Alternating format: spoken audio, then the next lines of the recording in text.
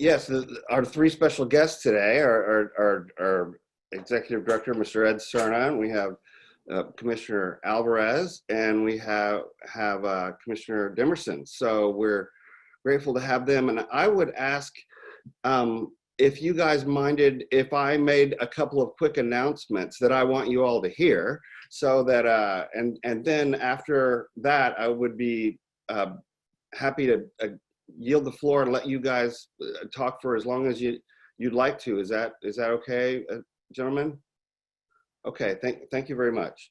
Good morning and welcome to the second virtual quarterly meeting of the RCT. I certainly hope everyone's staying healthy and in mind, body, and soul. And in these unusual times, with social isolation, what have you, I feel the need to say this. Hopefully it's not getting too repetitive, but if anybody has any need to talk to anybody or feels, isolated or abandoned or whatever, feel free to reach out to me or anybody, the council, Ms. Godwin, anybody, we'll get some help to you and, have an ear at least.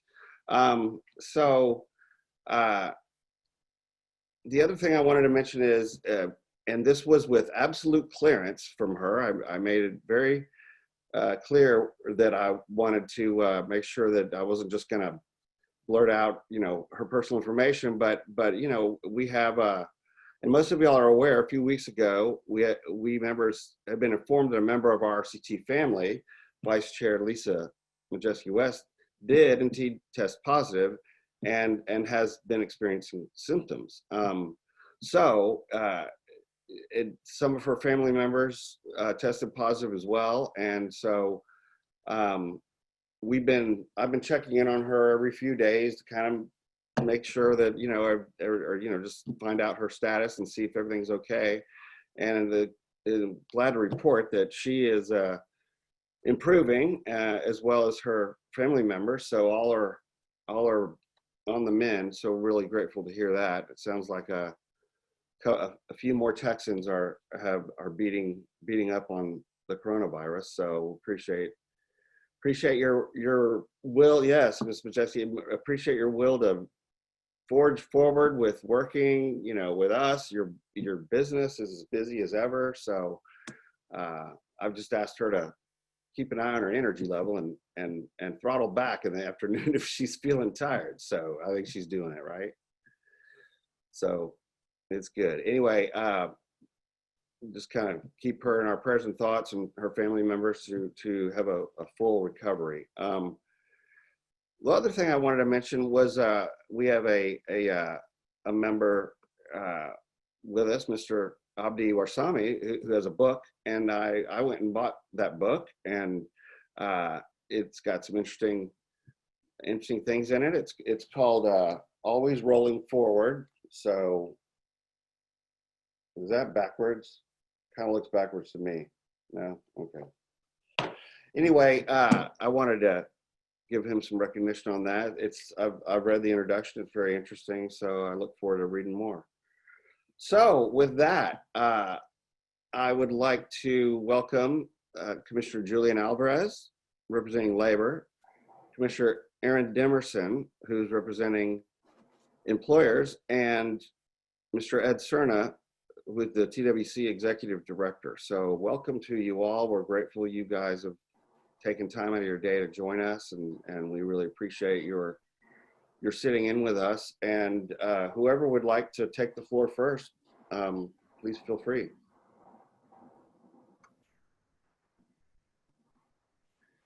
Well, I guess I could go first. Okay, Mr. Alvarez.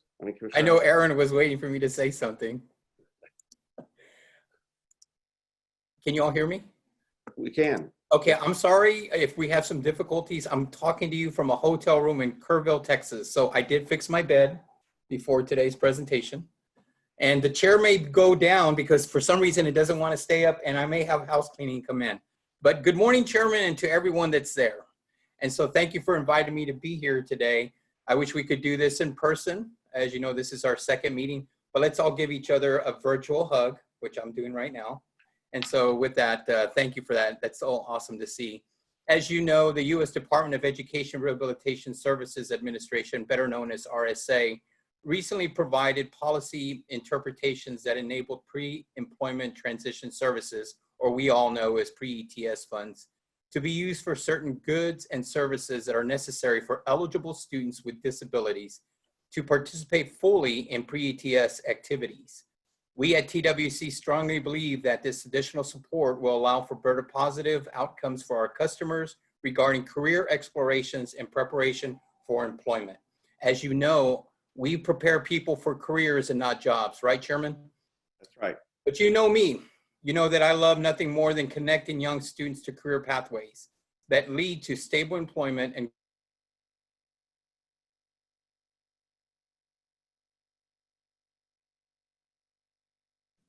them. I sent a letter to Commissioner Schultz, which I have here, that I signed, and this letter was asking for flexibility in using pre-ETS funds to allow students to engage in pre-apprenticeship activities. Pre-apprenticeship not only allows for career exploration, but provides students with basic work-based readiness training and learning that will provide them with a solid foundation that will help them in any chosen field or even translate to skills that will help them in their everyday life. Ladies and gentlemen, this is nothing more than making sure that we give every student options and many opportunities for career explorations. Let's not limit our students. I hope to hear something positive from RSA. We did meet with the RSA folks in February prior to the pandemic, and we also had an opportunity to provide, as I referenced earlier, John Palish an opportunity to discuss pre-ETS funding. And let me tell you, he was in all support of that. So since we met the last time, Chairman, I had talked to you about some of the initiatives that we were working on, and all of this is based on conversations that we've had with this group, with the leadership of Ed Cerna, who's also on the line, with my fellow commissioners and our newly appointed 2 commissioners that I'm very grateful to be working with. We implemented last year and we kicked off in El Paso the We Hire Ability campaign. We talked about that, and many of you were in agreement that we wanted employers to at least focus on hiring 10% of their workforce would actually be people with a disability. And in recognition of that, and I think Cheryl will elaborate a little bit more as we have today's meeting and tomorrow, how we would like to, unfortunately, because of COVID-19, we weren't able to move forward on the promotion where we would actually give our employers, those that hired 10% of their workforce, a decal so that they could proudly display not only on their window, but on their letterhead. What a great thing to have. Our veterans do it. Commissioner Aaron Demerson has been a big supporter of putting transitioning veterans back to work. And so he's got something in place as well. We also know that though you referenced earlier, Chairman, about a book that was being sold, well, the commissioners wrote a book in 2016 that we continue to promote, and that's the Tri-Agency 60 by 30 book. And I'm very proud to see that this book has been a bestseller. No, just kidding. That's supposed to be a joke, but it's a good book to reference. And many of the ideas that we have come, especially since one of the charges that was given to us by the governor was to look at ways to provide credentialing for individuals that had a disability. Now, Cheryl and I and my good friend Jonas had an opportunity to go to the School for the Deaf since the last meeting that we had with you. And since then, we awarded $749,000 to REC and the School for the Deaf here in Austin, an opportunity for them to participate in a robotics competition, specifically for those individuals that were deaf and hard of hearing. And so again, these conversations came from this group, listening to what we were doing and how we could prepare our future workforce, those with a disability. And those that know me know that I'll be focusing on those individuals that are incarcerated. So next time I talk to you, it's going to be how we're talking about putting people that are incarcerated and training them. But again, right now my focus is, and with the help of our directors, allowing them and allowing the commission an opportunity to branch out and now be able to provide funding dollars for young individuals to perform robotic competitions here in Austin. What a great thing. What a great thing to have happened. And this was because of conversations that we had with you, Chairman, and your group, and Mr. Prado, and Ms. Fluke, and everyone else is on there, Ms. Goodwin. Thank you for everything you've done. And so I could go on and on. You know, I had an opportunity to take a boot tour a couple of years ago where Commissioner Demerson joined me along with Melinda Polinsky and our apprenticeship program. And we were able to probably learn more from each other than what we learned on the field. And that was how we could collaborate and leverage funding. And we did that. And so we've had opportunities to put apprenticeship programs with the help of with Melinda and her team in the Dallas area. We have worked with Jonas was again a good, he joined me for the first ever deaf Chamber of Commerce in the state of Texas. It's now in Austin. You know, that's amazing with my good friend there that's overseeing that. So I appreciate your continued support. Thank you for giving me ideas. As you know, we're going to be preparing for the upcoming legislative session. My team has tomorrow is going to have all of our agenda items, our LAR, and everything that we have as a priority will be on my desk on Friday so that I can review it on Monday. And so we're ready. And if there's anything that we can continue to do for this group, let us know. But I also want to take this opportunity to thank you, Chairman, and your leadership, those that are on the committee, those that have been given their personal time, committed their time and their expertise to help all Texans, regardless of their ability. So thank you for that. I turn it over to Commissioner Demerson. Well, thank you, Mr. Commissioner. I appreciate it, and we appreciate your sharing with us and your presence here. And I'm gonna. Are you trying to tell me that the next time we see you, your hotel room may be at a TDC building or something? Is that? Anyway, we appreciate your presence and sharing with us, and look forward to moving forward, working with you, and thank you so much for all of your support. No, thank you and the committee, Chairman. Thank you. Is it Mr. Commissioner or Mr. Executive Director? Which would like to go? The Commissioner goes next, Commissioner Demerson. Okay. Commissioner Demerson, thank you. Good. Chairman, thank you so much for the opportunity. And before Commissioner Alvarez jets out of the hotel, let me thank him first of all for his support of the Texas Hotel Lodging Association. Staying in the hotel means a lot, and that's a industry-based partners that we really appreciate. And so there's no telling what he's getting ready to do now, but we appreciate your support and supporting that industry for sure. Don't forget to tip your folks at the hotels. Don't forget to tip them. Yeah. So we're looking forward to getting back out there when we're traveling and taking care of business. It puts Texans to work, and it helps our Texas employers in a big way. And so Commissioner Alvarez, we appreciate that. Also appreciate all that you're doing. He mentioned a number of things, a number of initiatives that are out there.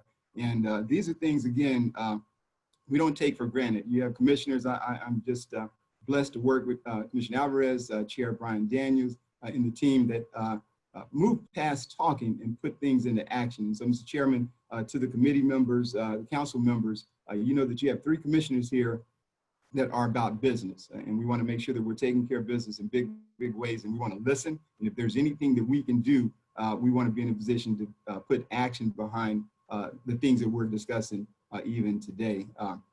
In addition to the commissioners, Mr. Cerner, who you'll hear from in a second, and Shuro, who runs that team, known them for a number of years. And it just kind of works that way. When you have commissioners that are there, you have Ed has a staff that's taking care of business. We're in a position to be in a win-win situation. And I think we should take advantage of that big time. And again, I want to overemphasize the need that if you have things that are out there, we want to hear from the council. We want to hear from the folks that are out there, the boots on the ground, and how can we turn around and put into place good policy, good legislation, good appropriations, things that make a difference to the constituent base that we're serving here. And so on behalf of myself, Governor, appointing me into this position, thank you guys for all that you guys are doing, for your investment, the time that you're given to make a difference, not only to the employers here in Texas, but to our citizens that are working on a day-to-day basis. Let me also recognize the 30th anniversary of the Americans with Disability Act that was signed in July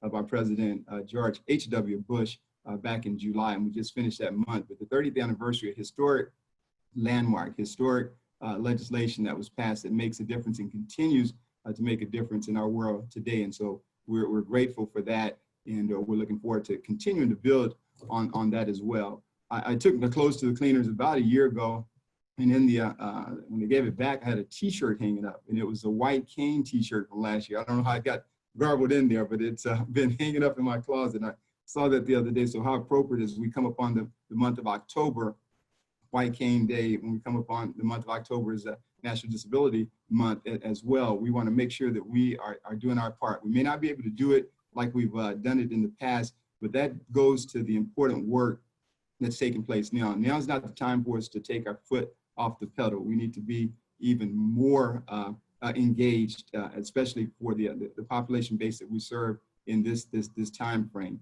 Quite often, people get moving real fast, and we may overlook important elements of our community. And so we want to make sure that we are the ones that are making sure that that doesn't happen. And you know, from my office with employers, I'm looking forward to getting with. I'm going to read these: Jennifer, Janelle, Abdi, Lisa, Roderick, Elizabeth. These are the folks that serve on the business, industry, and labor representatives. And so I want to take an opportunity really to get with them, to listen to what they're seeing, what they're hearing from an employer, making sure that I'm in touch with Cheryl and her team and Melinda, that we're providing the accommodations for individuals, and that we take away any excuses that one might have in regards to not hiring in that capacity. And so, but the only way that I can do that is if I'm listening, if we're hearing, if we're finding out what employers want and what you guys are hearing from that standpoint, so that we can do what we need to do on this side. And like I mentioned, you have 3 commissioners that are engaged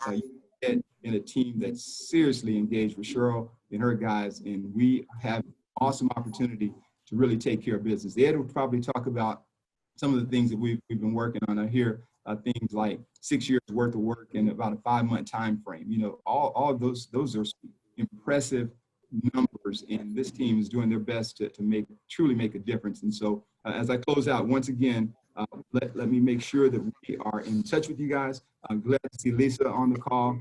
Looking forward to reading the book, Always Rolling Forward, a phenomenal story that's there. And so I'm looking forward to that read. And then also looking forward to just hearing his experience coming from Somalia and the like, and that background and that story. But we are here to help. We want to make sure that we're in a position to take care of business. And again, appreciate all that you're doing. And to my fellow Commissioner Alvarez, who's on the call, thank you again for the work that you're doing in this community. And again, it's all about not talking, but action. And that's what I love about being here at this agency. I love about working with my fellow commissioners in the team that we have. And Chairman, you have an engaged, I mean, they're here looking at the participants on the phone. They're engaged and they're about action. And we want to make sure that we're serving a role and playing a part in the things that you guys have going forward. So with that, I'll go ahead and turn it back over to you, Mr. Chairman. Thank you guys for the opportunity, and we look forward to engaging in the future. Thank you so much. Thank you, Commissioner Demerson. And I would like to share with everyone that Commissioner Demerson is a man of action and not just words. And he proved that by helping us get a few new members just lately, and we're grateful to have them on board. And I tell you what, gentlemen, when we get on these national calls and some other SRCs around the nation are struggling with membership, it's actions from people like Commissioner Demerson that I'm able to say, well, we're full of membership here in Texas. We're doing fine, and you know, they envy us for that, and probably for a few other things. But I appreciate your work in many places, but especially in helping us gain membership. I appreciate it. I think you're muted, sir. Real quick, Mr. Chairman, I've heard it said that when you're talking about what we're doing in Texas, we are the envy of a lot of other states and nations, and we're going to get back there. We have 11 million folks working right now. We got 13 with Commissioner Alvarez. We're going to get that number back up where we need to, Texans. But they always say in Texas, it ain't bragging if it's true. So the fact of the matter is we're taking care of business, and that's not a brag point. We want to take care of business, and you guys continue to do that. And again, I want to even overemphasize the important role of our Commissioner Alvarez and our Chair Brian Daniels and Ed and Cheryl and this powerful team. But then it goes right back to the advisory council, you leading the charge there and the members on that team. That's the recipe for success. And so let's continue to move forward. Absolutely. Thank you, Mr. Commissioner. Got it. Mr. Executive Director Cerno, welcome. I'm grateful to have you here once again. And I've been keeping an eye on you and some of your, I guess it's, I don't know if it's on Facebook or Twitter, but some of your recordings, and trying to keep up with, you know, I look at the screen and go, hey, I know that gentleman. So you're doing a great job. So thank you. Thank you very much for your support, Mr. Chairman, and to all the RCT members. You know, I could talk a little bit about all the work that we're doing on the unemployment insurance front. It's unprecedented nationwide, and especially here in Texas. I could also talk about the fact that we're already gearing up for the recovery, and have been. We started gearing up for the recovery in June, and when the state took a little bit of a blip, we just held back a little bit. But I think what I want to do is focus on some things that are changing. This is an example. This meeting is an example. It reminds me, this will demonstrate my age, but it reminds me of watching the Brady Bunch on television with all the different windows of people. And I don't know whether I should look up or down or across. In the introduction, right. In the opening sequence. That's right, absolutely. But you know,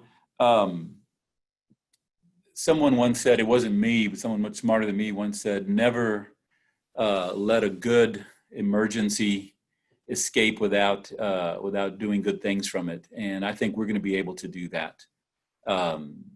The way we do business is being challenged right now.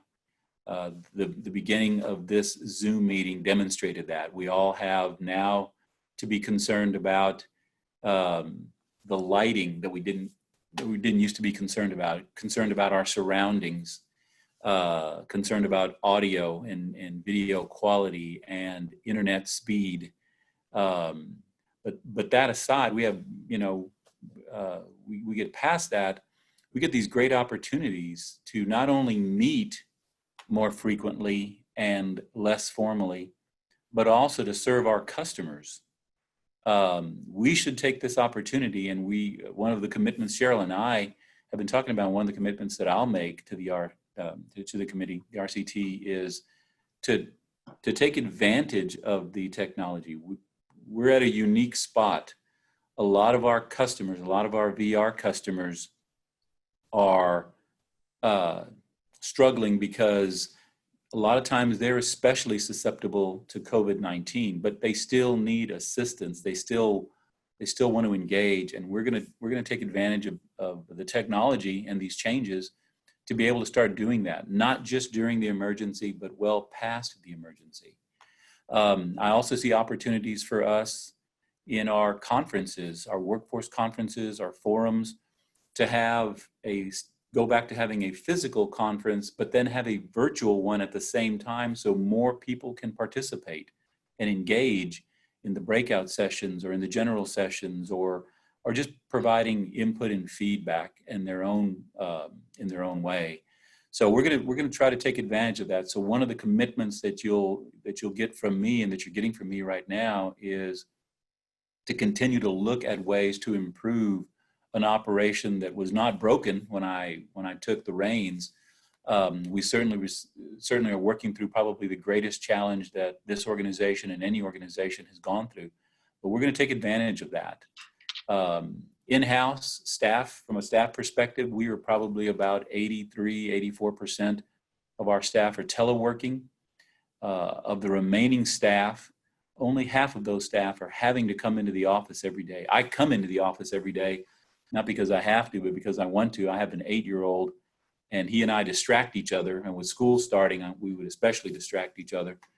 But only about 7-8% of our employees have to come into the office because of paperwork or to do things like that. So the advantage of that to our customers is we're going to figure out ways to serve you better where you need services, and how we communicate and engage with you using technology, engaging you whether you're in rural Texas or in urban Texas. There are challenges that the state will face to make sure that the infrastructure is there, but we'll work with whatever agencies we need to promote that infrastructure. You know, Commissioner Demerson pointed out, rightfully so, this is the 30th anniversary of the ADA. It is also the 100th anniversary of vocational rehabilitation. Can you imagine the changes that both those pieces of legislation made 100 years ago, creating vocational rehabilitation, and 30 years ago, creating the Americans with Disabilities Act? Now, without legislation, I believe we're on the threshold of being able to make more important strides so that in the future, people will look back at this time and say it was a very challenging time, but it was also a time when state agencies, specifically the Workforce Commission and in VR, advanced in ways to serve our customers better. We're going to try to turn this challenge, this emergency, into a benefit for us. And with you all's help guiding us and supporting us, and you have been very good in both, but with your help guiding us and supporting us, you can help us advance those operational changes that we want to make. We do have a very supportive commission. I have a very supportive commission. And I'm not just saying that because two of my three bosses are here, but I'm saying that because it's true. We have a commission that is cohesive, that has the same broad focus of advancing the state and how they advance the state. And I think we're going to have all the support we need to continue to advance the Workforce Commission in serving our customers. So will we have challenges? Absolutely. Some of the challenges are out of our control, but we, as Commissioner Demerson pointed out, are pretty much a go-getter organization. Things that are out of our control: does everybody have access to good high-speed internet and Wi-Fi? No, but we will figure out ways around that so we can serve that customer base as well. We're not going to ignore any customer base. Are all of our employees as disciplined as they need to be able to work from home with family around them while they have school-age kids trying to attend school? Maybe not yet, but I think a lot of them are getting like that. I saw, and of course I ask the directors for reports regularly, and I have not seen a drop in our production. As a matter of fact, I've seen an increase in our output that we can measure. So I think we'll work past that. Are all of our customers comfortable with technology? No, they're not, but we're already skilled at helping individuals that need assistance. And we can certainly help them a little bit more by understanding the simplicity of the technology, and we can create things that make it easy to do.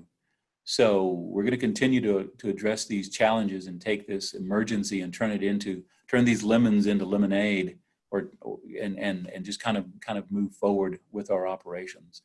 I will always be available to the committee for any feedback you have concerning our performance. And here I'm not using the royal hour because I don't have a mouse in my pocket. I'm using the agency collectively, our performance, or ways that we can continue to enhance our service to our customers, our collective customers. I will ask one favor of the RCT members, and I put this plug in every time I have an opportunity.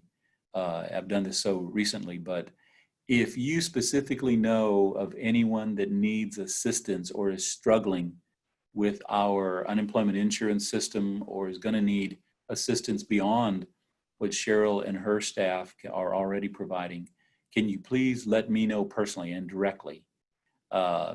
You all have my email address. If not, it's easy to get a hold of. Cheryl can provide it to you all. But let me know of those cases, especially individuals that you're aware of, whether they're individuals with disabilities or not. If they need assistance with unemployment insurance, or if they're struggling navigating our system, they may be new to our system, please let me know so we can get help to those individuals. The volumes are coming down, but the volumes are still high.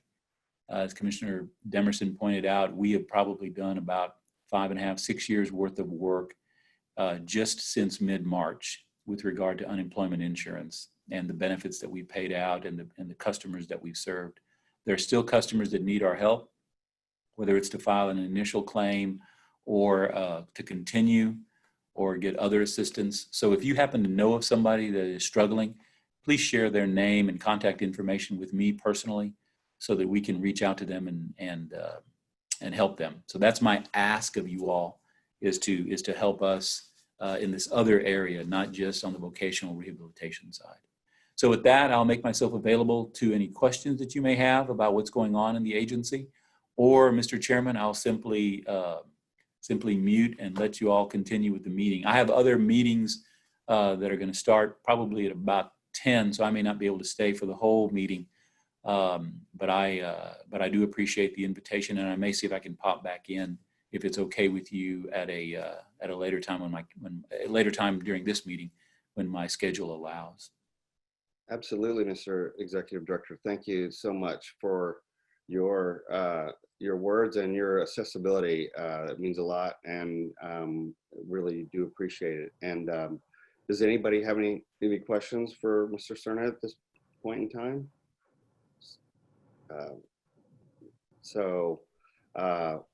Okay, well, thank you all so very much for participating with us and being part of this. And of course, you are welcome to stay as long as you wish, as long as you can, and we certainly invite that and find value in that. So we definitely appreciate it. But if we understand you guys are super busy, so if you duck out, then we completely understand. But you're of course invited to stay as long as you'd like. So thank you so much again for being here. Thank you, sir. So with that, I guess we're moving on to Ms. Fuller for her VR Director's Report. So Ms. Fuller, good morning. Good morning, Mr. Chairman and members, and good morning to Commissioner Demerson and Commissioner Alvarez. He popped out of my screen, and Mr. Cerna. It's so nice to see you all today. We are all growing accustomed to a new way of working and engaging with each other. And you know, I just miss people. So I'm just thrilled to see your faces, and it's good to see you and spend some time with you today. I did want to say that we are really excited and hopeful about the letter that Commissioner Alvarez sent to RSA. You know, one of the challenges we've had that we've talked about with pre-employment transition services is that they were defined pretty narrowly. And there were some things that we really would like to do to serve our students and to do more to partner that were hard to do as the regulations initially came out.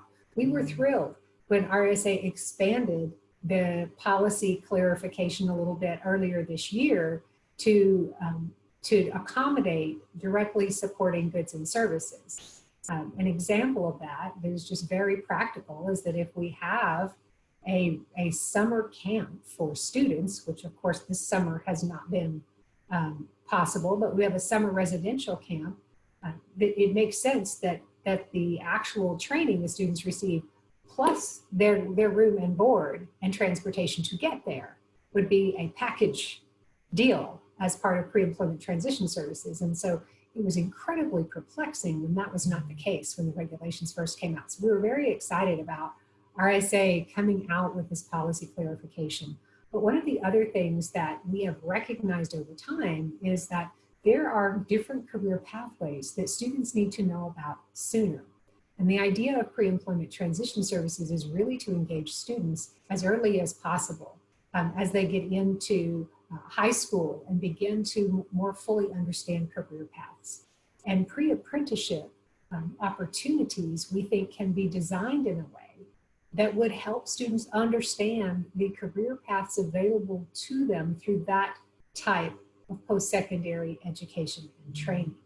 And we would really love to work on that with some of our community college partners, particularly those that have already worked with us to develop and launch the Explore Apprenticeship camps that we did last summer that we were hoping to do this summer again. So we will keep you posted. We really believe we can figure this out and open up yet one more pathway for our students with disabilities.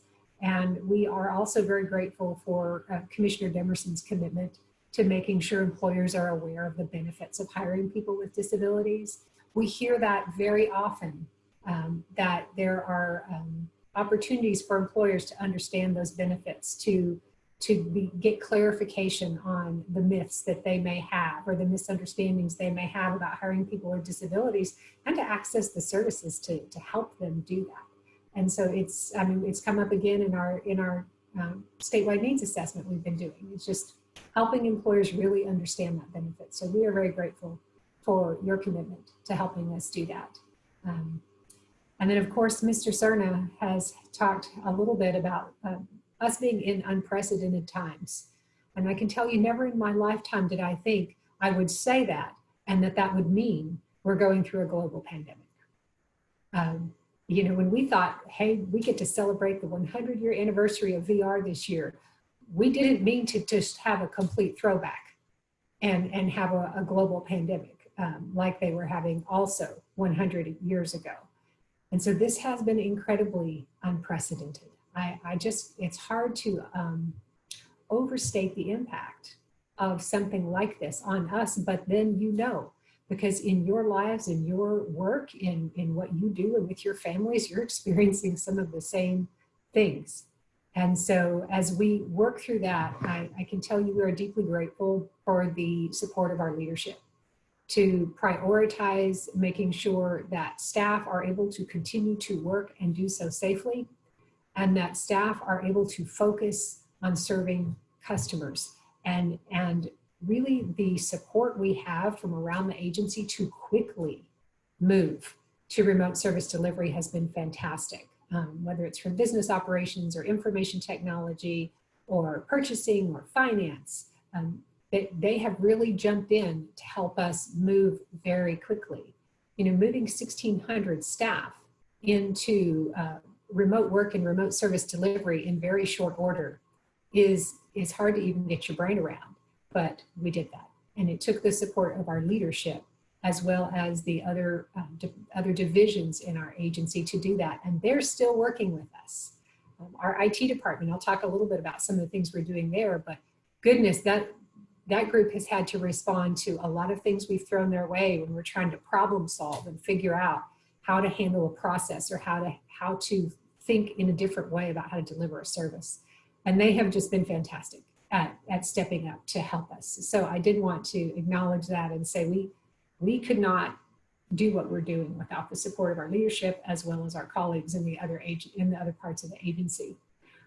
What I would like to do today for my update is talk to you a little bit about how things are going. So what are we doing to respond to the pandemic? You know, how are things going since I gave you the update in May when we had that big, effort moving people into remote work and remote service delivery? And also what's going on nationally, and specifically with regard to the waivers I mentioned in May that the Secretary of Education had requested for VR. And then lastly, we have tried very diligently not to lose ground on some of our priority projects. And I want you to know what we're doing there, because those are absolutely critical to our ability to move forward successfully as a program and continue to serve our customers. And Matt, I'm just going to tell you right now, so give you a little time, I'm going to talk about the vehicle modification Tiger team that you were a big part of, and invite you, when I talk about that, to just share your perspective on that project, because I was just deeply grateful for the work you guys did in a very short time. And I think it's going to put us in a much better position moving forward. So that's your fair warning. Jason, I'll also give Jason a fair warning. Jason Vaden, you guys met him at our last meeting. He was just, was he about ready to start his new role as the Deputy Division Director for Program Policy and Support? I mean, he had just started. So he said hello, and he's on today. I want to tell you, he hasn't missed a beat. He's jumped in, and his team has jumped in around him, and they are working very hard on some of our priority projects. So I'll also, when I get to that point, ask him to weigh in, since he's joined us this morning. And of course, Tammy is here, our Deputy Division Director over Field Service Delivery, our Field Chief, as is Scott McCune, who many of you knew as a Regional Director in the Dallas-Fort Worth area and is now the Program Operations Director. Scott is the idea man He comes up with regular creative ideas that go to IT or any other part of the agency about what we can do to serve people. And he's just regularly encouraging staff and helping them think of new ways to do their work. So they're all with us today, as well as some other staff. First of all, though, what I reported in our meeting in May continues to be true. Our priority is to make sure we're maintaining the health and safety of our staff and our customers, but doing everything we can to be flexible and adapt and keep services moving.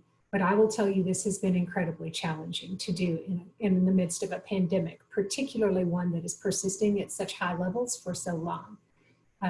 I have talked with my colleagues in other states. We are all experiencing very similar things, as you would expect, since this is a global situation. But it has been very challenging. Of course, we saw an immediate drop in new customers applying for services. Some of our services were interrupted. For example, elective surgeries were understandably interrupted as hospital capacity needed to be preserved. Also, though, just people implementing those mitigation strategies, stay at home if you can, maintain your distance, those type of things. People understandably were experiencing a different scenario than they would normally experience as they engage with us.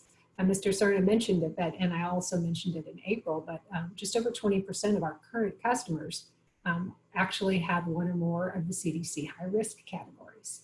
And so we understand the hesitancy, but we also want to really encourage customers to engage with us remotely as much as we can. And so that is what we have been working on. We are, of course, thinking about when and how our staff can safely return to offices and we can return to in-person services. Those are conversations we're having among states as well to figure out how do we do this in a way that is effective. And so we're thinking about that. And of course, we're actively planning, whether that is supplies and protocols or looking at safe distancing in each given office layout, but more importantly, looking at the data and saying, what does the data suggest that we should be doing? And that's one of the things that we continue to do. And we so appreciate Adam and his team. You know, you're going to hear from him talking about performance. They do so much for us, though. And that includes helping us develop some strategies for how we look at data to determine when and how at some point in the future we will be able to return to offices and see customers in offices. We really focus intensively right now in a few areas. One of them is to ensure that the number of new customers applying for services continues to grow. You know, this was a very active strategy we had before going into COVID. You remember me talking about the action plan that we had implemented last September to reverse some of the trends we saw both in Texas and nationally in terms of the decline in applicants, which accompanied, you know, decline in participation, decline in expenditures. So we were working very diligently on that action plan when COVID-19 hit, and that certainly has affected our ability to move that plan forward. But we are kind of doubling down and working even more on some of those strategies. And a big one is outreach and awareness. With Mr. Cerna's support, we were able to develop some specific branding for VR that we are rolling out. We have multiple outreach and awareness strategies, some of them that we have added during the pandemic to make sure customers know we're here. If you follow the agency on Facebook, and I encourage you to do that if you don't, you will see Facebook posts. In fact, we had a new push with some kind of rebranded, redesigned posts that went out over this weekend. And so you'll see those posts out there on social media saying, we are here to serve you. We are here to serve you remotely. Here's how you get a hold of us. You know, the agency has the virtual assistant on our website we call Larry the Bot that I told you about last time. Well, we have incorporated VR questions and answers into that. You know, initially it started to serve people with information about UI. And then we started to add other program information like VR. So we added questions to help a customer, an adult customer who might be seeking, a student or a parent, and an employer. And by mid-July, the chatbot had responded to more than 600 VR related questions. And so that's just one way we can get technology to work with us. We posted some information on the agency website initially. We're working on refreshing and updating that information. We're also working on a video. I know that you have mentioned that before. We hear you. We're working on a video that we can post on our website that can tell potential customers a little bit about VR. And we also want to do an ASL version of that video as well. So we have those companion videos, and we make sure that the information is accessible to everyone, including those whose first language is American Sign Language. Our local offices have worked really hard as well. I mean, we're implementing state level strategies for outreach and awareness so that people will find us, but our local offices are also reaching out to their community organizations, to their referral sources, in some instances to faith-based organizations, because we know when people are experiencing difficult times, in many instances, they may reach out to their local church or their pastor to ask for assistance. And so particularly in the capital area here, but also in some of our other regions, they've been reaching out to make sure that those churches know that we are available if they think that someone comes in that may be interested in our services. One of the most important parts of enabling our staff locally, though, to reach out actively is the community outreach and awareness specialists that we implemented this year as part of that action plan. I'll talk a little bit more about what they're doing, but we knew we needed staff that could focus solely on getting out there and getting the word out. And so every region has a community outreach and awareness specialist. And Lisa Gibbons, our communication strategist for the division, is working with that team actively to help them get out there and participate in different events that get the word out about VR. You know, this has been one of the biggest strategies for us this year, to make sure people know we're here and how to get us. And in the early days of COVID, as we were seeing how easy is it for people to get to us, we saw that that could be challenging if folks had to take multiple steps. For some of our offices where we've moved into remote service delivery, we thought, how can we make it even easier for a customer to get to us? So early on, we established an email box that somebody looking at our list of offices, they could just say, you know, I'm not really sure which office, I'm just going to email this VR office locator box, and they'll get me the right information. And so they did that. But then we thought, we can do more than that. And so we established a rapid engagement team last month. And this is a team of 3 folks that are acting, if you will, it's kind of an initial intake specialist. It's somebody who can answer the phone, have basic information about VR, and that can help take a customer's initial contact information in our case management system and assign that to the management unit closest to that customer's zip code. And so this is something we're working through with our local offices so that we can have one more way that customers can get to us quickly. That's our goal. If they're interested in VR, we want them to find us quickly. And then we're trying to take it one step further than that, which is how can we create an opportunity for customers to refer themselves to us electronically at 11 o'clock on a Saturday in their PJs if they want to. And so we're working with our IT folks, again, with IT, we're working with them to use a technology called, that we have right now in-house, that we use in-house called ServiceNow, to see if we can use that externally so that a customer could submit that referral from a link on our website. And then that referral would be routed so that that customer could be contacted and we could get them started. So we continue to work very hard on outreach and awareness. Would love any ideas you have about that as you are out in your communities, or just to share information as you are working in your communities about VR so that people know we're here to serve them. We're doing it remotely for now, but we will continue in the future to be able to serve them both remotely and in person. One of the other things we're focusing on, in addition to making sure people can find us and we can increase the number of people we're serving, is the maintaining engagement with our current customers, particularly where services have been delayed. Some services, I mentioned elective surgeries, are not available at this time. Some are just not as safe to deliver at this time. And so what we're working on is making sure our counselors are staying engaged. So all of our counselors were encouraged to reach out to all customers and check on them and see how they're doing. And we are still having our counselors engage and encouraging them to engage to do that. If they're going through and working through their cases and a customer's case is ready to be closed, the customer's working, we tell our staff it's okay to go ahead and close that, but make very sure that the customer is ready. If our customer may have just disengaged, no longer really is needing our help, we've encouraged counselors, verify that, but then let's close that case. Let's move on to keeping our customers as actively engaged as possible during the pandemic, because that engagement is so important. As Mr. Chairman, as you said early on, this pandemic can really bring about a sense of isolation. And we want our counselors to reach out to our customers as best they can to be there for them and to overcome that.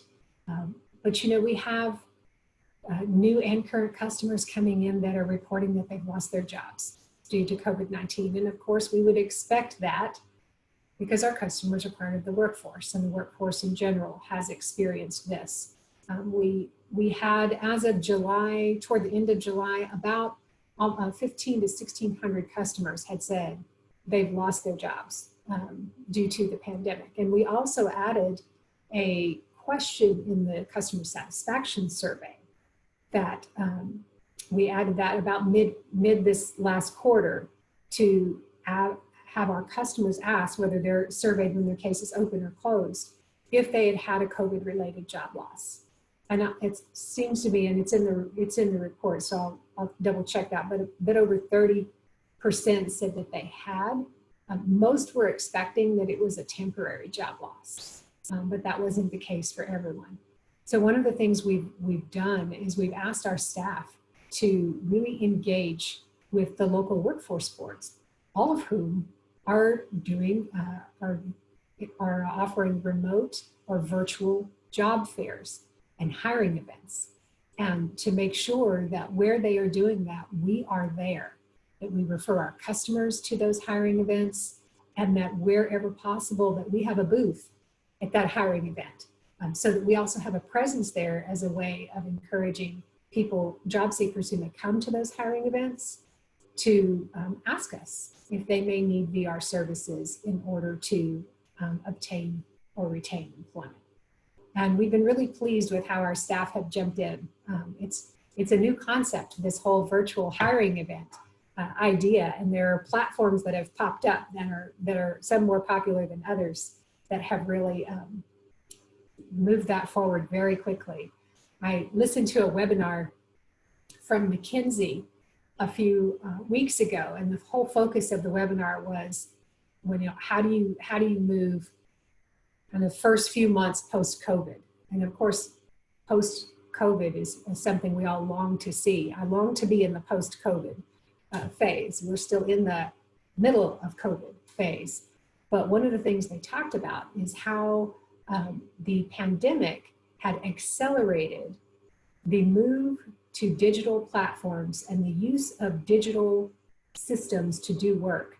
It had accelerated it by about 5 years in just a few weeks in many industries. And so we see that when we see job fairs that are virtual. And Mr. Cerna talked about, evidence that he'd been around a while. Well, that's evidence that I've been around a while, because I remember being the co-chair of the Big Country Career Fair in Abilene. And it was anything, Joanne, but virtual. I don't even know if there was a computer in the house then, and that really dates me. I'm pretty sure there wasn't. So we have really come a long way, and we hope to continue to engage our customers in those job opportunities and really think through how we can help them also be prepared to work from home and prepared for that remote work. I wanted to just highlight a few other things we've done to try to position ourselves to work well in this environment. One of the most important things has been making sure our staff have the technology they need to engage customers. We did not have a laptop for every staff member in February. We had made strategic decisions. It sounds so outdated now, but we had made strategic decisions several years ago about, okay, well, if somebody needs to be out of the office a good bit, then they probably need a laptop. But if they do their job every day in the office, well, a desktop. Boy, does that feel old-fashioned now. And so we had to work very quickly to get laptops out to staff, and we're still getting laptops out to staff, but we also had to make provision for them to take their desktops home. And so we have been able to order additional laptops that are going out now. Several weeks ago, we were able to deliver more work iPhones to staff, because it's very challenging for a customer or for a counselor who's contacting customers and they didn't have a work iPhone. Again, if somebody came and did their job at the office every day, we didn't consider that they needed a work iPhone. Boy, has that changed. So getting a work iPhone to them helps them be more confident in reaching out to customers, because otherwise they're using a personal device and they're trying to block their number. And I don't know about you, but who picks up blocked numbers? And so that's a challenge that we have been able to work through. And we have one final challenge in this area, and that is our rehabilitation assistants, because they also call customers. You know, it's not necessarily the best way forward to say iPhones no matter which position, but what we have to have is call out options no matter which position. And so another thing I've learned is what a soft phone is. You probably already knew that. I didn't know what a soft phone is. A soft phone is just the ability to call out on your computer, whether it's Skype for Business or Microsoft Teams. And so we are working on purchasing additional licenses for Microsoft Teams to be able to activate the soft phone feature, so that the other staff in the division will also be able to call out using Microsoft Teams. And so I just can't tell you how big of a lift this has been, but how grateful we are for all of our partners and within the agency that are helping us do this. And, you know, I would say a couple of things. Number one, when it comes to technology, we would not be successful without our providers. That's our reality. We have to have our providers in order to have a successful system. And many of those providers have done the same thing. They've been working very hard to equip their staff to go from in-person service to remote service delivery where they can. And we've been really encouraged and grateful for what they have done there. And we know part of the processes I'm going to talk about that we have implemented to help us transition to an electronic environment. It has been about making sure our providers can electronically submit forms that they used to submit maybe by faxing a paper form that has, you know, handwritten signatures. So we also want to use technology to make it easier for our providers to engage with us. And that is another project we're working on right now. You have heard probably of Dropbox, where you can drop documents in. We have to make sure any solution we use is secure, and Dropbox is not. But Box is. And so Box is a system that we have access to, and we're working with IT to figure out how we can use that as a way for our providers to submit electronic reports and invoices to us that we can then connect to the customer's case file in RehabWorks. So that's another thing I didn't want to forget, our providers and what we're trying to do with technology solutions. I'm watching my time here. I know I've got a lot more to go. Temporary exceptions. When I talked to you last time, we had moved very quickly to issue temporary exceptions to our policies and procedures and business processes for both staff and providers to help us keep services moving.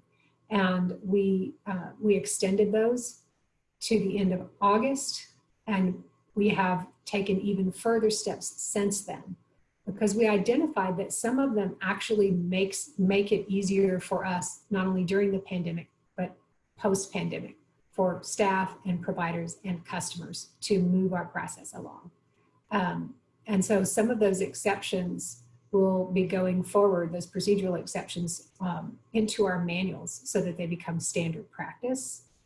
And others that are still temporary are going to be extended through the end of this year.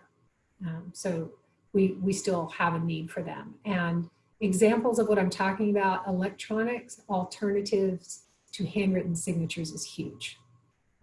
Alternatives to in-person meetings, also how we handle telehealth and make sure that our providers are able to use those platforms. Just anything to support remote delivery of services while maintaining service quality. And so we are implementing those exceptions as of 9/1 into standard manual content, or we are extending them. In some cases, we're extending them because we are making those exceptions on the basis of another authority having made exceptions. An example of that is, the governor's order is not the right word, but it's not coming to me, to the Texas Department of Insurance to allow healthcare providers to bill for telehealth visits at the same rate as an in-person visit for the period of the pandemic. So that's an example where there's another authority that has made that exception, and then we align to it. So those are the kind of exceptions we really can't make permanent because that's based on another authority. I wanted to talk a little bit about students with disabilities and how we're serving them in the midst of a pandemic and how we're trying to position ourselves as we move forward. Probably the biggest impact to us going into the summer months when we usually have our peak in services and our peak in activities is to have a real reduction in those opportunities. And believe me, we understand why. We understand why we needed to cancel Summer Earn and Learn, which was a huge blow to us. That program has provided work-based learning to over 2,500 students with disabilities. We were going into our 4th year of this program and planning to grow it again this year. We really love this program. It's such an opportunity for our students, and our staff and the board partners and their contractors work so hard on this. But it was not feasible to do it this year for obvious reasons. Employers certainly had other things that they were trying to deal with. And also there was the question of safety for students. But what we were able to do, as some of our programs had to be canceled, whether it was Summer Earn and Learn or programs offered by colleges or universities, some of our programs did move to virtual programs. So 5 of our 9 Explore STEM camps went on as virtual camps or are going on. 5 of our group skills trainings also were able to go forward remotely. One of our programs with Texas School for the Deaf called Extended Summer Camp was able to be conducted remotely. A&M was able to convert Project LEAP, University of North Texas, Live and Learn, and CollegeWise. And so we were really excited and appreciative that our partners did as much as they could to transition to serving students remotely.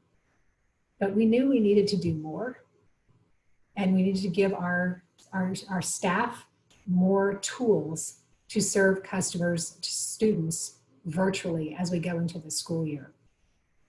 This morning all over the news was the challenge that school districts are having as they make the best decisions they can for students. And the reality that what is happening today may have to change tomorrow or next week, and then back again in 3 or 4 weeks' time, and then back again in a couple of months. And so we understand that students' education has to be the priority for not only schools and our partners at TEA, but also we have to be flexible to understand that. It's unprecedented. We will not be able to engage students the same way as we always have. So we're encouraging our staff, our counselors, to make sure they're keeping those relationships with their school districts intact so they can bring us along with them when we have opportunity. But we're also launching a new strategy. We purchased a few licenses to a virtual career fair platform. This is the same platform that some of the boards are using for their virtual hiring events or virtual job fairs. And we are planning to launch career fairs across the state in August and September, but also continue to use this platform moving forward, because it could be used for reverse job fairs for students. It could be used for career exploration. It's one of those platforms that you could adapt to a number of uses, whether you're bringing employers in to talk to students, or you're bringing in universities, or you're bringing in pre-apprenticeship or apprenticeship opportunities to help students understand different career paths. There are so many different things we can do with this tool. But what we're working on in the first push is, let's get everybody in our division, every management unit, moving forward to have an event in August or September and really get our feet wet and use that to engage our students and make sure that we have an opportunity to engage them as they get started with their school year, so that they remember we're also here and we'll continue to look for ways to serve them virtually. It's a new world. And with our providers doing much the same, and with us doing this, we hope we can really actively reach out to students and engage them. One of the things that we did recognize is that some students may not have the technology or the accessible technology to participate. So we have purchased some devices that are being shipped out to our regions, and the regions will be able to use to issue to students who cannot participate because they do not have a device or an accessible device. And so we're working on that. It's a huge lift, and Jason has been working with his team and with all of the regions to do this, and we're excited about it, but it really represents a new way of trying to serve students. So that's where we are. I can tell you that the impact of the program is very challenging, though. As I talk to other states, and I talked to other states yesterday and last week in different meetings, we're all really experiencing a sharp drop in applications and in customers served and in expenditures, and it is understandable given where we are. Our concern is that because we serve customers over multiple years, that this is an impact we may continue to see for the next couple of years, just like every other arena that will see multi-year impact and recovery. We're not immune from that. And so we're trying to figure out, how can we move forward in order to really rethink a lot of what we do to help us get on the other side of this. And so one of the things we look at is technology and how we can use technology, but then we also need to look at our current processes and procedures and what we need to do to maybe change those to make it easier for people and our providers to engage. I'm going on so long, I want to make sure I get to the rest. But let me talk about the waivers. So when we last met, I was excited. I told you that on April 27th, the Secretary of Education issued the CARES Act report for the department to Congress and recommended some waivers for VR. And we were excited and hopeful about that. And we had communicated to you, to CSAVR, to Rehabilitation Services Administration, that these waivers would be very important for the program to be able to absorb and recover from this impact. And those waivers included allowing us an additional time with the funds, called additional carryover period with the funds, waiving the 15% requirement for only the short period, since students are unavailable to us in many respects in spite of our best efforts, and may continue to be so as they experience an unusual school year. Also, the ability to use some VR funds to help our Randolph-Shepherd vendors that need to restock as they come back up many of them have really seen a drop in business as so many people are teleworking. They're not going to those dining and vending facilities in the buildings. So we saw the waivers. We began to watch with great anticipation, and we did not see much movement. And that started to concern us, because with every passing day, every passing week, when you really need those waivers as a program, then you get concerned when you don't see activity. I understand, and we all do, that Congress certainly has their hands full right now. But we did in late July begin to see a little bit of movement. Senator Lamar Alexander filed S 4322 called the Safely Back to Work and Back to School Act. It includes one of the waivers on pre-employment transition services. And it included another waiver for maintenance of effort, which RSA already has that authority. So our national association, as they have provided information, has really been encouraging the addition of the other waivers for carryover and additional time to spend funds. Senator Alexander did also submit language to Leader McConnell for consideration for the next stimulus package that would be even a broader waiver provision. But we don't know. We don't know where those are right now. We continue to monitor that. We're hopeful that as any stimulus package moves forward, that it will include that. And our national associations, the Council of State Administrators of Vocational Rehabilitation and National Council of State Agencies for the Blind, those two, I can't ever spit them out together, are actively monitoring this and providing information for it. So with that, I'd like to talk a little bit about our priority strategies. I'm watching my time. I have some time to go through those because I think they're really important, and some of them are strategies that you have provided feedback on. Yes, Ms. Fuller, just for example, we've got plenty of time left. I don't want you to be pressured or feel like you're going to run out. We entered your section a little early, so if you need to go, longer than the hour, please feel free to do so.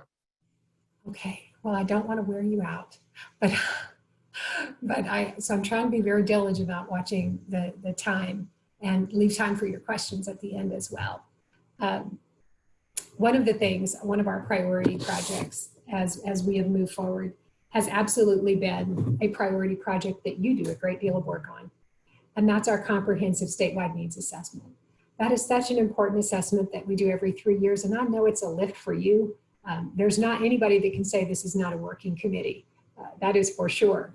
But Christopher Speckard, who is on our call, and I bet Adam may be, as well as Jeffrey Miller. Wow, are they hugely helpful both to you and to us in conducting this statewide needs assessment. Christopher did a fantastic update that I know that he will share later, but I'm going to give you a few highlights because this is the direct result of your work to facilitate the town hall meetings. There were 523 attendees at the 4 virtual town hall meetings this summer. 523. We could probably add all of the attendees for the prior 3 needs assessments and not have that many. So I think that is a testament to how we can use technology to include more people in our meetings and hear from more people. As far as how those are broken down, Christopher said that just looking at the registration data, we can estimate that about 1/3 of the attendees in those virtual town halls were via our customers. About 40% were our community rehabilitation provider partners, whether that's and that, remember, in federal law is a very broad definition. So that includes our employment service providers, medical providers, independent living providers, as well as school districts. And a little over 1/4 were representatives of our stakeholder groups or other government agencies, including TWC staff, but excluding panelists. So what a fantastic response to the town hall meetings. And we have also had a good response to some of the other activities that have been conducted, whether it's the survey that Texas A&M administers for us, the key informant interviews that DOI conducts, or the response to the town hall questions that we put out as an online survey. And so I could probably talk about that for a full hour. So, but I did want to make sure you at least knew how the final numbers kind of shook out for the town hall meetings. And I know that as we go forward, that we will develop strategies based on the needs identified in that CSNA, and we will be bringing those to you for discussion. If not at our next meeting, if the one at the one following, because it should wrap up by the end of this year. And Christopher will jump on and tell me I'm wrong if I misspeak. But one of the most important things we do out of the needs assessment is identify, where have we improved? Where do we need to reach out? Where we have unserved or underserved populations? And how do we need to continue to move forward? And we develop those strategies and work on them. And then when we update or modify our combined state plan again, we include those strategies as well as how we're going to be monitoring our progress on them. So this is a huge project, and it has continued thanks to you and thanks to Adam and Christopher and Jeffrey. But one of the other things that we have been working on is really thinking about how we can streamline our policies and our procedures and our standards so that we can expedite service delivery and reduce administrative burden and improve the flow of the service delivery process. This is particularly critical for complex goods and services. And as you know, VR has some goods and services that are very complex. One example of that is vehicle modifications. We heard from you, we heard from our customers, we heard in the town hall meeting, we heard last year from you as well as some of our stakeholders that we really needed to take a look at this. And I could think of no better way to do it than ask a cross-section of staff from in and out of the division to be on what we call a rapid process improvement Tiger team. And they worked very hard for about 5 weeks to go through the process of really a disciplined process of looking at our policies, our procedures, how we staff a vehicle modification process. They didn't just talk amongst themselves, they also talked to customers, representatives from community organizations, they talked to vehicle modification vendors and staff. And they came to us with a set of recommendations that I think are very solid and are going to really improve how we serve our customers who need a vehicle modification so that they can achieve their employment goal. I can tell you that we will be moving forward with these. We will bring some policy recommendations to the commission for their consideration. One of the key policy recommendations will be not to prioritize public transportation as we do now when considering a vehicle modification. Public transportation is important for many of our customers, but when we're looking at whether someone can benefit from a modified vehicle to achieve their employment goal, that needs to stand on its own as a consideration for that customer, and not necessarily focus on either access to public transportation only or even moving to an area where public transportation is more readily available. That does not mean that that is not appropriate in some instances. It does mean we need to decouple that from the consideration of whether someone can truly benefit from a modified vehicle. Because being able to drive, we would all agree, getting in our cars and driving to work is not the same as public transportation. It's not the same amount of choice or freedom. And so we really want to think about that for our customers. But they didn't just stop there. They also looked at our processes and recommended that we reduce the number of approvals to make sure the approvals are really at the critical points we need them, that we streamline the process by removing some steps, and that we really try to centralize it with some staff at key staff around the state that can dig in and take a bigger part of this complex process and hopefully free our counselors from having to work through it as much.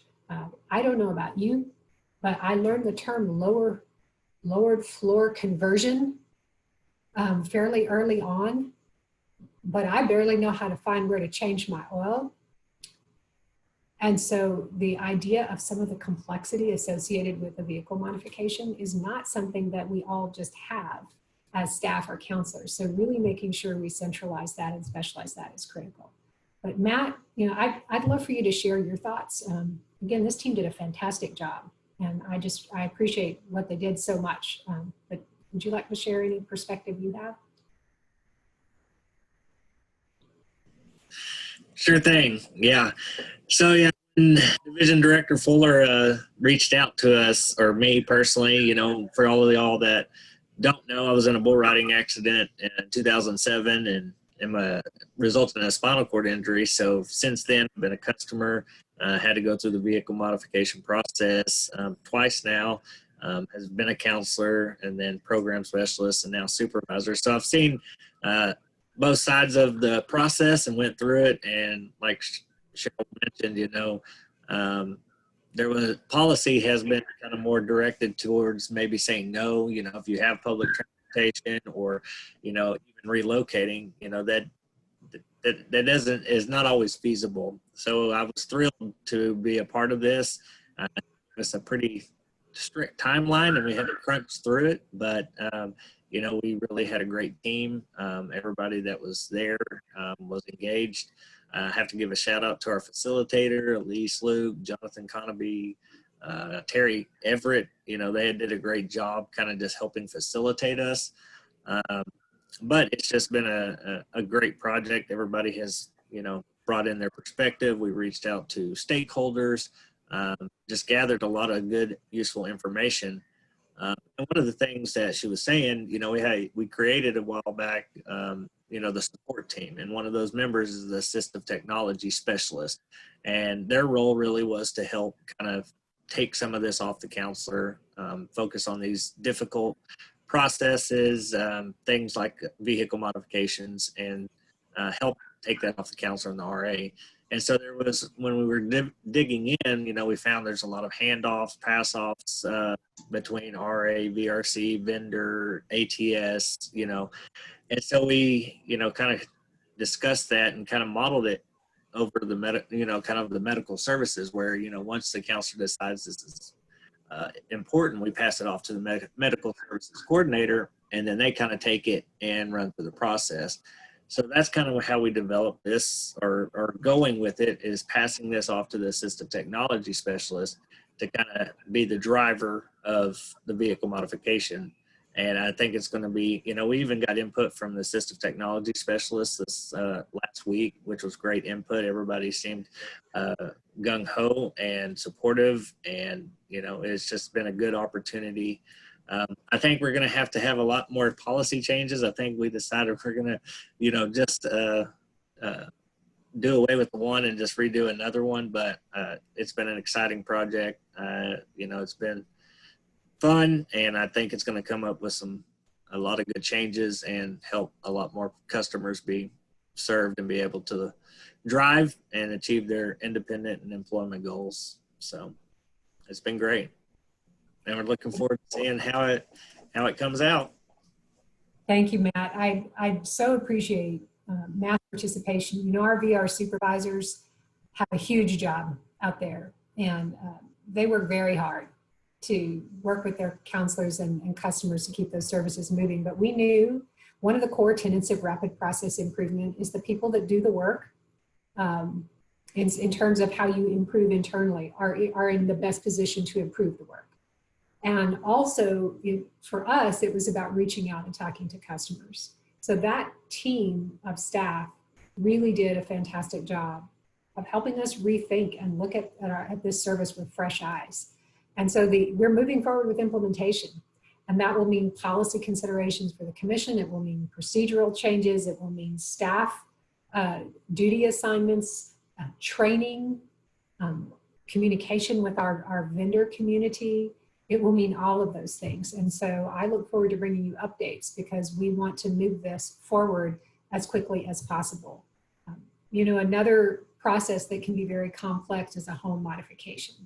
I know that some of you on our RCT really do understand the complexity of some of our services. If you are service providers, you really understand. Mr. Robinson, he really understands what some of this complexity is and where he may see opportunities for us to improve, and where you might see opportunities for us to improve as you engage with us. And Ms. Hodges certainly has been instrumental in that on the employment services side.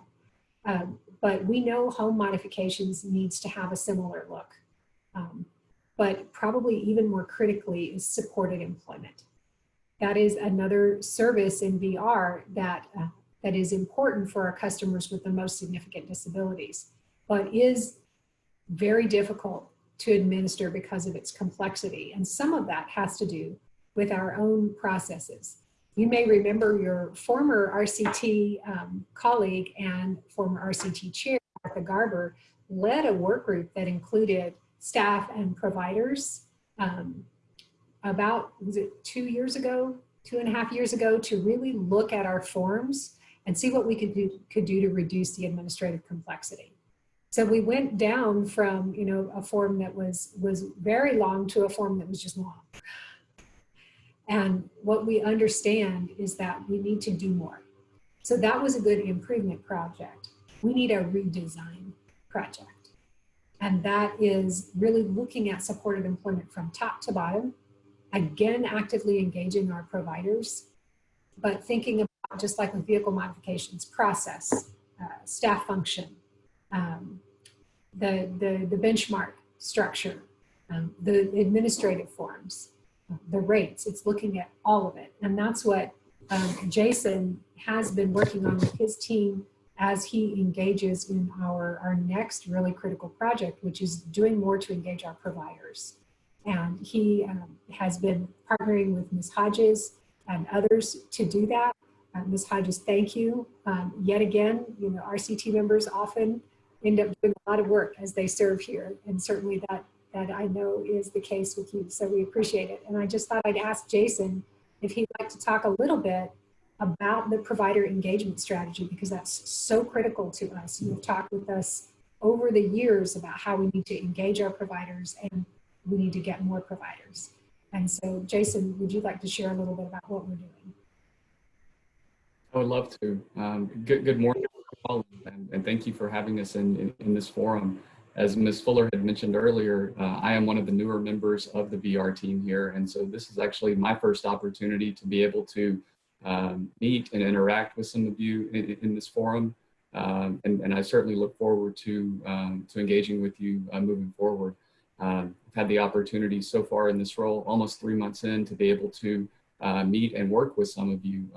Ms. Fuller had mentioned the work with Ms. Hodges earlier. It's been really great to be able to establish that relationship and better understand some of the issues that our providers are facing right now. And then as I look at my screen, I see Ms. Stanfill. We've had the opportunity to be able to work together and meet on a regular basis, as well as Mr. Powell, who I know we're going to hear from a little bit later today. So it's been really great to be able to meet you all and to start establishing and then cultivating those relationships. So on the provider engagement front, we fully recognize that we need to do a better job of engaging with our providers. We understand, as Ms. Fuller had mentioned earlier, that we have some processes, some procedures, some programs that maybe have become a little bit too complex, that maybe the administrative burden is a little bit too high. And so we definitely want to hear from our provider base on about things that are working well, so that we can build off some of those, and also things that aren't working well, so that we can work on course correction. One of the newer things that we've instituted from a provider engagement standpoint is a new series of quarterly meetings. We held our first provider quarterly meeting. It was hosted via Zoom on June 16th. We had very good attendance, just like with the CSNA town hall meetings. We had over 200 attendees. And quite frankly, we really had probably more attendees and more content than our time would allow. But in that meeting, we were able to hear about, again, some of the things that are working well, the temporary exceptions that were mentioned earlier due to COVID, how impactful those have been. And that's really prompted us to work towards moving those into permanent procedure moving forward. And we also heard about some areas that we know that we need to work on. Ms. Fuller earlier mentioned supported employment. That's going to be a project that we know that we need to undertake. And it's something that we can't just do alone. We know that we have to have our providers and other stakeholders at the table to hear their input, again, about things that are working well and things that aren't. We are planning to continue these quarterly meetings. Our next meeting is scheduled for September the 15th at 1 o'clock. We did send a save the date out last week, and there will be another registration link that goes out here in the next couple of weeks that will also have a very high level agenda as well. So we'd encourage any of you that are interested to attend those meetings. We also recognize that one meeting with providers every quarter is not enough. There has to be more engagement. And so to that end, since our first provider meeting, we've been working with smaller groups of providers to be able to dig into certain issues. And I really thank Ms. Hodges and some of the other providers out there for taking some of the time out of their busy schedules to engage with us and help us to better understand some of these issues from that provider perspective. And we plan to continue those moving forward. We're also looking at ways to better engage during the policy and the procedural development process to ensure that we're able to get that feedback and hear that input as we're working through the development process, rather than hear about some of the challenges or frustrations on the back end. And again, as Ms. Fuller had noted, there are a number of different projects that we know that need attention, and you have our commitment here, and we would ask that you all please share this with the provider community, that you have our commitment to make some of these changes. Right, some of these things are not going to happen overnight. They're big projects. We need to do our due diligence and ensure that as we're addressing some of these things, again, we have stakeholders at the table, and that we're making good decisions that work for all. So just know that you have our commitment moving forward to work on addressing some of these challenges. Thank you, Jason. I really look forward to how we can continue to build strong relationships with providers and build a strong system of services for our customers. And we are working through that as one of our highest priorities, so that we can serve more customers and provide more services to our customers and have them more widely available around the state. I also know that you're interested in how we're doing on one of the projects we've been working on for some time now, which is our services to our customers with brain injury. We used to call this the same thing as it was called under the Comprehensive Rehabilitation Services program that we also had prior to the transfer to TWC. That CRS program, as you know, stayed behind at the Health and Human Services Commission, but we called them PAVI services, or post-acute brain injury services. And one of the things we needed to do as we redesigned those services is think about how they fit in VR. And one of the things we considered is the progressive employment model and how that may be more appropriate for people with brain injury, because the first placement may not be the best or last placement that customer needs. We really need to think about how to engage them in opportunities to have a work experience or apply what they're learning and apply the compensatory strategies that they're learning along the way, ultimately resulting in a placement that is the best fit for them. So that required us to really rethink how we approach brain injury. Not to say that those residential and non-residential or outpatient services were not also a key part, but to really focus them ultimately on how we help our customers achieve an employment goal. This one has been both successful and challenging in a couple of respects. Probably what has been most successful to date is our partnership with Health and Human Services Commission CRS program. We know that they may have customers that begin receiving services with them that initially do not think an employment outcome is possible, but it becomes possible as they progress in their treatment and their therapies and recovery. And so we knew, and it didn't take long from the time our programs were in two different agencies and staff turnover happened for us to begin to lose some of that tight coordination we had when the programs were all in one place. And so we have worked very hard over the last 18 months to build a joint community of practice with the CRS counselors and the VR counselors designated to carry a specialized caseload. And that's probably been the most successful. The first year was really ramp up and training. And what we're seeing now is that group mature into being able to talk through scenarios, problem solving, where appropriate, joint staffing. And they're now looking at how they can develop a mentoring plan for new counselors on either side that come in, because as we have experienced higher turnover, so have they. And so it's not enough to just train one group. You have to have a way to continue to train and mentor others assigned to do this. And so we've really had some good success there, and our partnership and our coordination is much, much better. Where we're challenged is the open enrollment process to get new providers who will provide under this model, both the traditional services of inpatient, outpatient, but with that employment focus, and the employment services. We did an open enrollment last year. We left it open for a long time and kept encouraging providers to apply. We got a handful of applications we were really excited about. And then it turned out that the applications were incomplete, and so they could not move forward. So we took a step back and said, okay, why were we missing some pieces here? Why were our applicants missing some pieces and submitting applications that were incomplete?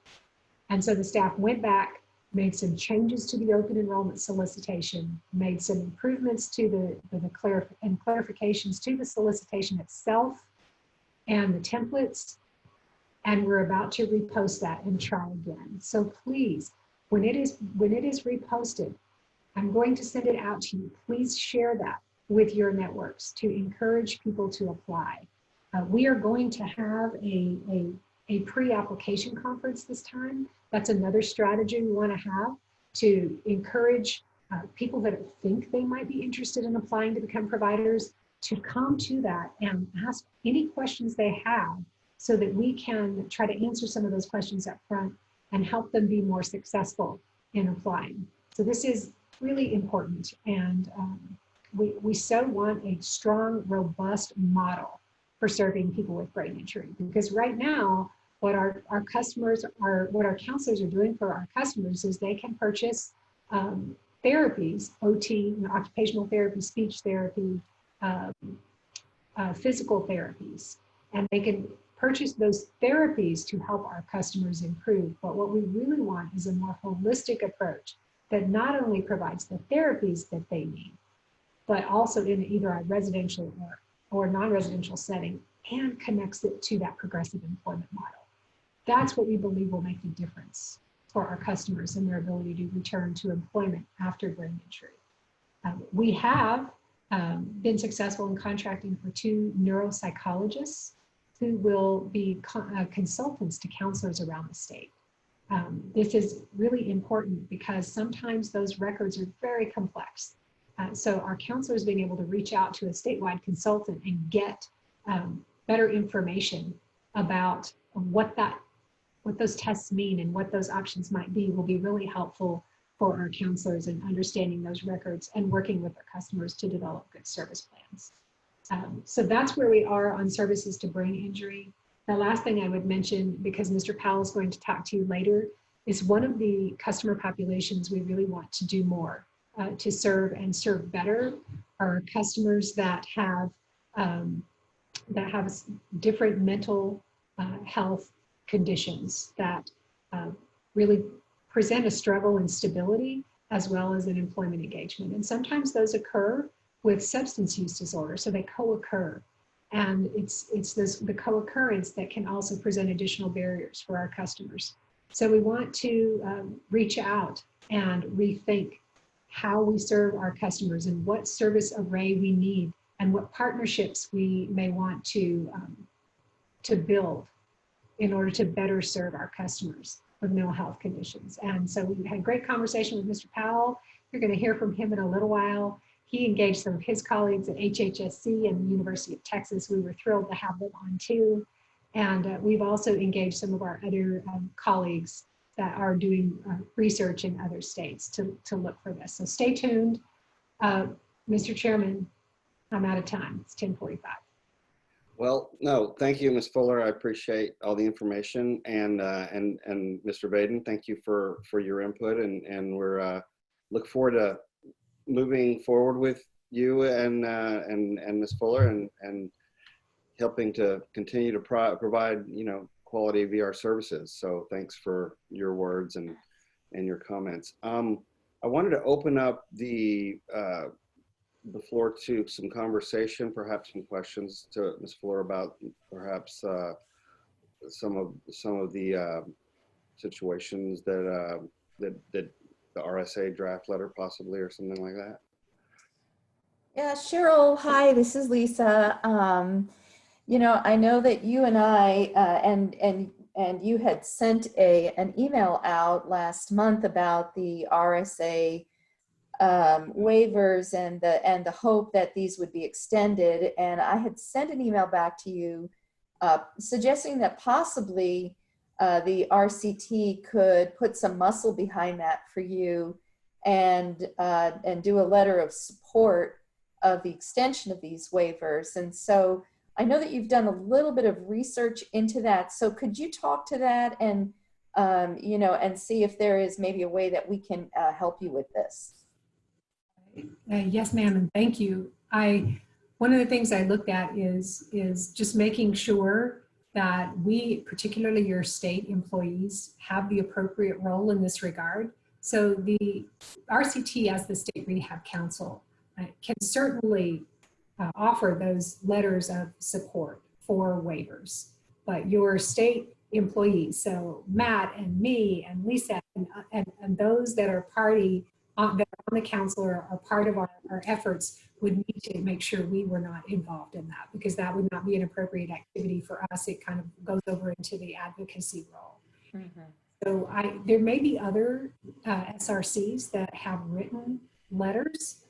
I know this call went out from the National Association, so it may be that there are some others that have written letters, but certainly something that RCT, if so choose, could consider. And just to reiterate, what we have is that the Secretary of Education included waivers in her CARES Act report. I can certainly share that with you if we haven't already.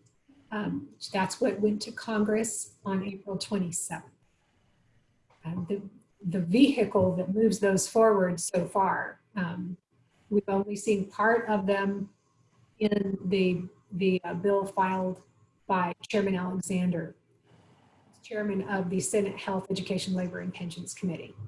And then also we've seen the report of the language that he recommended to Leader McConnell.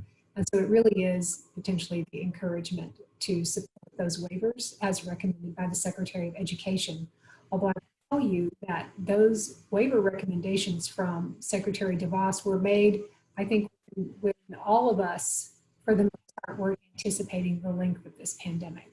So they are shorter term than they are likely going to be needed for. So if we were to draft a letter, I think what we would probably want to see would be those specifications that you just talked about, maybe in an email from you, so we make sure that we are following the letter to make sure that we're compliant.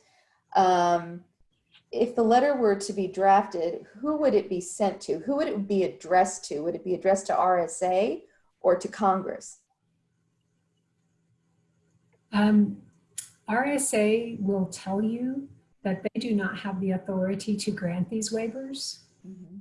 and that they have therefore submitted their request to Congress. So this would be a letter to Congress then?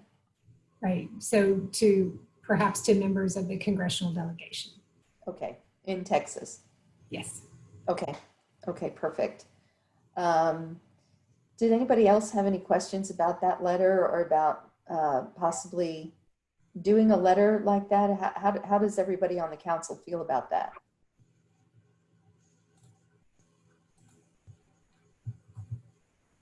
Well, I understand. Are you willing to write the letter for us, Ms. Majeski West? Yeah, I mean, I would be more than happy to draft that letter and then send it out to the council. Obviously, those members of the council that are involved in VR would not be able to comment on it or participate in that process, but we have enough non-VR members of the council that we could certainly do that. And it's my understanding that the letter would be signed by the chair and the vice chair and sent to the congressional leaders in Texas.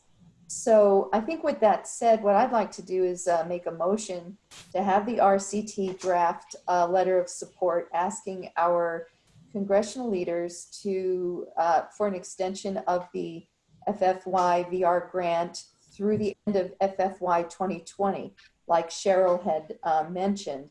You know, this isn't just going to go away, you know, so through the FFI 2020 and a waiver of the 15% set aside requirement for the FFI 2020 grant. Mr. Chair, I'd be proud to second that motion. Okay, I'm going to read the motion first, and then I'll accept your second, Mr. Hunt. One moment. The motion I understand is the language is to have RCT draft a letter of support asking RSA.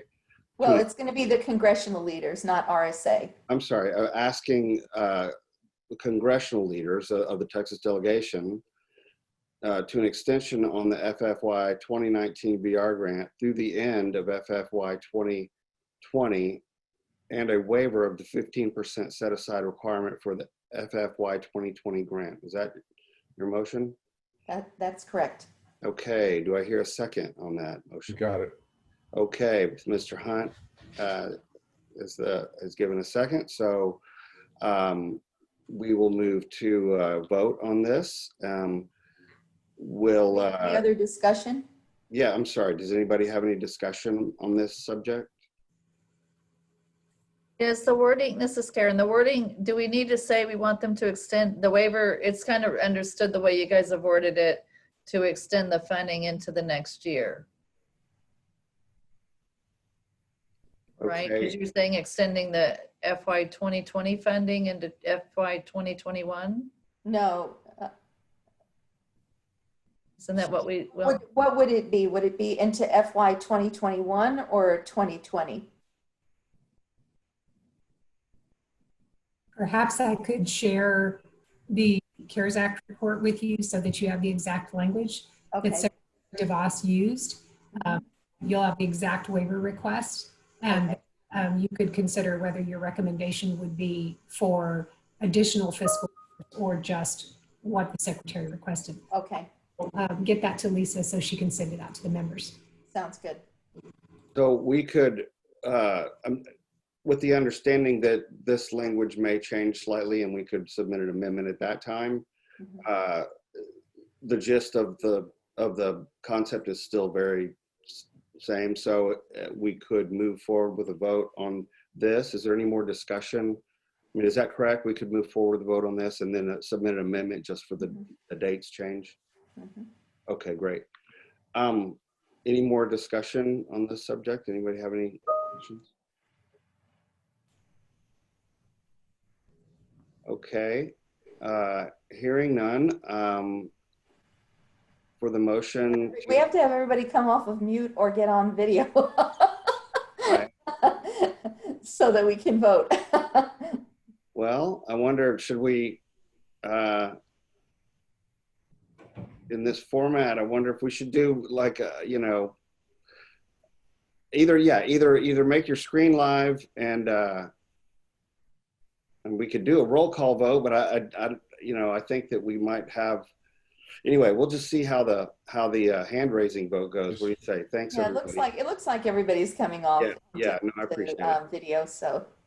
Okay, so with this motion to have RCT draft a letter asking Texas congressional leaders to extension on the FFY 2019 grant to the end of FFY 2020 and a waiver of 15% set aside requirement of FY 2020 grant.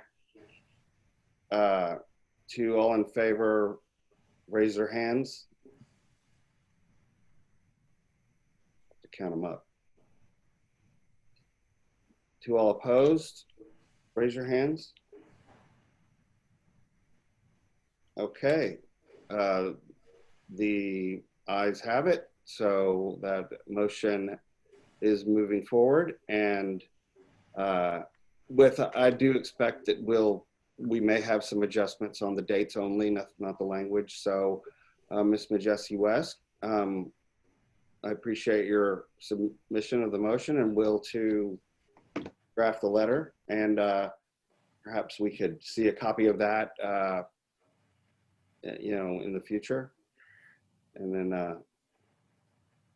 and we'll sign that. And I'll try to get, as soon as I get Cheryl's guidelines, then I'll go ahead and draft the letter and get it out hopefully by midweek next week. So. Okay. Well, thank you. And thank you, Ms. Fuller, for all your information. And we hope that this might turn into something, get a good positive result on that. So thank you all very much. So with that, it looks like we are 11 minutes behind. No big deal, but this is time to go. We've got a break here. So if everyone needs to, go do what you need to do, we will resume this. We'll go into recess and resume at, I guess, since it's 11 minutes, we'll be at 56. So we'll be back at, make that 11:06. Sorry about that. So we'll see everybody back at 11:06 and we'll continue. Thank you very much. Welcome back, everybody. Hope that well-deserved break was useful, was for me. So thank you. I wondered, let's see, is Mr. Leonard, oh, there he is. Hello, Mr. Leonard, how are you? I'm great. How are you doing? Well, thank you. I guess if you'd like to give the quarterly performance measures update, we would love to hear from you. Absolutely. So as I understand it, Lisa's going to be doing the screen share on that, and I'm going to narrate what slide we're on to try to help people who may be using readers to view the PowerPoint rather than their screens per se, to keep up with the right slide. So with that in mind, this is Adam, real quick, do I have the right, does everybody see my screen? I do. Okay, do I have the right report up? yes. Okay, awesome. So, all right. Pull mine up. So this is our third quarterly performance briefing for the current fiscal year. It includes data basically through kind of the May timeframe, May to June timeframe, given the lag in the data and when the fiscal quarters tend to cut over. Next quarter, when we meet, we'll have year-end results, and there are some possibilities that we'll see some jumps in the numbers because with the next quarterly report, we expect to finally have the impact of out-of-state wage data on the employment and earnings outcomes. So we just received that a few days ago and are working it into our year-end RSA 911. And when we have that, we'll be able to, well, we're certainly hoping to see a couple point jump in some of our numbers by virtue of having this new data that we've never really had before in the VR program. It would be kind of interesting to compare and contrast how much difference it makes in this program versus in our other programs where we have had access to out-of-state data for a while.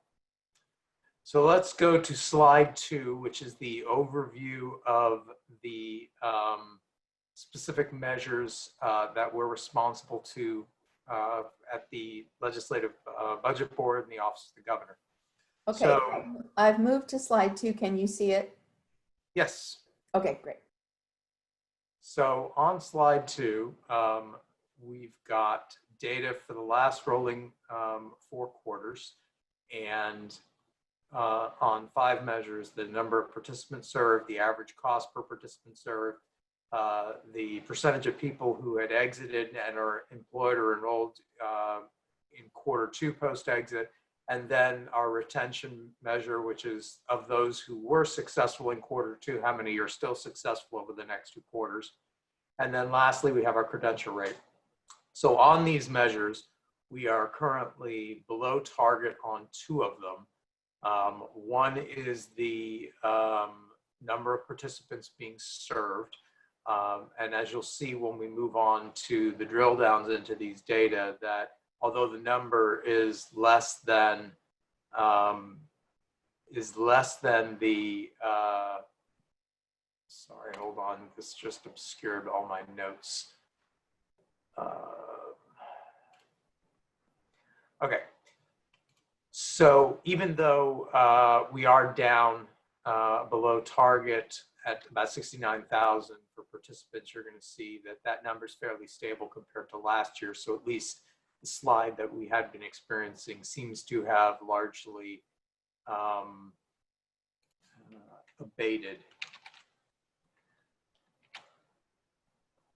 In terms of credentials, our numbers there, we really think that this is primarily a data entry problem and maybe a bit of a coding problem that we've been improving on. But a lot of it is just getting the counselors more into the habit of doing follow-up and getting information on people who are in, basically people who were in school or training of some kind, and capturing the information about when they completed it and whether they achieved a credential and what type of credential and those kinds of things.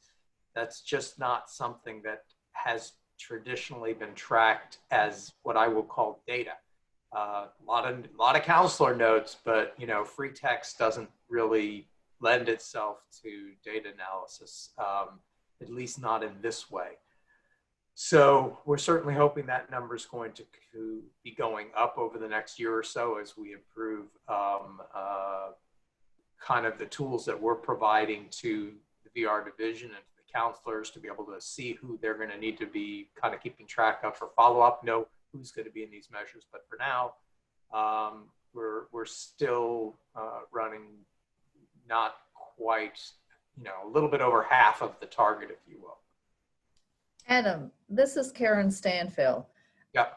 Is the credential rate just going to include when someone has completed a program, or is it also taking into account, let's say you have someone in college and they've completed that semester, is the council required to enter the grades for that semester, and that's going to go toward this credentialing rate measurement?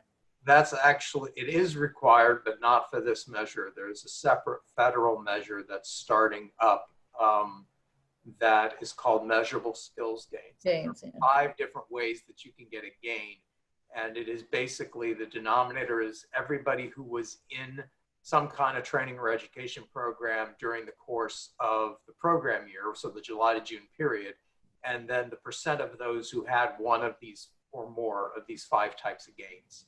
And so report cards and completion, advancing to the next grade if you're in high school, those sorts of things are examples of the kinds of things that count as gains under those measures.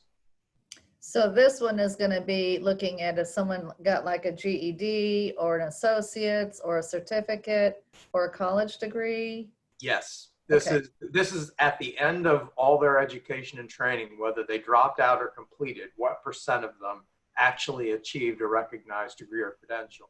And in the case of a person who achieved a high school diploma or equivalency, that only counts if the person is either enrolled in post-secondary education of some kind or employed in the year that follows their exit. So that was something that was in WIOA that they really put, they basically got kind of tough on that it's like a diploma that doesn't lead to something else is not sufficient.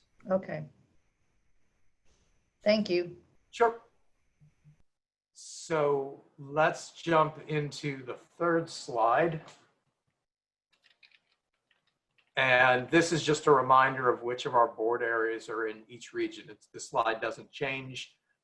If we were ever to rebalance our regions, of course, we'd move this around, but this is here more as a reference than anything else, so that when we do go through the data region by region, if a person says, well, wait a minute, what was region 4 again? Which part of the state is that? You know, we've got this slide we can go back to identify where they are. And more, you know, kind of broadly, region 1 is basically the Panhandle through El Paso, kind of West Texas and Northwest Texas.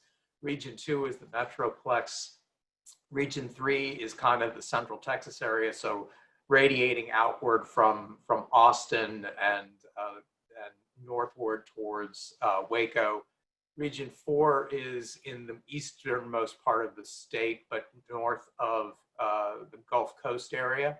So we've got Gulf Coast is basically Houston and all its, you know, major surrounding areas. And then lastly, Region 6 is South Texas. It basically is from San Antonio southward towards the border. So those are the basic areas that we're looking at here. And so again, as we go through this, you'll see the data broken out by region as well as by primary category disability. So let us jump to slide 4 where we start doing that. And here you can see on the top row that the numbers served from in fiscal 19 versus where we are through the last 4 quarters. It's very, very similar. I mean, it's a couple hundred, it's basically like not quite 400 fewer people.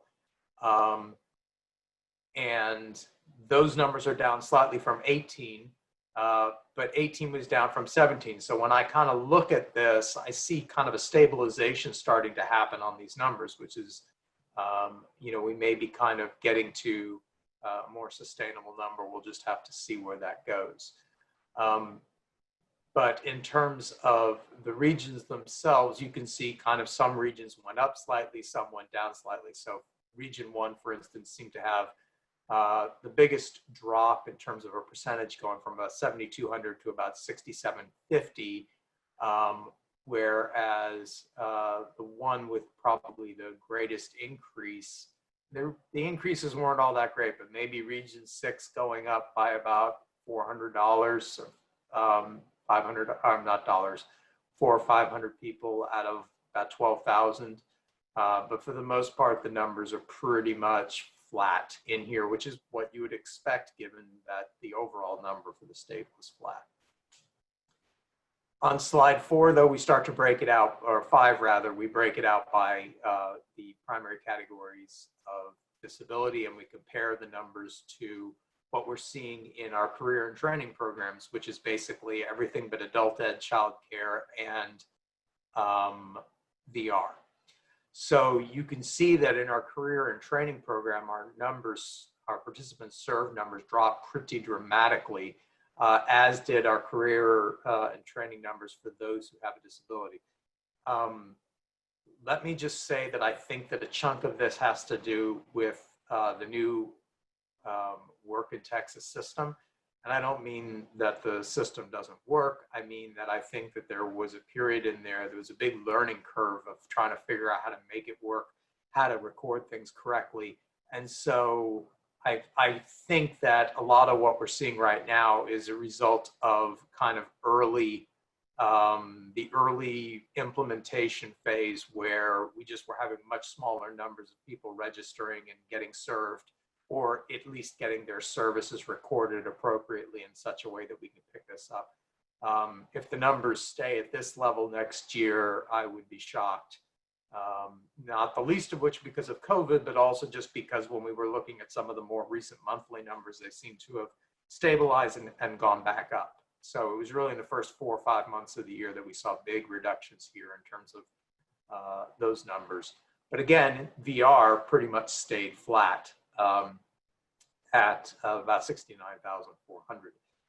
When we look at the individual groups themselves,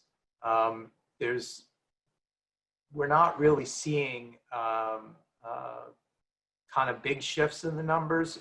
Perhaps the biggest shift would be in the other visuals. So we saw an increase from 2,700 to just over 3,000 people, which is like, 1/9 more than the increase. And most of the others are, within a couple hundred of the prior year, but they're also much larger volume of people. So even though, we might have had another one that went up by 400 or 500, or down as a percentage of the universe, it's just smaller.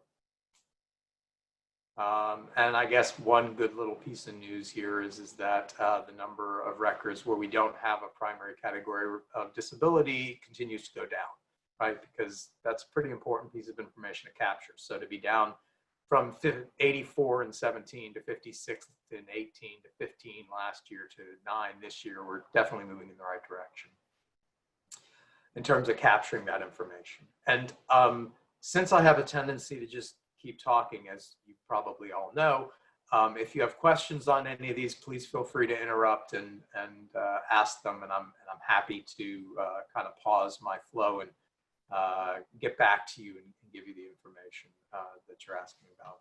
Adam? Yes. This Matt. There was one question. Can you explain just how participants served, what that means? Somebody that's outside RCT asked about, Oh, sure. So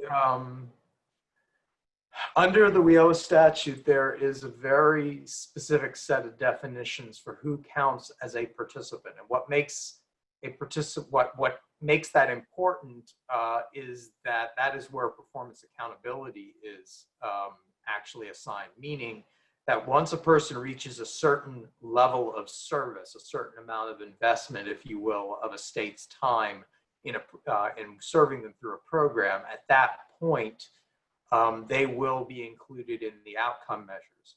And for the VR program, it basically means that the person has done an application, been determined eligible, and advanced into the having an individual plan for employment and begun receiving services in accordance with that plan.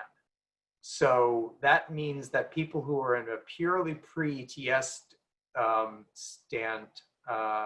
status, they are not yet participants. Many of them may become participants a little later when they get an IPE. Some may already be participants if they got an IPE, but a lot of them are kind of in a pre-IPE phase, and they are what we call reportable individuals who, based on the federal reporting models, are really not looked at a great deal, unfortunately. It's one of our criticisms of the way that the federal partners approached WIOA. So thank you for, reminding me that this is a, perhaps more broadly attended public meeting than when we do it in person, and there may be people listening who haven't heard some of these terms before. Adam, this is Paul Hunt. I've got a question for you. Hey, Paul. I noticed in the previous slide that Region 3 is up and everybody else seems to be down. Can you explain why that might be?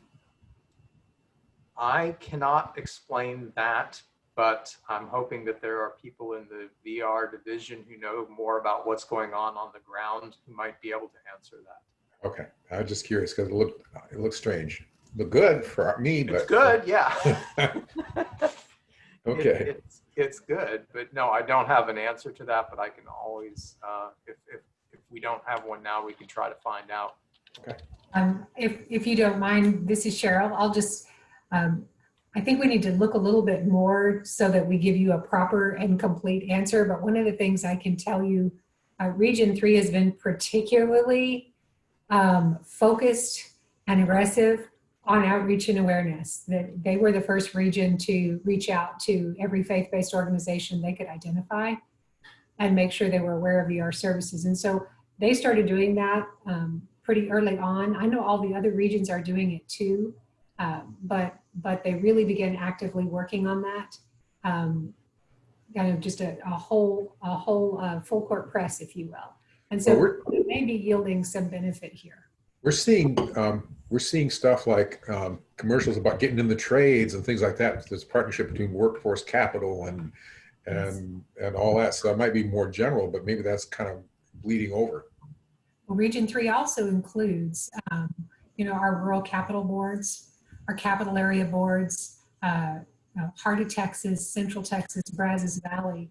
And some of those boards, particularly rural capital, have been really fantastic to work with, pulling us in to their joint events, making sure that our services are identified when they are doing activities in National Disability Employment Awareness Month.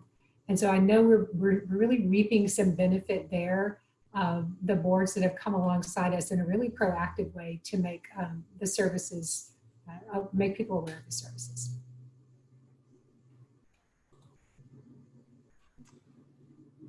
All right. So there's nothing left on the participants served. Why don't we go ahead and jump down to the next slide, which is, I believe, going to be slide 6.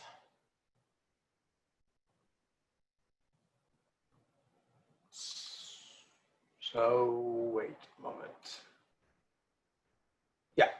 Okay. So here we have the information on the percentages of customers served, right? So all this is taking the numbers on the prior page and making it a little bit easier to see how much of an increase or decrease a given population is within our overall. And most of the numbers are pretty flat, meaning that they are, as a percentage, most of them are plus or minus a .5 percentage point over what they were a year earlier, the one exception being the other visual category, which went up from 3.87% of the universe to 4.35%.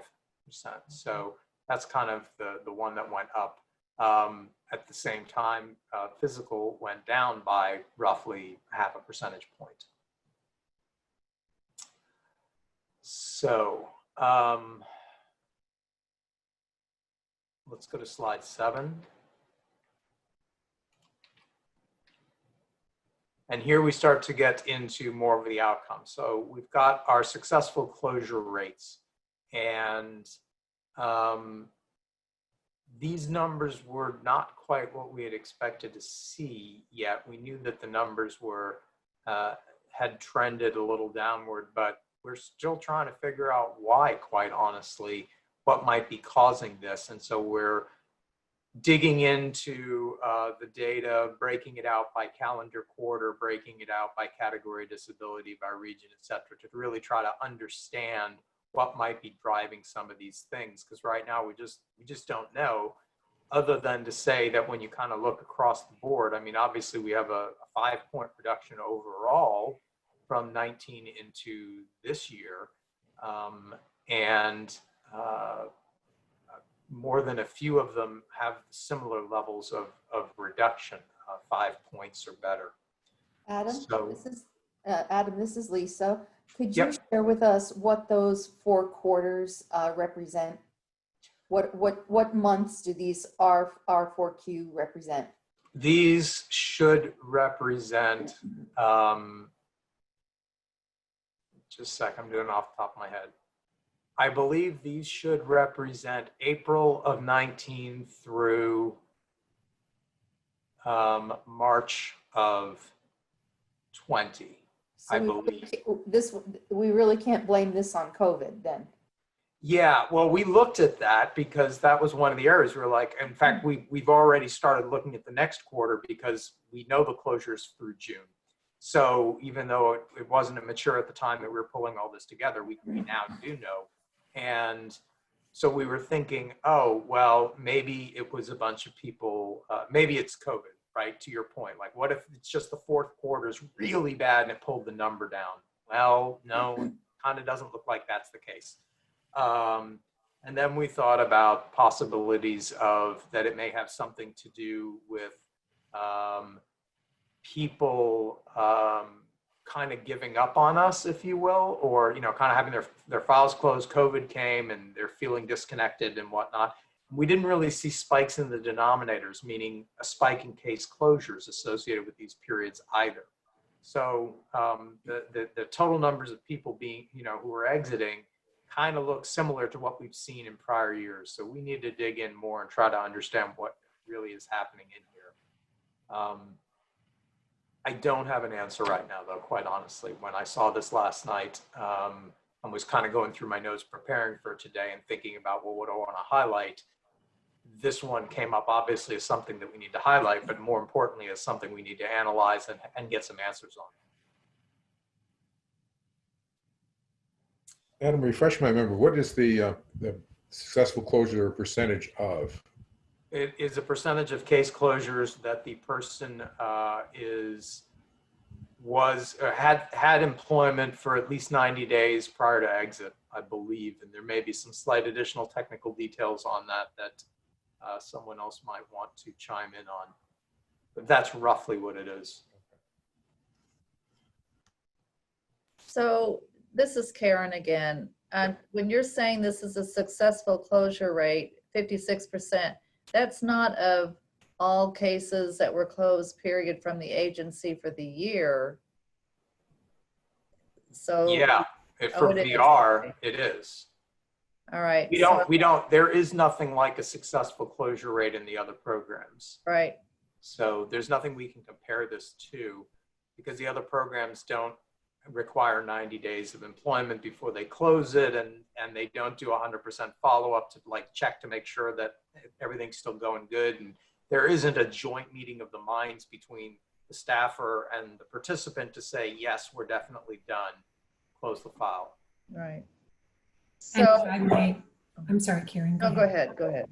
I was just going to say that, when we talked last year about developing an action plan to address some of the trends that we see in the program, not only in Texas, but nationally, and that you subsequently heard RSA highlight, this is one of them.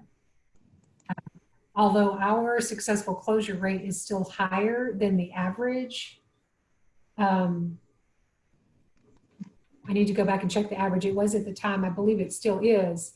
It is lower than it was. And that's something that the program is looking at nationally with RSA as part of its Rethink VR initiative. But what we want to do for Texas is make sure we really dig in, as Adam and his team are doing, and figure out what's going on here. And that can inform our strategies that we have in place, maybe to revise them or to add additional strategies. So have we looked at what our unsuccessful closure rate is? Has that gone up while this one's gone down? It's the inverse. So it's, if our successful closure is 56, our unsuccessful is 44. Going up. Yeah.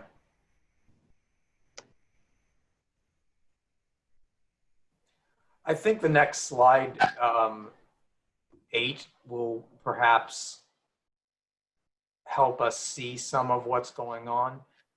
So again, at the top row, we've got the 5-point reduction from 19 into this year. Within the auditory and communication area, the reduction is less than 2.5 points. But we're seeing a 5-point, about a 5-point reduction in intellectual and learning, 7-point reduction in physical.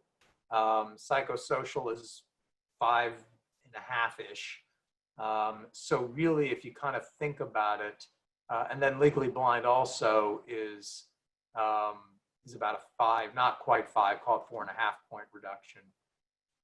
So it's a little broad-based is what I guess I would say, even though physical is clearly the worst in terms of just a net reduction, 7 percentage points. And if physical is a relatively large, a disproportionately large percent of the denominator, meaning the number of closures, that those kinds of things could come into play. So we really have to take not just these percentages here, but then understand what portion of the denominator each of these groups represents and kind of do the math that way and figure out, all right, how much of the reduction in the overall rate is really due to, each of these subcategories. but it's something it's not terribly difficult to do. It'll just take us a little bit of time to pull this together and figure out what the best way to visually depict it is, or tabularly depict it. Adam, I have a few questions. It's Elizabeth Kendall. This data is pulled from like RehabWorks, or is that Yes. correct? Okay, which is the program that the counselors use and input the data. Yes. Second question, do we have any data or analytics around after a case is closed? So let's say a customer got a job, stayed in a job for 90 days, agreed to close their case, and then lost their job in the next month. Do we ever go back and look into that at all? And or if they come back and open their case in that instance, do we record that kind of data? So the system, there is a way to reopen a file as I understand it, although we're starting to get into areas that I don't know the details of how it works. But I do know that there is the ability to reopen under certain circumstances. We don't have, I don't know whether or not there's follow-up just in general, like, 6 months later to see how somebody's doing.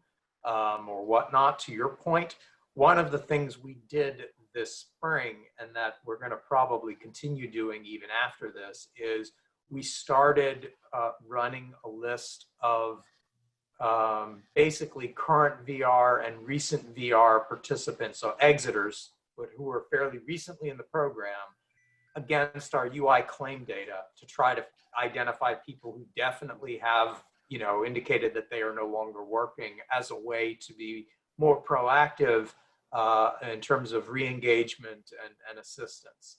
So that's something that we had not done before, but was a request that Cheryl made of us. And it was like, yeah, that's actually a really good idea, and probably something we should consider more broadly than just in the VR program.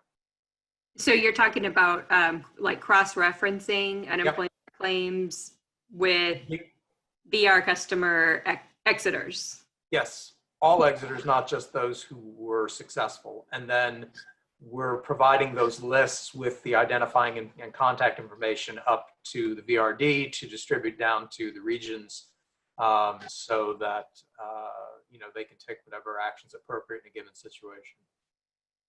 And when would we have, I guess, when did that start? I would say roughly April-ish. Jeffrey, do you remember when we first ran this? Yes, we first ran this right around that time frame. And April was when we saw the biggest spike in terms of the numbers of claims and whatnot. Obviously, claims remained elevated into May, June, even now, compared to normal. But the big ramp up, the thing that was quite honestly freaking everybody out, happened from roughly the second week of March through the end of April. It took us about 6 weeks as an agency to get just to really start to, I think, grapple with it. I don't mean that we weren't working. I just mean that it was so unprecedented. We passed the number of claims that we had during the entire Great Recession within weeks. And it took years to get to that number in the Great Recession. So it was a whip, kind of a whip snap that we just had never conceived of. And remains, a challenge, obviously, for all the people we serve. Thank you. Sure. Adam, Karen again. Can I confirm that the people that you're accounting for this number are, again, people who've had an IPE developed only? So anybody before an IPE, they're not going to be counted in these numbers? That is correct, yes. Okay. It's something we've actually done a little bit of preliminary thinking on, is, the people who don't make it to an IPE because maybe they do some trial employment or whatever and it works out, right? So like they're pre-participants, but, things worked out for them. And I'm very interested in figuring out ways to report outcomes on people who we may have provided some assistance to, just not the level of assistance that makes them a participant, because I think that that might tell a fuller story about the impact of our system on all of the people we serve. And this is a problem not just in VR, this is a problem with people who are served in the local boards who are getting primarily information only services or who are getting self-services. Hey, you know, if we got employers to put good jobs and work in Texas and the job seeker was able to on their own find that job and apply for it, that's a positive outcome, but that doesn't show up anywhere in our federal or state numbers. So it's something we're kind of looking at figuring out how to do as a supplemental. And perhaps as more formal measures in the long run as we, you know, work to try to, again, tell that full story. Thanks. Sure. So slide 9 is looking at, now we're getting into our kind of official WIOA-based measures, right? The success rate is a leading indicator, but it doesn't actually count by itself. The reality is that if a person has an unsuccessful closure but does end up employed in Q2 post-exit, they'll show up in this measure as a positive result. So we can certainly hope that, you know, either through some kind of redirection after closure or perhaps the person going on and getting additional assistance from the one-stop and getting placed into a job that way, you know, that they might show up. Or maybe, you know, we just taught them how to fish and they went out and successfully caught something. Whatever the answer is, that gets picked up here because this measure is driven almost exclusively based on wage records that are reported by employers. As I said in the opening, we are, with your next report, you're going to be able to start seeing some of this data supplemented by out-of-state wages. So if we put a person through school in Maryland and they decide to accept a job in Maryland, they're still our participant, they're still our exiter, but we wouldn't be able to pick up their employment very easily without the direct access to job matching across or wage matching across state boundaries. In most of our programs, this results in a 2 to 3 percentage point increase in outcomes, and for different parts of the state, sometimes higher. So for instance, in the Fort Hood area, we have an awful lot of people who exit the one-stop system in Killeen, and then they move back home to another state and get employed there. So it's really critical for certain programs in certain parts of the state. It'll be interesting, since we only just got this data a few days ago, we haven't been able to do that analysis to determine how much of an increase it causes yet, but it'll also be interesting to kind of drill into it and see whether there are differences by age groups and things like that. So Adam, Elizabeth Kendall here. I have another question, and you might not be the right person, but you got me thinking. You, going back just a few minutes, you had mentioned the difference between a customer applying through like Work in Texas and getting a job, or someone who, you know, just talked to their neighbor and they ended up getting a job at that company. We as in VR guided them. Yeah. Is that tracked differently? No, that'll show up. If the person was an IPE, we served them, they're a participant, and they happen to find the job because they talked to their neighbor or a family member, or they on their own were searching on Indeed and found a job and applied for it and got it, that still should be showing up in the wage records that the person was employed and how much they're earning. Okay, and I'm just looking at it from a employer perspective, and this might be a conversation with Commissioner Demerson, maybe thinking about what employers can do to support, you know, VR customers, and just hiring customers with disabilities, like straight up, just traditionally is that still serving? Obviously, it's serving the individual well because they're getting a job. Is it also serving the VR system? Are those wheels, working in conjunction properly? So Sure. that wasn't I really a think- question. I was No, just no, it's just, you're right. And kind of the whole connection of the employer to the process has been, quite honestly, a bit of a 20-year challenge.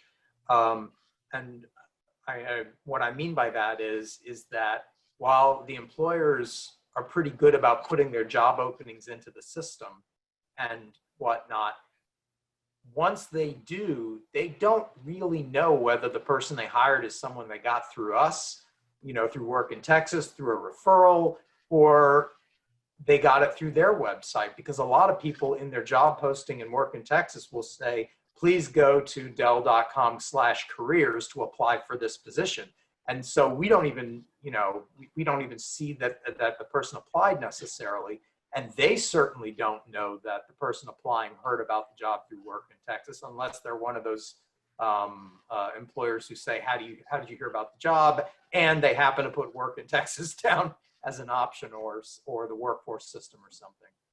So that's been a tricky thing about trying to help employers, see what how we're contributing to their hiring and to their workforce. Sure. Great information. Thank you. Sure. Looking at this briefly in terms of the regions, the numbers statewide is pretty flat, right? I mean, if we went up a point, that's not a bad thing. So never gonna turn down an increase, especially since that increase is slightly puts us back more like we were in 18, which had previously been a high. So really, if you look across these 5-6 periods, this is the highest we've had on this measure in the overall sense. Sadly, a year from now, that's not going to look this good because of COVID. It's just not. The unemployment rate for the people who will be included in next year's performance is going to be 8+%. The people who are included in this year's performance, their numbers, the unemployment rate was more like 3.5 to 4%. So there are just going to be differences there. I did want to highlight that we're seeing, a really nice bump in Region 1. They went up from just about 57% to 61.5%. So that's 4.5 percentage point increase, which is quite nice to see. And another couple of boards, not boards, I apologize. I'm always going to screw that up. I do the same thing with adult ed. I talk about the boards there. The regions. So Region 1 did very well here, and Regions 2, 3, and 6 had some modest gains as well. Turning to slide 10, we'll get to the breakdowns by category of disability. For the most part, the numbers, with one really, well, maybe two pretty good exceptions, are flat. They're plus a point, they're minus a few tenths of a point. They're really in the same kind of ballpark, right? For auditory, went up 1.5 points, that's good. Intellectual learning disability dropped less than a point. Physical is flat at 54 and change. But then you get down to legally blind, and legally blind went up 3.3 percentage points, which is certainly not bad. And other visual impairment went up nearly 10 percentage points. So there's certainly, a little bit of good news going on within that category. I mean, that's the highest, again, they've been across the 6 years of data that we're looking at here by a long shot.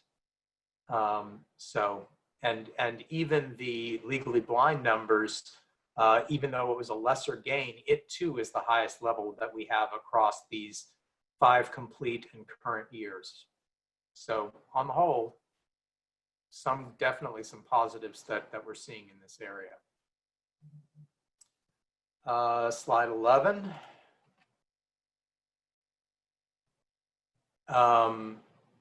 We have our earnings measures.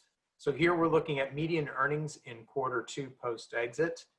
So these are of the people who were in the numerator on the last measure, meaning that they were employed in Q2. What is their median earnings? And statewide, we saw a nice little bump there, right? So we went from $4,708 to $5,070, which may not sound like a lot. It's only $360, but in a median number, those numbers don't tend to move around a lot. So when you see any decent size move there, that's actually pretty meaningful. Region 1 had a substantial increase from 4,800 to 5,200 and change, so about $400. Region 2 is right around the $300. Region 3, just like, boy, I think we need to give them a call and find out what they're doing right, because they went from about $5,000, on just under $5,000 to just over $6,000. So that, again, really substantial change there. 4 had a nice increase of about $400. 5 was down 100, but anything close to the same number from one year to the next on a median is not unexpected. And Region 6 again saw a $300 and $20 or $319 increase. In terms of our categories of disability in slide 12, we saw gains across the board here. So this is good news that every one of the primary categories of disability saw at least some gain, even if the psychosocial and psychological wasn't a lot of gain. At least it's better than the reverse. And but some of these again saw pretty substantial. Other visual impairment is up, call that $650. That's quite a nice jump from one to the next. And all the others are looking at a couple $100, it appears. So, which is more or less in line with the overall number. But my point of mentioning this is that with the one notable exception, these are broad-based gains for the different customers that we served. Our next one, number 13, slide 13, focuses on the people who, again, of the people who were employed in Q2 or enrolled in school in Q2, what % of them are still having success in quarters 3 and 4? So this is employed or enrolled of those from Q2 who were still who still were in that status in 3 or 4. And the number dropped slightly from last year, about a half percentage point, but is still operating in a relatively high range if you look across the period, right? So we were at 85.7, 85.8, 85.6 in 15, 16, 17. We went to 86.8 in 18. We went to just a hair under 87 in 19, and now we're at 86.5 this year. So still, down from last year, but still up from where we were a couple of years ago, and still a very high number, which you'll see in particular when we go to the next slide in comparison to the other programs. So why don't we go ahead and do that and jump to slide 14, where we look at it by the categories and whatnot. So as you can see, VR still leads the overall career and training performance by a couple of percentage points, as it has across most of this period. In terms of the categories themselves, obviously with a reduction, you have to have some reductions in a few areas. So you've got like auditory is down, call it a quarter percentage point, which is not a lot. Intellectual and learning disability is down 3/4-ish of a percentage point, maybe 0.8 of a percentage point. Physical is down a little bit more. It's down from 87.15 to 85.4. But we do have a few gains in here. So psychosocial and psychological are up not quite a point, call it 0.9 of a point. we're seeing a little over a call it 1.2 percentage point increase in legally blind. And once again, other visual impairment is seeing the greatest gain. So like that's been a common theme across all these measures is whenever there is good, it sure seems like it's in this category that we're seeing the most substantial gain. So we went from 84.3 to 87.65. So in terms of net gain and in terms of percentage gain, this category had the most success. The other interesting thing about it is that if we go to our next slide, 15, we look at kind of our exit or case mix. So what's interesting to me about this slide is that other visual impairment is becoming a larger part of our caseload. So it's having better outcomes and it's a larger part of the caseload. If you look over the last 3 years, it was about 2.3% of our exiters, then 3.25% of our exiters. Now it's about 3.5% of the exiters. So off the top of my head, I can't tell you whether that's more around the case mix or the actual numbers of cases increasing.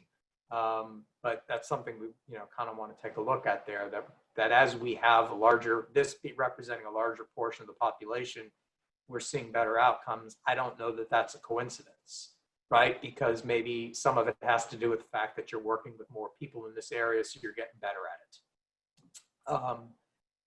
it. And by which yes. This is Joanne.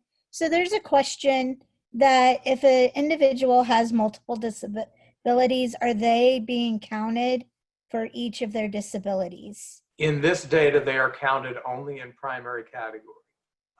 As I believe you know, there are 3, we can track primary, secondary, and tertiary. And we have that information, but we don't have an easy way to really kind of display that here. We could consider doing one where we're looking at a person, like for instance, instead of this being the primary category, creating duplication essentially. So right now, a person is only counted on one of these rows, right? Because it's based on their primary. But we could flip it around and say, well, anybody who's got intellectual learning disability, whether it's their primary, their secondary, their tertiary, put them on the intellectual and learning disability line, along with whatever other lines they have disability in. So that would be an alternative way to look at this and could be kind of interesting. And then, sorry. Go ahead. Go ahead. I was going to say cross-referencing would also be very interesting, but trickier and almost impossible to really make meaningful on a longitudinal basis, looking at this data, year by year by year. And that's kind of part of what we struggle with when we put together these presentations, is figuring out how to provide the most information in a way that's accessible. Even to people who are seeing the information, there's a lot of columns and a lot of rows and a lot of numbers. So figuring out how to do that is something we probably should work on. And maybe the answer is that we might figure out some of these alternate views and just pull out some observations instead of trying to throw all the data on the screen. And then just a comment, I know that we've been discussing that physical has gone down.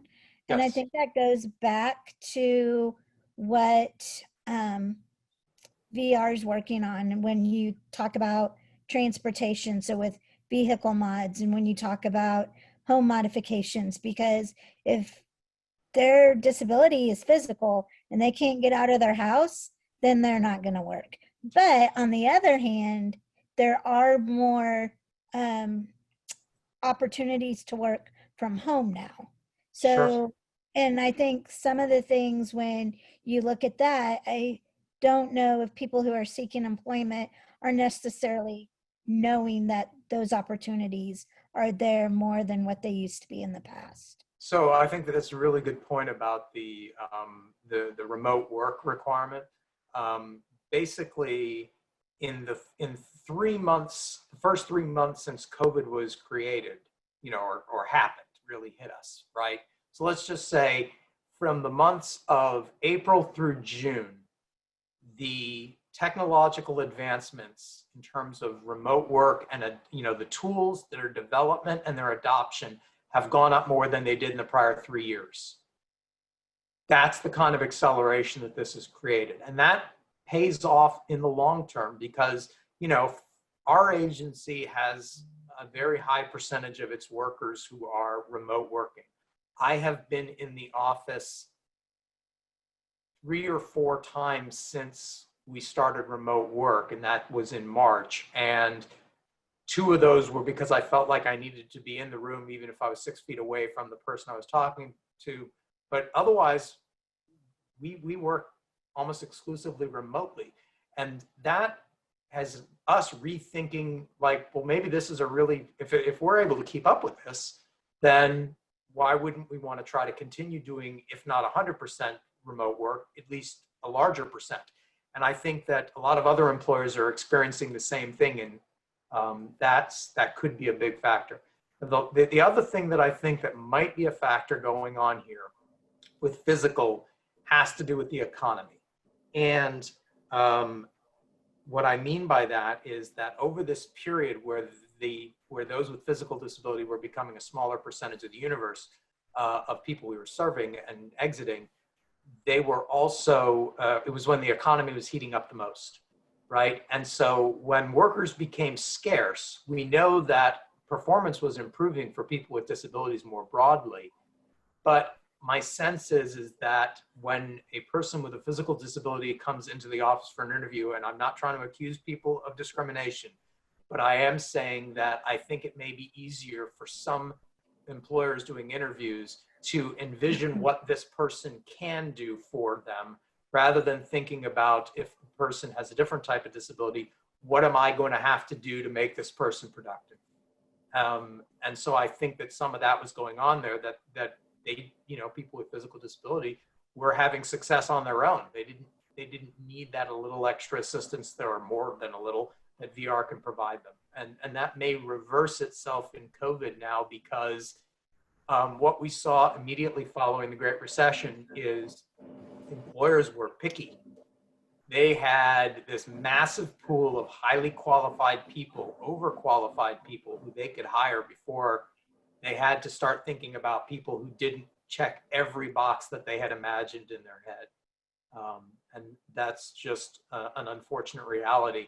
And so that's for everybody. That's for people with less education, not just people who have disability or other barriers. It's just that they're competing with a much stronger candidate pool now than they were before. At least that's what's happening literally right now in the state, where we do have a fair number of job openings out there, but nowhere near the number of job openings compared to the number of people who are unemployed. So to finish up, this last slide is you at the last meeting had asked us to go ahead and keep providing information on those with traumatic brain injuries. And so we created this slide, or recreated this slide that we had shared with you in not the last quarter, but I think the quarter before that. And so what we're showing here is the TBI data compared to the overall population of people who have intellectual and learning disabilities, their primary category. So you can basically see what portion of the people with intellectual and learning disabilities were TBI. The percentage has from the last year or so or a couple of years, been going down slightly. So the raw number being served are down, and the percentage of this category is also going down. In terms of the success rate, we're seeing the numbers kind of following each other, that the intellectual and learning success rate went down not quite 5 points, and we saw kind of a similar reduction in TBI. But interestingly, TBI employed in Q2 after exit actually went up, whereas the overall category went down by not quite 3 3/4 of a percentage point, but TBI went up by, well, 4 points and change. So that's really good. Now, the only thing to note about that, of course, is that it is a smaller population of people that we're talking about, which means that swings in performance from year to year can be a little bit more exaggerated. 900 some odd people is still a good number, but it's not, you know, I mean, if 10% of them have an unusually good outcome, you know, that's 90 people. Whereas if 90 people, more people had an unusually good outcome for the overall category in intellectual and learning, that's a rounding error. That's not going to show up on out of 19,000. For the earnings, we did see an increase in earnings in TBI, but not quite, not as much as what we saw. It's about $100 and change, $117. Whereas the intellectual overall category for the median earnings, it went up over $300. Then lastly, we have the retention measure, and retention here dropped more than it did for the overall category. So the overall category went down a little over 1.2 points, and here it went down closer to 4.5 or 4.3 points. It is worth noting, though, that retention here, just like employed Q2, tends to trail the overall population. That this is just their outcomes typically are somewhat lower. They do tend to move a little bit more in lockstep. But when I look at the numbers across these 6 years for this measure, I see for TBI retention, it was about 81.6, then it was about 76.8, then it was 79.6, then it was 81.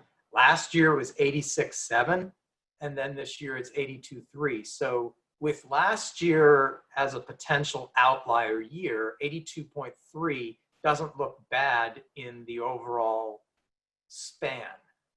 So I don't know why it would be an outlier necessarily. We'd probably have to drill into that, but I am pointing out that it is possible that 19 was just a really unusually successful year for reasons that are not easily repeatable. Typically, when we see a run like that, where the numbers are kind of established and there's one big high number or one big low number, we do try to figure out why, but sometimes it just kind of works out to, hey, you know, things sometimes randomly happen. So that's the last slide that we've got to go through. We're at, I mean, boy, we finished it in like, I had 60 minutes, we took 62. Depending on your schedule, I'm happy to answer any other questions you might have. You can also, of course, reach me by email if you have ideas for beyond the things we talked about today that we're going to try to investigate a little bit more for the next meeting. If you have other things, other questions, I'd be really happy to get that information from you. And Jeffrey and his team can, you know, get to work at looking at that data. We certainly can. Well, we're only 8 minutes behind, Leonard. It's not that, I'm sorry, Adam, it's not that big of a deal. However, I mean, if anyone has questions for Adam, please feel free at this time. We've had a good discussion going along, obviously, all through, so that's good. Yeah, absolutely. Yeah, no, it is. Maybe that eliminates the questions at the end, right? Could be. So, but if anyone has one, you know, ask away. But if not, then thank you, Adam. I appreciate your presentation and your mad detail of the numbers, and we appreciate your conveying them to us. Absolutely. You know, it's a very helpful exercise for us to kind of have to prepare for this way, because it causes us to look at the data in a different way. I can't look at every measure, every program, every, you know, month, but if I can do this quarterly and work with Jeffrey and his team and whatnot, we have a good synergy on this stuff, and his team does a fairly incredible job. So outstanding. Great. I have a question. Can I stop for a second? I don't know if you'd answer this, Adam, or whether Cheryl will answer it, but I'm looking in the the VR report and table 4. You have potentially eligible pre-eds customers and VR eligible pre-eds customers, and then you've got a total, and that does not add up. So I'm not sure how you're deriving the total total pre-eds. So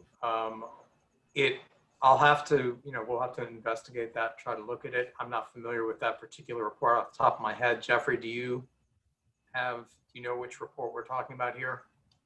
Is it in the meeting packet? Yeah, it's the VR report. Okay, sorry, Yeah, it's in the director's report. And Mr. Hunt, that's a great question, and I think I even knew the answer to that at one time, but I bet Jeffrey does. Okay. Yes, can you please repeat your question, Hunt? Okay, it's table 4. That is through quarter FY 2019 quarter 3. Yes. Potentially VR eligible customers, and then you have VR eligible pre-eds customers, and then you have a total. And I would assume that that's the total of the 2, but it's not. So I'm not sure what that means. And so there are customers who come in and they're potentially eligible at some point during the year, and then they become VR eligible. Right. So those are not going to be double counted in those 2 columns. If you summed up the potentially eligible and the eligible, then you get some double counts, because we have participants who fall into both of those categories within the same year. Okay, so then they couldn't be double. Okay. yeah, this is not so much a snapshot of the number of people at a point in time as much as it's across the year. Okay. Exactly. And we felt that if we had given a snapshot, we'd lose information about our population of potentially eligibles.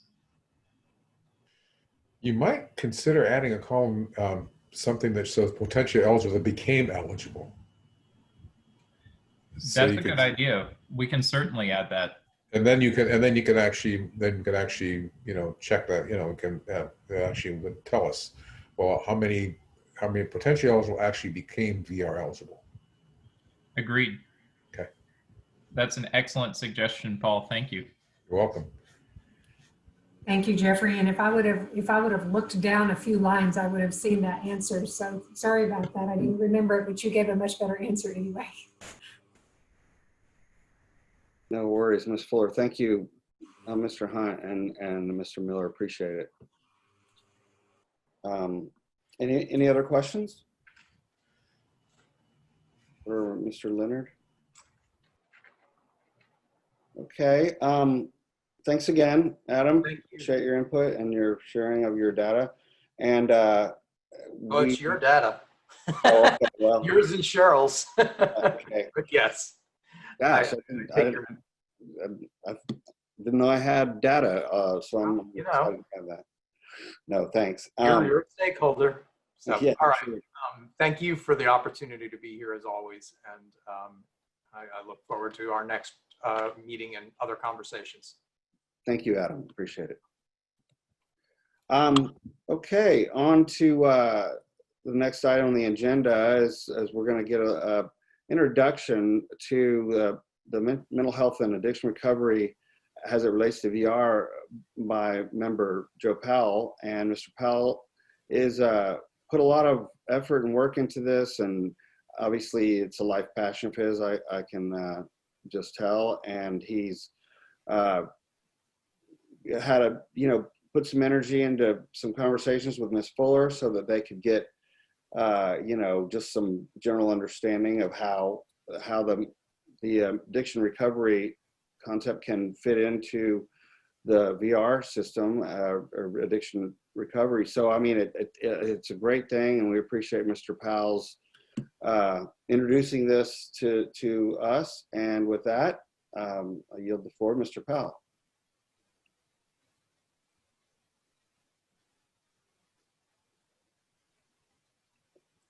Let's see. I don't think it doesn't say muted, but can't hear you for some reason, Mr. Powell.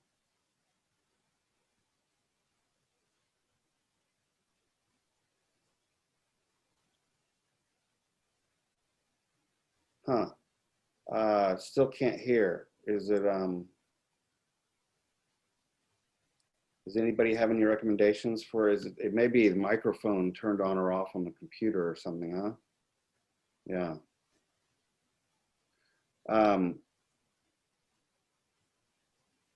Let's see, does anybody have a quick recommendation for him to go check that, see if he can turn that on? Will it be in Zoom preferences maybe? Yeah, it will be. Check your Zoom preferences, Mr. Powell. And if that doesn't work, even leaving or coming back might fix it. I've had that work before. Okay. Check your speaker on your computer, Joe, to make sure the volume is cut up. Down in the right corner, there's a little icon, a speaker icon. Click on that and see is it muted or not. Mr. Powell, when I, when I open up that settings and I do the audio, click on the audio from Zoom, the testing the mic, and that there's a little jumping graph there that shows it's working. Maybe, let's see, automatically adjust. Huh. Well, I don't know what to say. We've got to get that figured out. But perhaps He can call in from his phone if he wants to take that route, just to get the report done. If he's on his. Okay, is that better? Can you hear me? There you go. There you go. There we go. Yep. Star six did it. Yep. Technology. All right. Well, thank you, Michael. I appreciate. Yes, thank you, everyone. I want to just thank also all of you, all the fellow board members, and Cheryl, definitely the action lady. Definitely take action, and I think it didn't take long for us to get into a meeting and to discuss what is peer services and how does this peer career path would help TWC and vocational rehabilitation services. So let me share my screen if I can. It says host disabled participant screen share. So I need the host to disable so I can share my screen. Man, you want to go into advanced Zoom services after just learning how to turn your mic on. That's pretty impressive. Yeah. So Lisa, you're gonna let me know as soon as I'm able. There we go. Okay, let's see.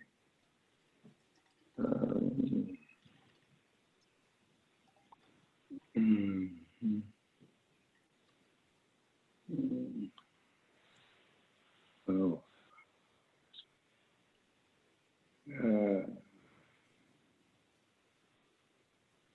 All right. Okay, so I always introduce myself first as Joe Powell. I'm a young person in long-term recovery, and what that means is that I haven't had a drink of alcohol in 31 years now, and haven't used any other drugs since I got out of the military in 1973 and came to Texas from New York City. But it's only because of long-term recovery that I'm able to be the president and CEO of APA, the Association of Persons Affected by Addiction. And it's only because of long-term recovery that I'm able to be a father and a husband and a lifelong learner and a servant leader today. And of course, 22 years now running this peer-to-peer recovery community organization that SAMHSA, some of y'all might be familiar with SAMHSA, the Substance Abuse and Mental Health Services Administration, who put out the first peer-to-peer grant for addiction in 1998. And there was 20 of us in the United States that got that grant. And this organization, APA, was one of those organizations. And we deal, of course, with co-occurring with people with both mental health and substance use because of the work that I've done as far as, I say, wherever people are, we know that people with disabilities are. And we know that addiction is and mental health is. And so our purpose now in life is to spread health, wellness, and recovery. And so we spread health, wellness, and recovery through, of course, recovery support services with the first federal grant. Now, mental health peer-to-peer support services have been out for a while. But addiction, as far as in the United States, really started in 1998 as far as the first peer-to-peer grants. And so we actually went through Medicaid and all that to really make this a viable path of recovery and also a path of, to work. So here in front of you in 2010 is when SAMHSA said, you know, we need to have a definition of recovery for the United States, for all of the treatment providers, all of the providers. And this is what they brought 15 of us on the mental health side and 15 of us on the substance use side together, so 30 of us. And for 2 days, the federal government said, we need a definition of recovery. Can you do something that would fit for both mental health and substance use? And then we came up with a process of change through which individuals improve their health and wellness, live a self-directed life, and strive to reach their full potential. And that was the definition that we came up with. It took 2 days for 30 of us.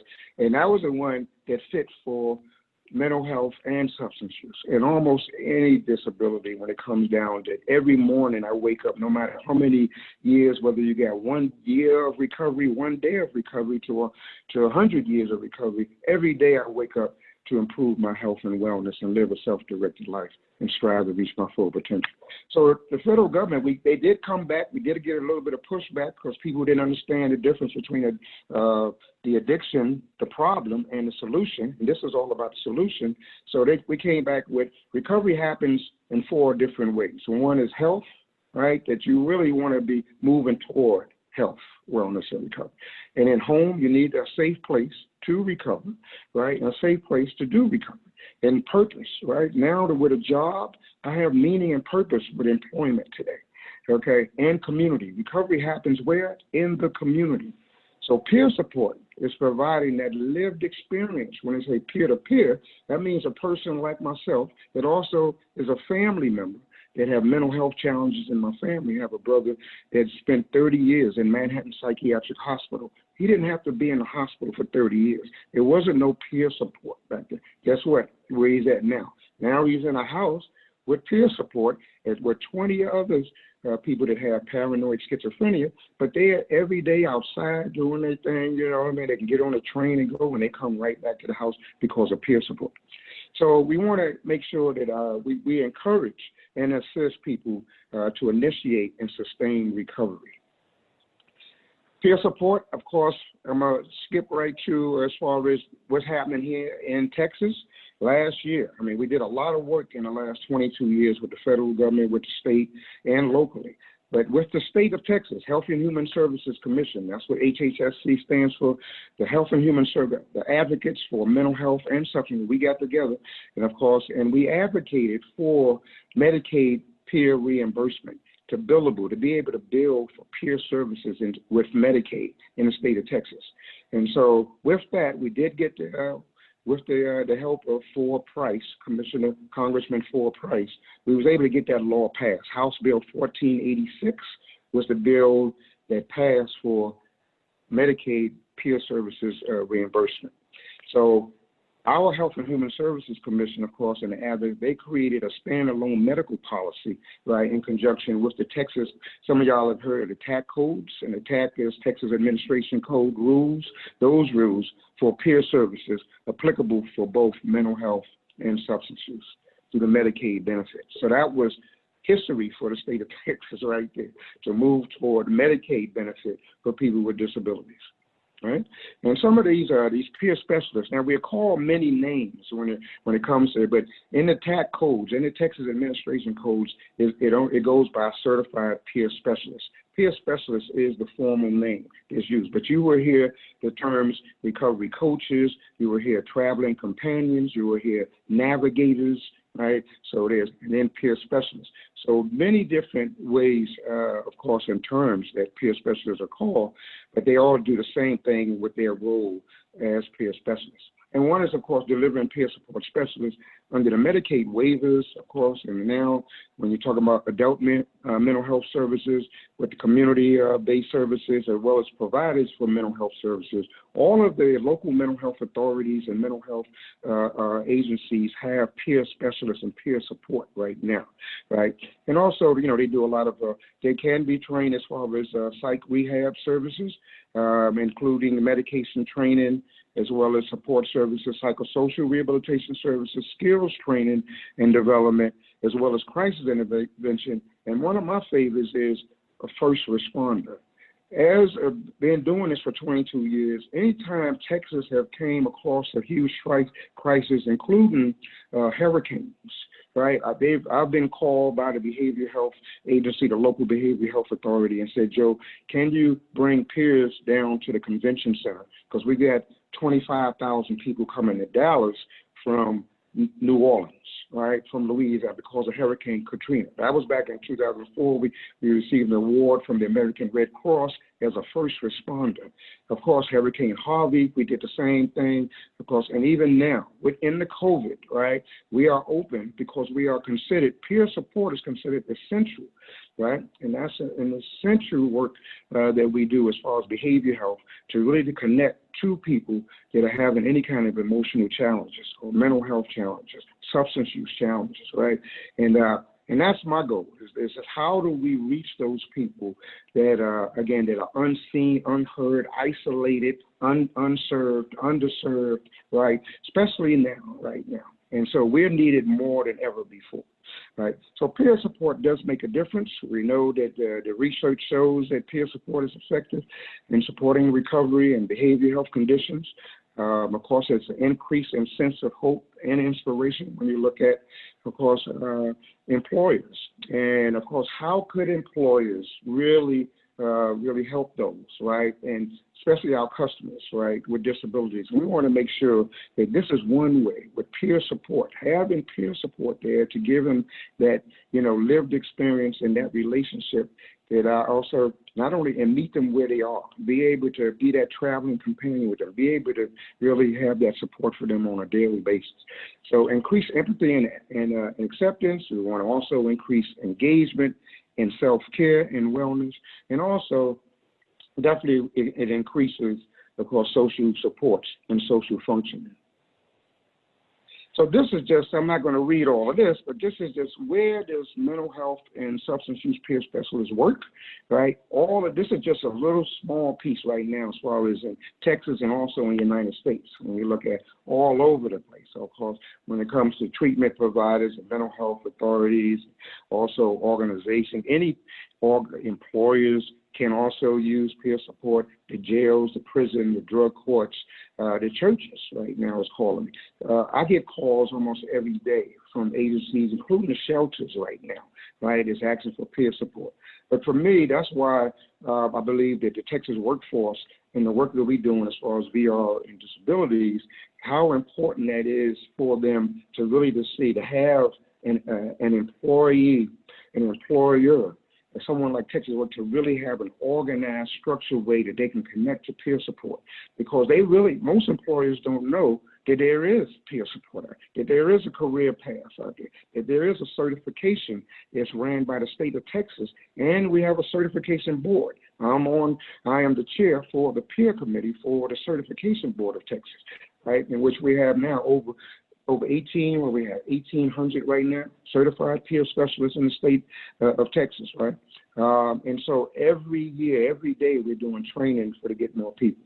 But this is huge right here. We've been in the psychiatric hospitals. We are talking about medical hospitals, The biggie, the new one now, of course, if you're familiar with, is collegiate recovery programs. Texas has the most universities with collegiate recovery programs. What that means is that now the University of North Texas, for instance, I had to train their staff because they put together a collegiate with a treatment center on the campus. They also have peer specialists now for anyone that's challenged with mental health or substance use, and students that is, challenged with going to class, etc. At any mental health, they have now a community center right there. And now they have their own dormitory, what they call Serenity Hall. at University of North Texas and Denton. But University of Texas in Austin, Texas Tech, UT Arlington, all of them have collegiate recovery programs.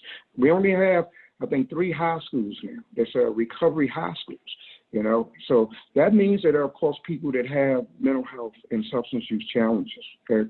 So very important.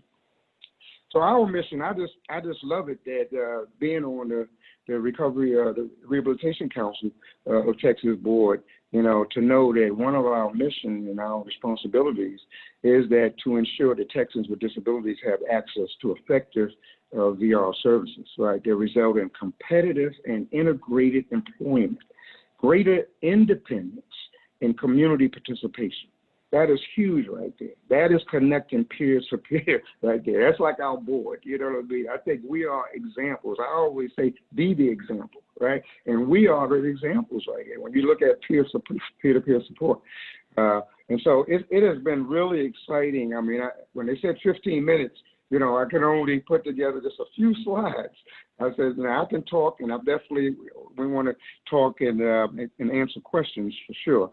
But it is huge. At our meeting right now, I have a Health and Human Services Director for Peer Services. He is one that is part of the meeting that, you know, would meet with Cheryl and Texas Workforce Team, as well as the Certification Board Chairman. He would meet with it. We also have the Mental Health and Addiction Technology Transfer Centers.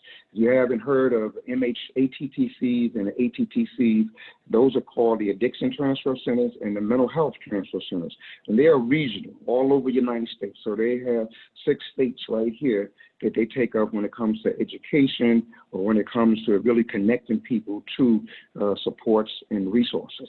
So these are some of the high level agencies that really would, you know, I mean, would help us to really to create this career path with Cheryl's team and with the help of VR services. So that's pretty much it. My name is Joe Powell again, and I'm just glad to be on the membership committee and an advocate with disabilities.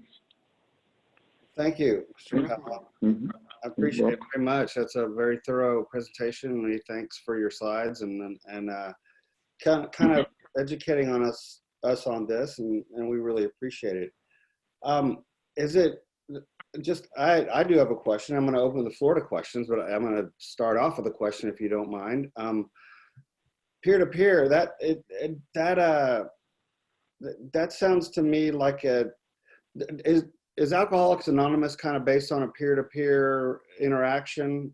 I mean, because they're recovered individuals that are kind of helping the new, not recovered yet, come into you know, a recovery system. Is that right? Exactly. Okay. Exactly. That's one of the oldest paths. It's recognized for alcoholism and alcohol in a path of recovery. That's one path of recovery. We honor all paths of recovery. I think that in the way we're going today, of course, that every person in every path is a cause for celebration as far as recovery. Right now, I mean, as far as mental health, totally different. In addiction, of course, we have not only Narcotics Anonymous, but 12-step programs is one way. Faith-based is another one. Under faith-based, you got Celebration Recovery, you got the Overcomers Group. Now we have even exercise recovery, the Phoenix Group, where if you just exercise every day, right, it would help you in your recovery. We got all kinds of wellness recovery when it comes to mental health recovery. Of course, you got the Depression and Schizophrenia and Bipolar Alliance that does support groups every day, okay, which you can get. But mainly the support group. What the federal government has done, what we have done is just to connect people with peer support. It doesn't matter what path you do take. We honor all paths.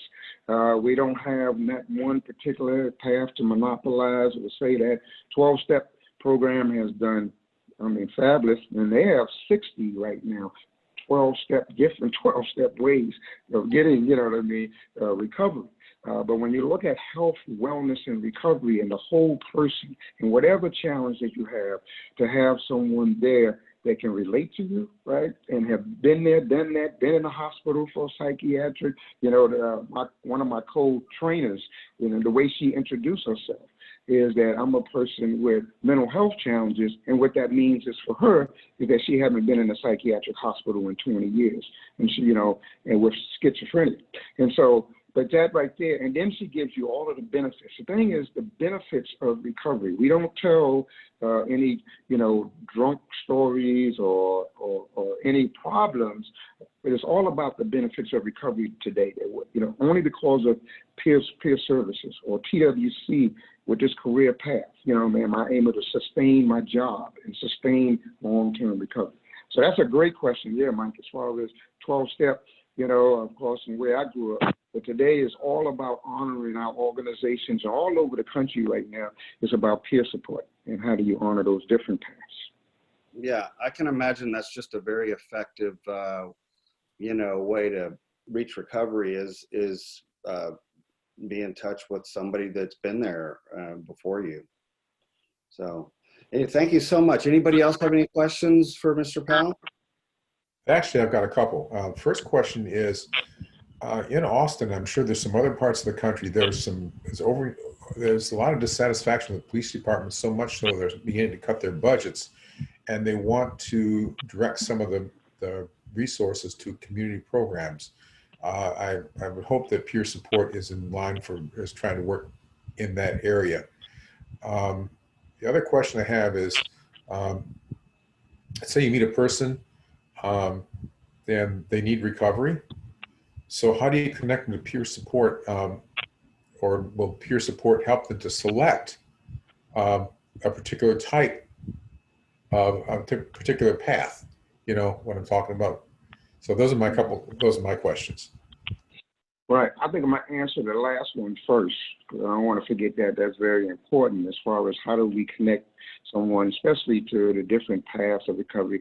And there's many options. The thing is that you're the expert. We make sure that the peer specialists do not show as they're the expert in peer services or anything. Anybody that I'm engaging, we do the 80-20 rule. That means that I listen 80% of the time and talk 20. When you're dealing with peer support, right? So one is to engage, and yes, the questions that we will ask you as far as what have you used for your own health and wellness in the past, right? Not only for yourself, but maybe even with your family, because like Native Americans, that's a path of recovery, the red road to recovery, right? And so we want to make sure that people are connected to, first of all, themselves, and everybody has strengths. I always say that we all have a toolbox or a tool belt full of tools, okay, that can really move us toward health, wellness, and recovery. And so, yeah, one is giving that person really the opportunity and asking them some of their strengths, what they have, because they have the answers. Every person that we encounter have the answers, but they've never really have been asked, what is your strengths? You know what I mean? Especially when you're coming off substance use, alcohol, or drugs, or mental health challenges right there. And you have that. We want to empower you, right, to really have these benefits of recovery and be able to get a job. So that's the last question. The other one, as far as funding and as far as the recovery community organization, there is, yes, SAMHSA. I just got the email last week from the White House Office of National Drug Control Policy, and then they said, and of course, well, they want me to do a peer panel next month. Is Recovery Month all over the country, so we're doing a peer panel to talk about peer services in the United States and what does that look like, right? And engaging someone to initiate and sustain recovery, initiate and sustain employment, right? And housing, et cetera. So, but definitely, yeah, there's funding out there from SAMHSA. There has been been released for peer services, community services, and we're getting calls for more and more peer service. So the jobs, though, we still need people. We're actually doing a job fair this week because we need peers. We need people, and so the jobs is available.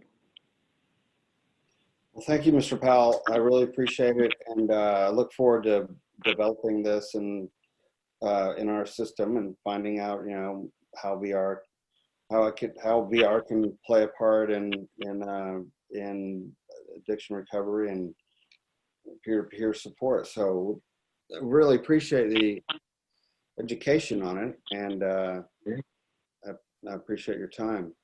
I look forward to the future. I really look forward to the future. Oh, good. I think it's going to be Good, yes. Okay, thank you, Mr. Powell. Ms. Godwin, did we have any public comment requests? Did you? We did not have anyone register for public comment. Okay. Let's see, since we got, what are we about 35 minutes behind on, or 25 minutes behind on public comment. Mike? Yes. One more thing, public Sure. comment. I forgot, I did tell Lisa I had a quick public comment. Well, This year, what I was going to say is that we will remain available for public comment in case somebody comes in and wants to comment. But Joe, if you would like to go ahead and say a couple more things, if you would agree to yield in case someone steps in and wants to public comment. I agree to yield. Okay, thank you. Right Ms. quick. Bob, let me know if somebody comes in. Okay. Thank I mean, you. this will take but a second here. This year, I've been selected to chair the first virtual Big Texas Rally for Recovery. And what that means is, of course, every year, Health and Human Services and all of the advocates around the state and all over the country, really, we celebrate Recovery Month. September is Recovery Month. And so last year I was the chair. I brought 3,000 people to Texas Rangers Stadium. But every year we do something for Recovery Month. But this year, Health and Human Services, you know, in Houston, it was supposed to be Houston's turn. They said they couldn't do it because of COVID. And I said, people need us more than ever before to show support. And so with the first virtual Big Texas Rally for Recovery right now, so we've got Health and Human Services. I mean, we've got advocates. What you have to do is upload a video to participate. Is you upload a video. And so you go to the Big Texas Rally for Recovery website, and you will see my name there, my co-chair, and all of the advocates.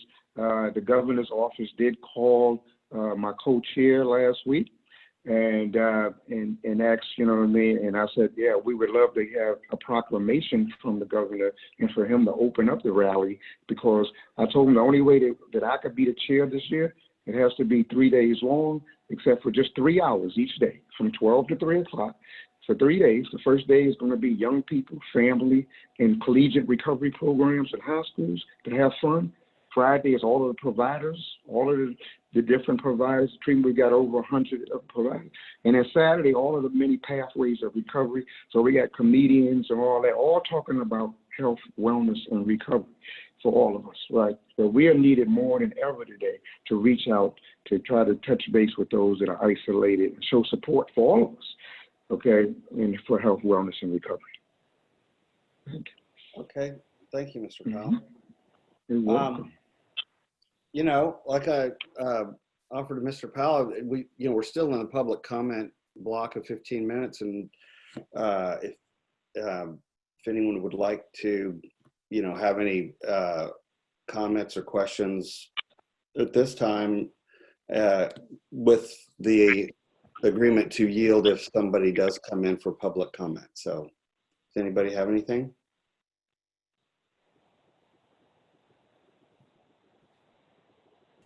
Yeah, I just want, this is Matt, and I just want to comment to hear that we're making some traction headway with outreach. I just know that continues to be a huge push, so I'm glad to hear we're getting videos, and hopefully we'll make links or things on the workforce board as well. Maybe put that rapid engagement number out there as well. Now more than ever, we're remote working, so social media, people are scrolling that all the time. So, I even actually watched Mr. Cerna's couple of his when I saw it pop up. So I'm glad we're going that direction, and hopefully we can keep ramping those efforts up, because I know that's probably the biggest thing, is trying to get folks in the door or how to reach us. So kudos for the efforts, and hopefully we can continue to keep going that route. Absolutely, Matt. Thanks so much for mentioning that. You're totally correct, and it needs to be recognized. So thanks for that. So, Mr. Powell, this is Joanne. I just want you to know that in Abilene, actually, the police department has been working with the mental health community more. So don't just think that this is impacting the bigger cities. You know, Abilene's not a huge city, but they are working on that. So, and I know that NAMI has been there, and I know that we have a Phoenix house too. So with that being said, I would definitely make sure that those rural cities get that information. Yeah, yeah. Great, great, great, great. And thank you, Joanne. Appreciate it. Anybody else? Yeah, this is Lisa. You know, in just overall, this morning's meetings have really brought up two thoughts with me. One to Joe's presentation, which is fabulous. That was great, Joe. Is you know, it would be so interesting to see how the model of peer services could be incorporated into other aspects of VR, especially in dealing with those individuals who have gotten jobs and now need support for that first, you know, 90 days to 6 months. And of course, with the incredible shortages we have in staffing, you know, how possibly peer services could step in and help follow those individuals after they've gotten their jobs and help them through the challenges of getting into the workforce and so on and so forth. And so I think this is something that is a model not just for individuals with substance abuse and mental disorders, but all through the disability population. And so, you know, I think about the incredible challenges. You know, we were talking this morning about the technology and how the technology has really changed things drastically in, you know, not just VR, but our whole world. And then I think about our blind deaf population. Well, what does this do? Does this help the blind deaf population or hurt it? Because now if we're having to use technology, you know, how does a blind deaf person handle technology? You know, I mean, it's not like they can use a TTY, and it's not like that, you know what I'm saying? And so how did they get some peer support to be able to work in a virtual realm, for example? So that was just one thing. And then the other thought that I had was the discussions that were woven throughout the morning, dealing with the vehicle modifications. And again, looking at the question of, you know, if you have an individual with a disability who is looking at a job, is a vehicle modification really the right answer, or is getting them working from home and doing home modifications more of an economical option for them? If there is a job that they have that, yeah, I mean, they might need a vehicle to get to work, but what if they don't have to work at work and they can work at home? And then we can be looking at home modifications, which I imagine are going to be a little bit less expensive than a vehicle modification. So, you know, I think these bring up some really interesting conversations and thoughts that, you know, somehow I feel as a council, we need to hold on to and continue to explore with Texas VR. So I have a couple, can I piggyback off of you, Lisa? Yeah, for sure. So, couple thoughts. Mr. Powell, when you talk about peer support, I mean, that's a huge realm. And so my question is, what or if have you dealt with individuals with disabilities, and is that part of the peer support? So if they come in and they have different types of disabilities, are you ready to work with those challenges? Because if they don't know that, they may think that's not for me. And then to piggyback off of what Lisa said, I think that's where the VR come in, because as an individual, and it's not just an individual with the disability, it's all. We get our mindset on one thing and that's what it is. But I think that's part of a VR counselor is, hey, have you thought about this? Or have you thought about this? But then ultimately that decision is their decision. So I think one thing with just TWC, but I think it's also challenging with Voc Rehab, is to not keep them within their box, if that's how you think that they're thinking, but to get them outside of their box and look at other opportunities. And that's what peer support does. I mean, especially with having a peer that can relate to you, that has this, that's been there, done that also, but we both wear the t-shirt, and I think that right there is so crucial. Yeah, it's even though peer support is still, I look at it as still young in the country. I mean, I've only been doing it 22 years, and how we have grown and where we are now with TWC and our RCT board, this is huge. But I think, it's very important that we know that, being with that person, because we are in the rural areas right now. I mean, there are local mental health authorities, of course, make sure we in the rural area. I get calls from Abilene also. But I think that it is very important that we know, how do we connect to that person with lived experience, which is different from a case manager or a counselor, right? Is that, that's why we have traveling companions. And even the ACT team, some of y'all probably heard of the ACT team. I used to be on the ACT as a licensed chemical dependency counselor 20 years ago, but ACT stands for Assertive Community Treatment, right? And that means that going to the person's house, even, right? And making sure that every day, right, that you're okay, everything is well. We're going to talk, and we both, might have similar disabilities, in a way that I can understand you. I think that that's one of the things that even that I learned in the town hall meetings, as far as, how much does a counselor really understand the person, right, that have the disability. And when it comes to mental health, substance use, and then psychological or psychosocial, this is one thing that we have peers right now that are certified by the state that have those disabilities right now. Now, that's going to get huge when it comes to other disabilities, I'm sure, because, it works. Peer-to-peer works. So we know that. Age, it doesn't matter the age, right? Young people, they'd rather hang out with young people. You know what I mean? And so, we want to make sure students, that's why it's all over the place. So, to answer your question, it is something that we can engage. It's about engaging the person to initiate that relationship. It's all about the relationship. And that's why the 80-20 rule is so important. So funny thing, maybe there could be some jobs there that and if you haven't already, there could be some jobs there that people with disabilities could become peer supports, and vice versa. We know also within Voc Rehab, Matt and Cheryl and I, that we get a lot more out of a person who has dealt with what you've dealt with than a person that walks in who may not seem to have any challenges, and you want to open up your world and have them help you. That's hard sometimes.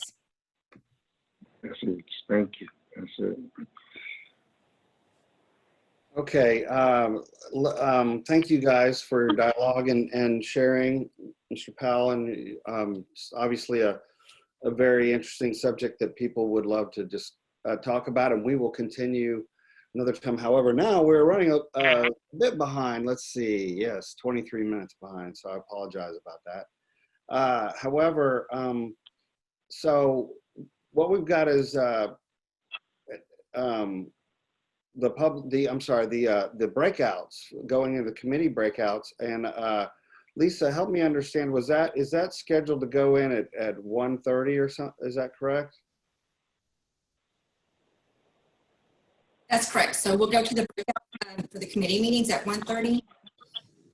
And this is a new process. So we'll follow the link that was sent to you you should be able to go straight into the room that you were invited, that your normal committee that you're involved in. Okay. If you came in on the generic link, then we will need yet. Will need to be assigned a room once you get in. Okay, let me ask you this, since we're running a little behind, and I mean, you know, this is, everybody can decide this, or, you know, maybe committee chairs or whatever, but if they would like to push it, you know, to start at 2 o'clock instead of 1:30, is that something you all would want to do? Or I guess you should just manage your own committee, and I mean, I'm just trying to get some feedback if y'all want to do that. Well, I mean, it's not like we all have to go out for lunch. You know, we can just walk into our kitchens and grab a quick lunch and come back. Right. Okay. I just said I'd hate cheating you on a 30 minutes of lunch. But, I would just need to know if you, so I can attend the meeting, because it's set for 1 to 2:30, I believe. So I'll need to have Daniel reset the meeting. So do I understand what you're saying is we're going to keep it at the original time? Is that right? Yeah, Daniel had set it at 1 to 2:30, so he's going to have to reset the time to 1:30 for the breakouts. Okay. Yeah. At least we'll have him do that. Okay. Well, with that, I guess you know, get ready to go to their respective breakouts, and I appreciate all the input today, and we are gonna meet at 9 a.m. tomorrow, back on this Zoom screen that you're looking into, and until then, we will stand in recess. So thank you very much. And if we don't have a breakout room link or don't know where to go. Just remember, it is if you'll email me, if you didn't get the link to the afternoon's breakouts, I'll send that back out to you. Okay. Okay, thank you. Thanks, Ms. Kendall. And also, Ms. Godwin, Jennifer Klaus wanted to go into the, what's it called? The policies and procedures. So could you send her that link? You should just have to come into the main room at this point, and then I'll assign her once she gets there. Okay. So if you don't have the private link that was sent previously, then you just have to come into the main room. And once you get into the main room, then I'll assign you to the breakout room. Okay. So it's one main room at the beginning. If you didn't get that main link, Okay. if you got your private link, you'll automatically go into your breakout room. So are we going to the breakout rooms at 1:30 or 2? 1:30. 1:30. Okay, that's cool. That's fine. And is this the main room? Or if you didn't get the link to this afternoon's breakout rooms, if you didn't get that link, email me and I'll send you to the main. So that makes sense. Lisa Godwin is cutting in and out. So what she's saying is, if for some reason you don't have a link to a breakout room, send her an email between now and 1:30 and she'll get you into a breakout room. All right. Does anybody have any questions about that? I want to make sure that isn't something that's too confusing. Okay. Well, thank you guys, and we'll see you. I'll see you tomorrow. I won't go to breakouts, but I'll see you all in the morning. Thank you very much. Well, good morning, everyone. Welcome back to the second day of our second ever virtual quarterly meeting, and I appreciate everyone being here. I want one thing I want to do is I want to just thank you all for working so hard to make adjustments in this time of you know, having to be online and do everything virtually, and just a lot of adjustments and a lot of new things that were new ways everyone, you know, in the world is having to do business, but that includes us, and we are moving forward just as we would if we were in person, and everything is progressing as it should. You know, if there are some weak points out there, you know, we try to locate them and work on them. But you guys as the group, as the RCT members have risen to it, and I really appreciate that you all have done that. So, and you know, of course, you know, examples like Miss Cowart with her having to change the town hall meetings from in person to virtual on the fly, and that was just you know, turned out to be quite an eye opener, is what it was, I think, for the most of us, right? And but you know, it took her hard work to get that, you know, to actually happen. So and all of y'all have done it. So I personally thank y'all for rising to the challenge, and I think everybody's done a great job. Secondly, I want to announce that this will be, and I don't think she's on right now. I think she's going to log in a little later, but and I may mention it again. I think this may be Susie May's final time to sit with us. I think she's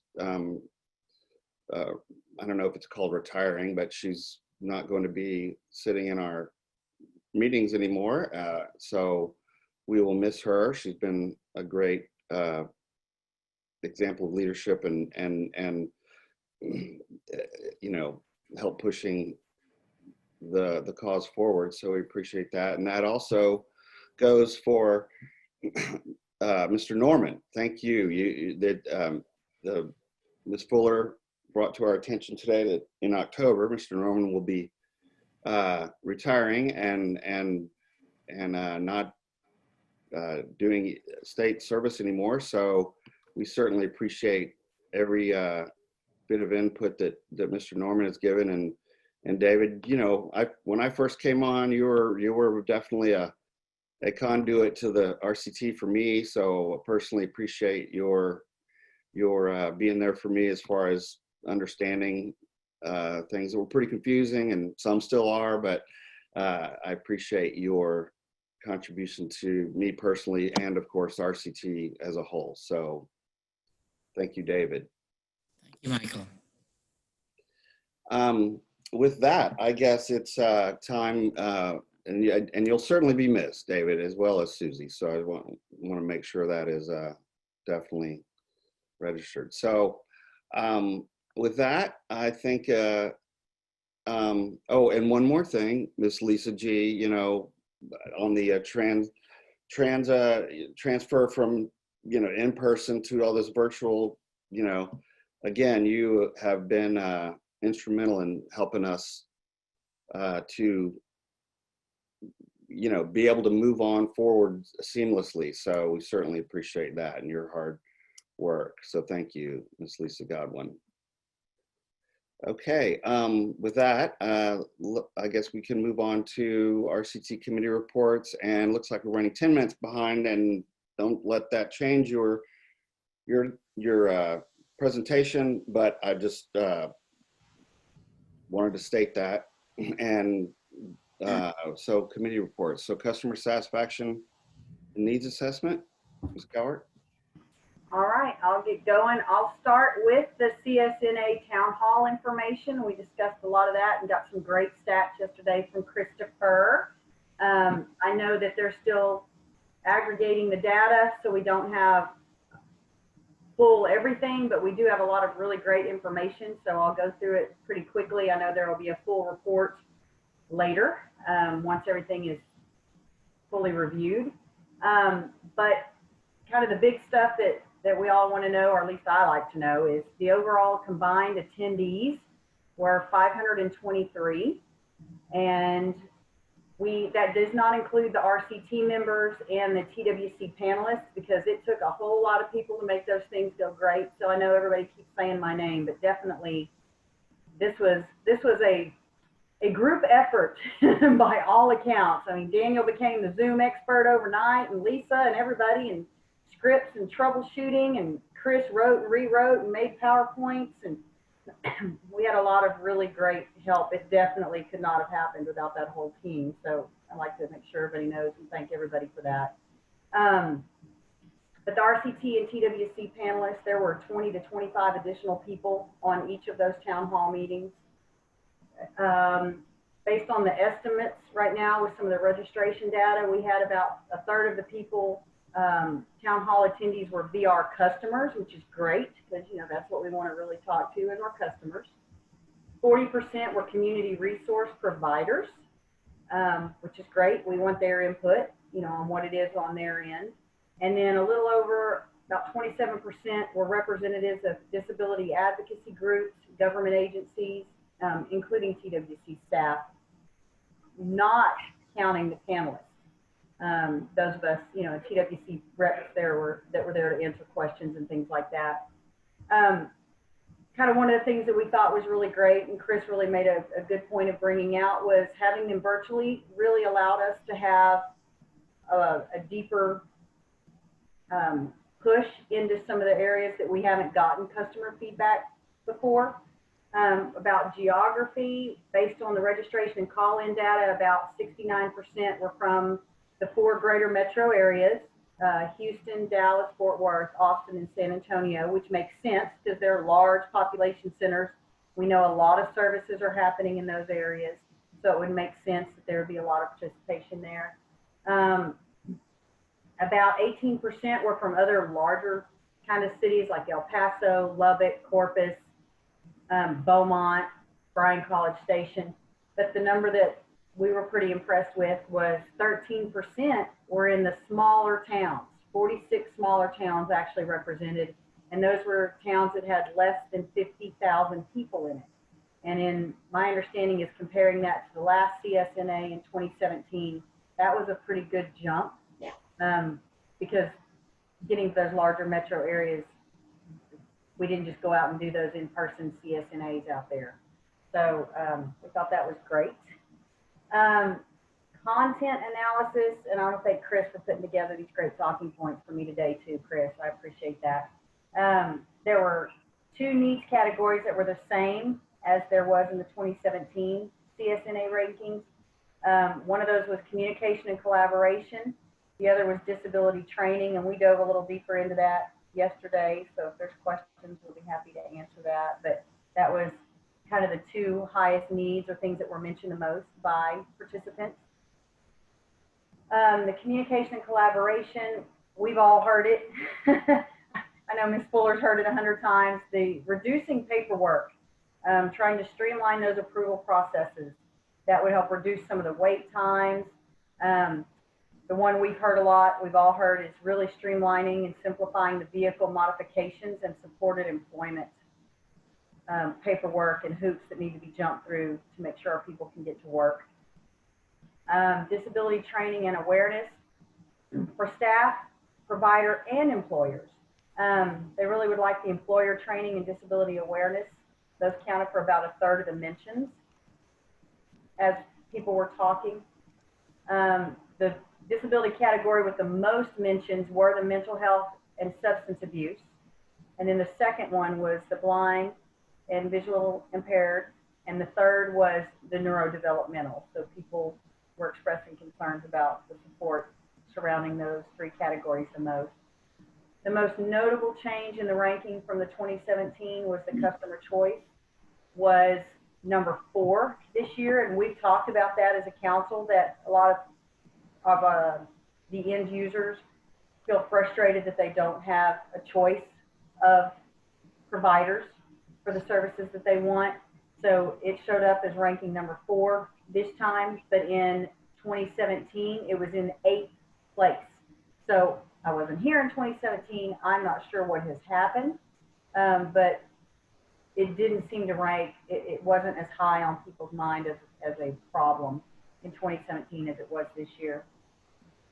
Those comments around the customer choice were due to a shortage of specialty providers and then a lack of information or a lack of informed choice procedures, and some speculation that this may reflect an expansion of the town hall audience outside of the large metro areas. And we know that in rural America and rural Texas, there's just simply less providers. 2 new need categories showed up that were not in the 2017 town hall rankings. And we've talked about this a little bit. Number 3 being staff turnover and workload. We know we've got a lot of turnover with the TWC folks working with families, and every time somebody turns over, more training is needed. And then career guidance and labor market knowledge came in as number 5. Customers also expressed a need for a greater diversity of employment options and maybe more outreach to local businesses. And we discussed that as a committee yesterday from the business employer perspective a little bit. And then we thought, okay, marketing, visibility, and community outreach was ranked the same in 2017 as it was this year, or for the 2020. There were 13 key informant interviews conducted in April and May, 1 with a VR manager from each VR region and 7 counselors with specialty caseloads. And the needs of customers outside the greater metro areas were a cross-cutting theme. And it included kind of what we've seen up above in that availability of specialty providers, employment options, and job training sites, and limited resources of smaller school districts. And of course, transportation is always an issue, especially out in rural world. There was the A&M did the needs survey as well. They contracted with the Public Policy Research Institute at Texas A&M to conduct an online assessment of the needs of VR participants, staff, and vendors in April of 2020. And this was to facilitate comparison. The survey was the same one used in 2017, so we could really get the best comparative data. The random sample size was increased from 3,000 that was done in 2017 to 8,600 for this go around. And it included 4,000 participants, 4,000 vendors, and 600 counselors. And then to raise the response rates, letters were actually mailed, and then they were followed up with reminder emails and phone calls.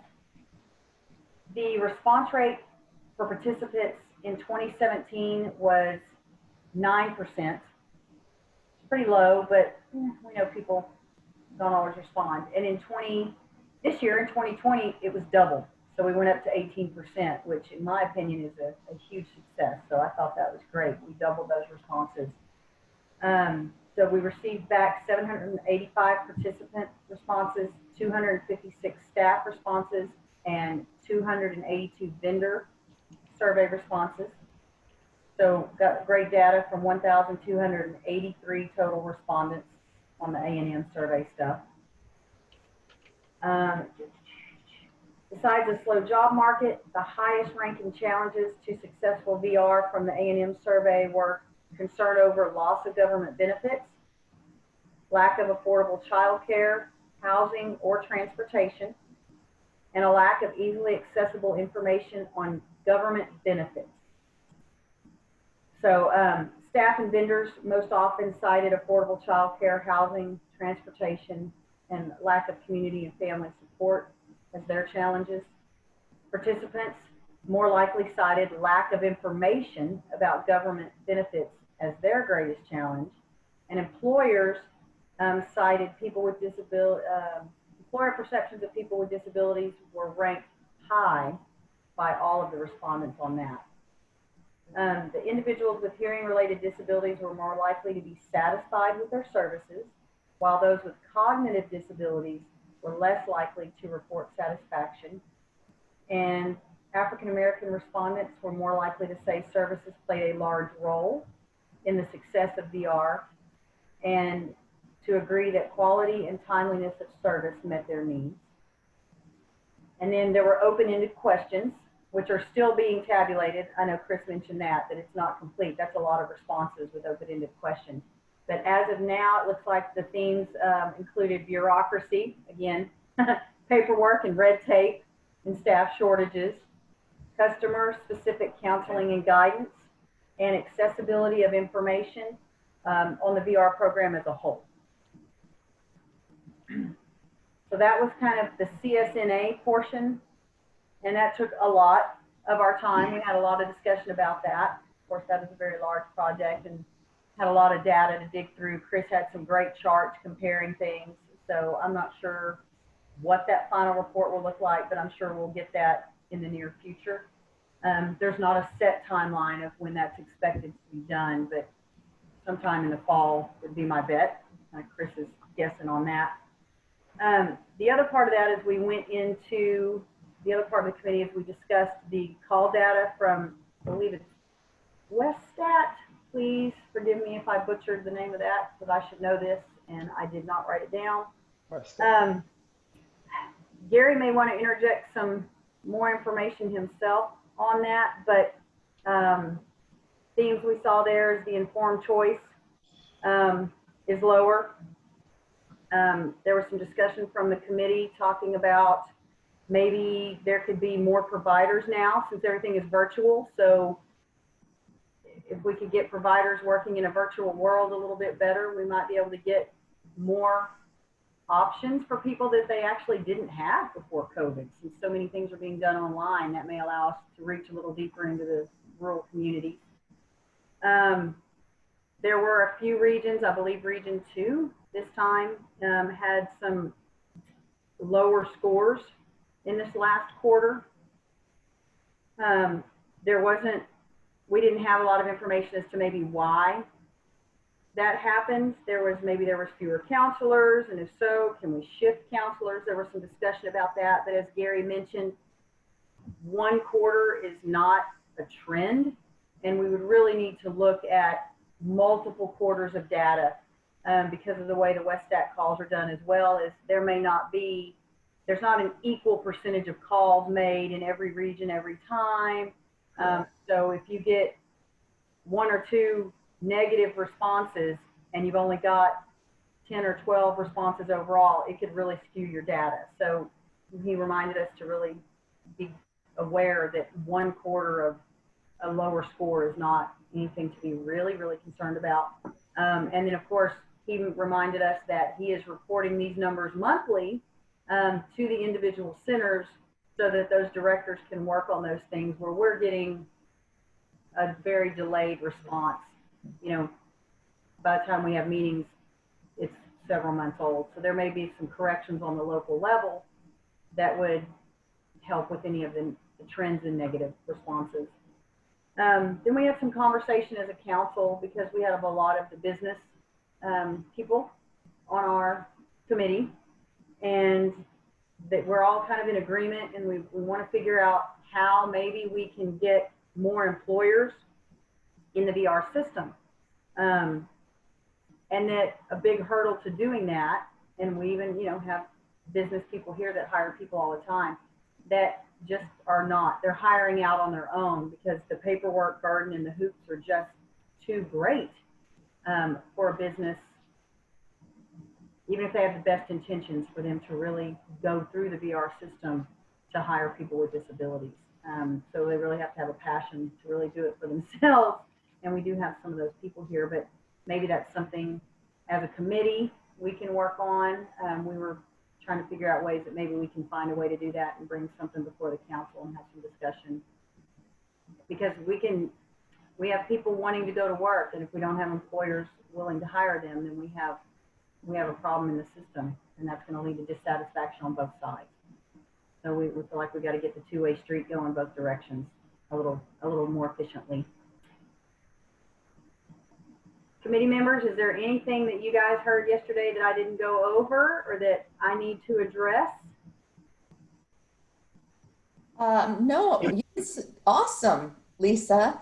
I think one of the things that we had, quite a lively discussion on during the committee meeting was went to your last point of the businesses. Now we're at a point in the council where we have, instead of just myself and Roderick, who were the business and industry representatives, we've got 4 of us now who are business and industry representatives.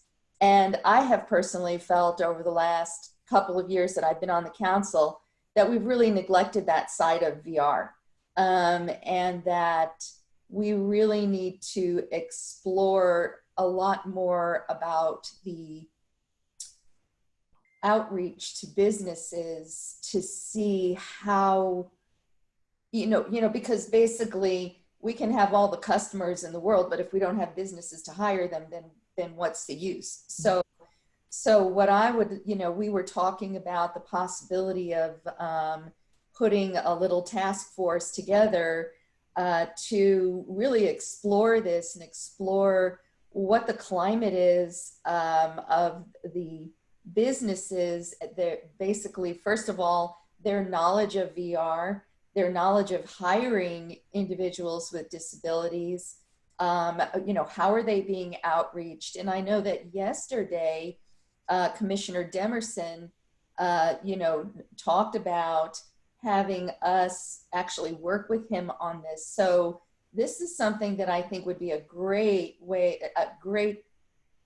project for the RCT to look at and work on. So that was something that we really discussed, not at huge length, but that we really feel the need for that. Gennady, Elizabeth, do you want to expound on that just a little bit? Yeah, no, I guess let me build on that, but you guys have covered it pretty well. At the end of the day, you said it well. If employers are not willing to hire folks with disabilities, none of this matters. And if employers are not willing to work with VR, none of this matters. At the end of the day, there are two customers here. There are our direct consumers, the folks that are using VR services, but then also the folks who are hiring those folks. And it's an ecosystem, and it can be either a positive loop, reinforcing loop, or it can be a destructive loop. And we need to make sure it's a productive loop, that the folks have a great experience with VR. They get hired. Employers love working with VR, so they start hiring more. Not just folks with disabilities, but also folks with disabilities who went through VR, and that in turn makes the experience of the actual VR customers even better. Because even if somebody has a great experience with VR, but they don't get a job, we failed, and the opposite is very true. If somebody is an employer hires somebody through VR and they have a bad experience, not only are they less likely to use VR again as a hiring source, they might also be less likely just to flat out hire somebody with disability, and it becomes a destructive loop. So I think it's very important we focus on that, all in the spirit of strengthening VR in general and just the life of disabled community in Texas in general. So yeah, and there's, look, I don't think anybody has a solution. I think enough folks spotted that there's a problem. Enough folks spotted that there's a bit of a smoke, so there must be a fire somewhere. And this is, I think, a really nice opportunity for us to deep dive into this and see what we can do.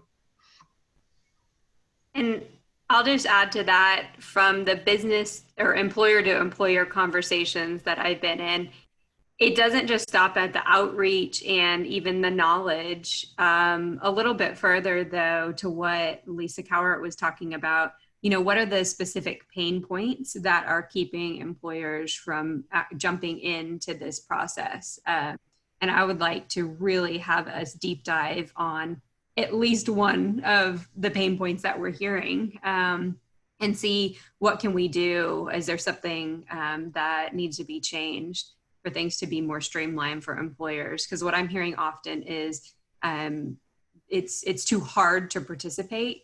And so it ends up being more work than it's worth. And it's not that there are employers that are out there that are not knowledgeable or supportive of hiring people with disabilities. However, there's a large group of employers that are and are very interested in it. But when we start talking about this contract and filling out this paperwork, it's a different language that they don't know. The VR language, very different from the corporate hiring language. And there's a big disconnect there. And so making that connection, even if it's just like a very small one, even if it's just working on like the Summer Earn and Learn program, the SEAL program. I had personal experience with that, and on the employer side, and it was very, very difficult to make happen. And that's something I would love to be a massive part of our employment and our talent pipeline. But just it was very tedious on a lot of different things. And I think if we could really look at those, I think we could come up with some really good solutions. This is Joanne. I really would like to pursue this. There's been a lot that I've been through this process with RCT, but also within the Abilene area. We're really working on trying to be more inclusive. And one of the things that we've talked about is employment. And I think that there needs to be more of a connection with the chambers within the cities.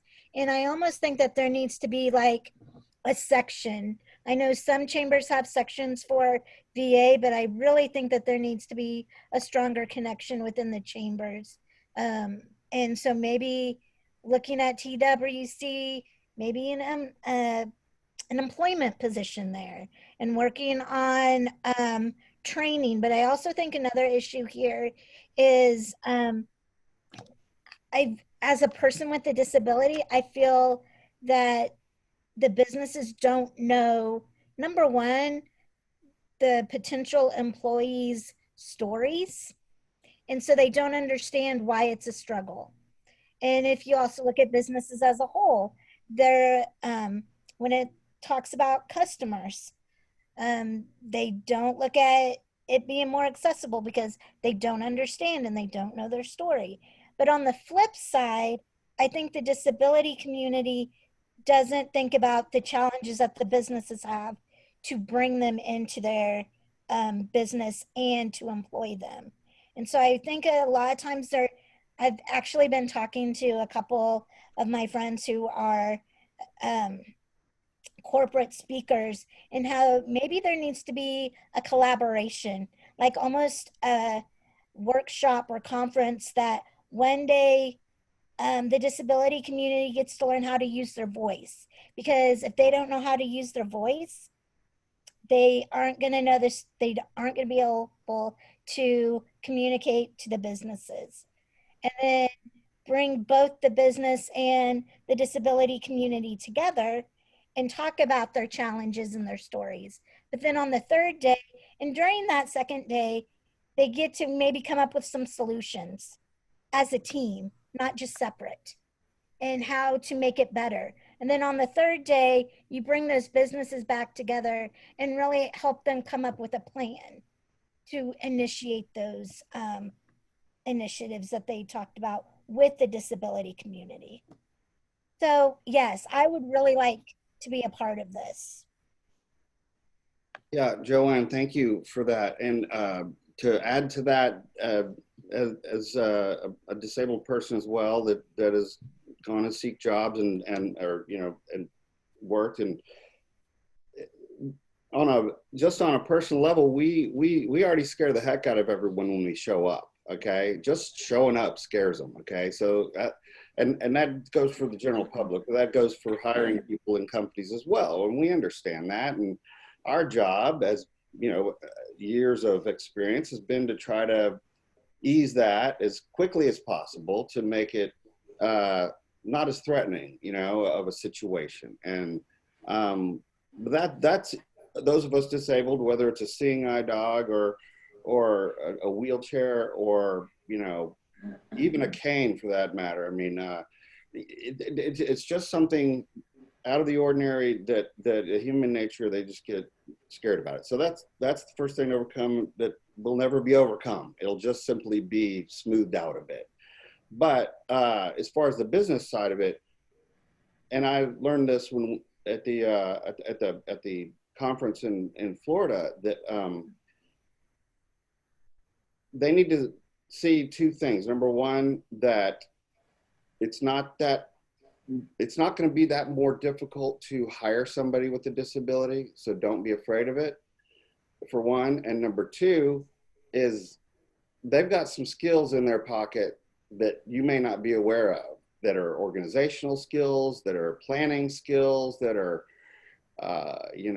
just detail skills. We have to pay attention to that every single day. Nobody's got to teach us that in a training class, that we're going to need you to be, very detailed on and plan ahead, prepare. It's like, no, we got that. Just tell me something. Give me, tell me something that I'm gonna have a challenge doing, because that part's easy. Anyway,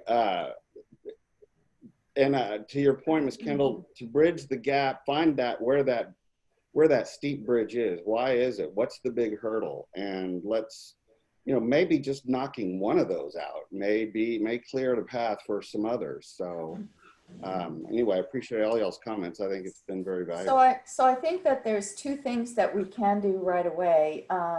One is Cheryl, Ms. Fuller just messaged me, and she said, perhaps at our next meeting, I can ask Melinda Paninsky and Lisa Givens to present to the RCT about how we're working with business now. That would help RCT determine where you would like to focus your efforts. I think that's an awesome idea, but I also would not like to wait that long.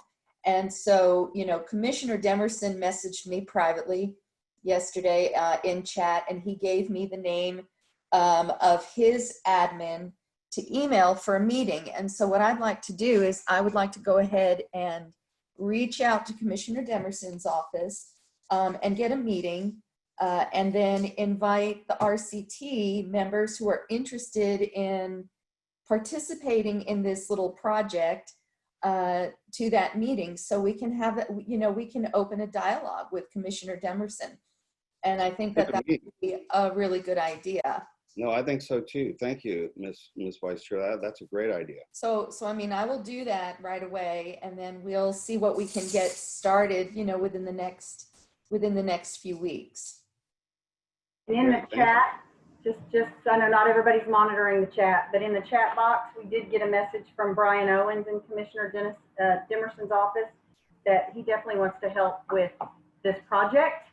So we will recruit and take any help we can get. So absolutely, Chris, thanks for, Brian, sorry. Thanks for jumping right in there. So if you would, I see a lot of you are in the, in your chat, you're messaging me privately to count me in. Just go ahead and maybe send Lisa Godwin an email if you're interested in participating in that meeting. And then she can get a list of names over to me of all the individuals who'd like to participate, and we can work on it that way. Okay, great. Thank you. Ms. Coward. Can I just bring up one thing? So when Joanne was talking about, the Chamber of Commerce, brought up some, I know at one point, I think we were sponsored maybe by Tran to participate in the Chamber of Commerce. I know that back in the day when we were active with the Chamber of Commerce, that was, built a lot of relationships within the local community. So I didn't know Cheryl or somebody could speak to that. I mean, I just am not familiar if we're still able to, participate in those things. But I know at one point it was a sticky situation. Maybe we were sponsored by Tran. We had to be, not representing the agency or so, but I do think, making a present in the local chamber is crucial and important. Thank you, Matt. And I will take a look at this and get back to you in specifics, but I do know the challenge is whether it is appropriate to pay chamber dues with your federal funds, which is what we have. And so that becomes the challenge that makes it difficult for us to do that as an agency. But let me get more specifics for you. I do understand the benefit of that. When I worked at the local level years ago, we were very involved with the chamber. We were there when every new business opened. I was with a local organization, of course, and we were also very involved with our local chapter of the Society for Human Resource Management, SHRM. And both of those were excellent partners for us locally. And so I'll follow up with you on that. That's my recollection though, from when we looked at this, probably maybe 5 years ago, maybe more. And we've had some, even just rural counties that want to participate and be willing to pay the dues themselves, but I don't want to cross any line. The council would pay those, be willing to do that. So if you'll just keep, that'd be great. I'd be glad to follow up. Thank you. And members, may I just say that we would love your participation and support, and involvement as we get more connected to the business community. Be thrilled to provide a presentation to you so that you know what we are doing, but also would be happy to support any other efforts as you meet with Commissioner Demerson to just help staff that and be able to provide support to that. We appreciate it. And I'll just add one note on the chamber. I love that idea, Joanne, and thank you for bringing it up. I sit on in San Antonio, the San Antonio Chamber of Commerce has a project ability task force, which started in 2018. Now it's kind of separated from the chamber and it's almost its own entity at this point, but it was just a beautiful coming together of different service providers, all related to getting people with disabilities employed. But the majority were employers and hiring managers and people who worked in the weeds, not necessarily even like CEOs, but people who were in the weeds, making the hiring decisions, affecting the recruiters, you know, talking about unconscious bias, all of these things and how to go about it. And we had different opportunities for TWC to come in and present. And that was a beautiful relationship because, you know, TWC didn't have to be a part of a chamber, but yet they had an audience of businesses and employers who were interested in that. And that's a model I would love to see spread to other cities. And that is still our intention, the Project Ability Task Force in San Antonio. Okay, thank you, Ms. Kendall. Ms. Coward, are we got any more left in this section, or could we possibly move to the next one? Gary, do you think we're good to move? Did I cover what we needed to cover from yours? I got Chris's. Hey, Michael, this is Bobby. There's a couple of questions in the Q&A box. I think a few people had some questions. Okay.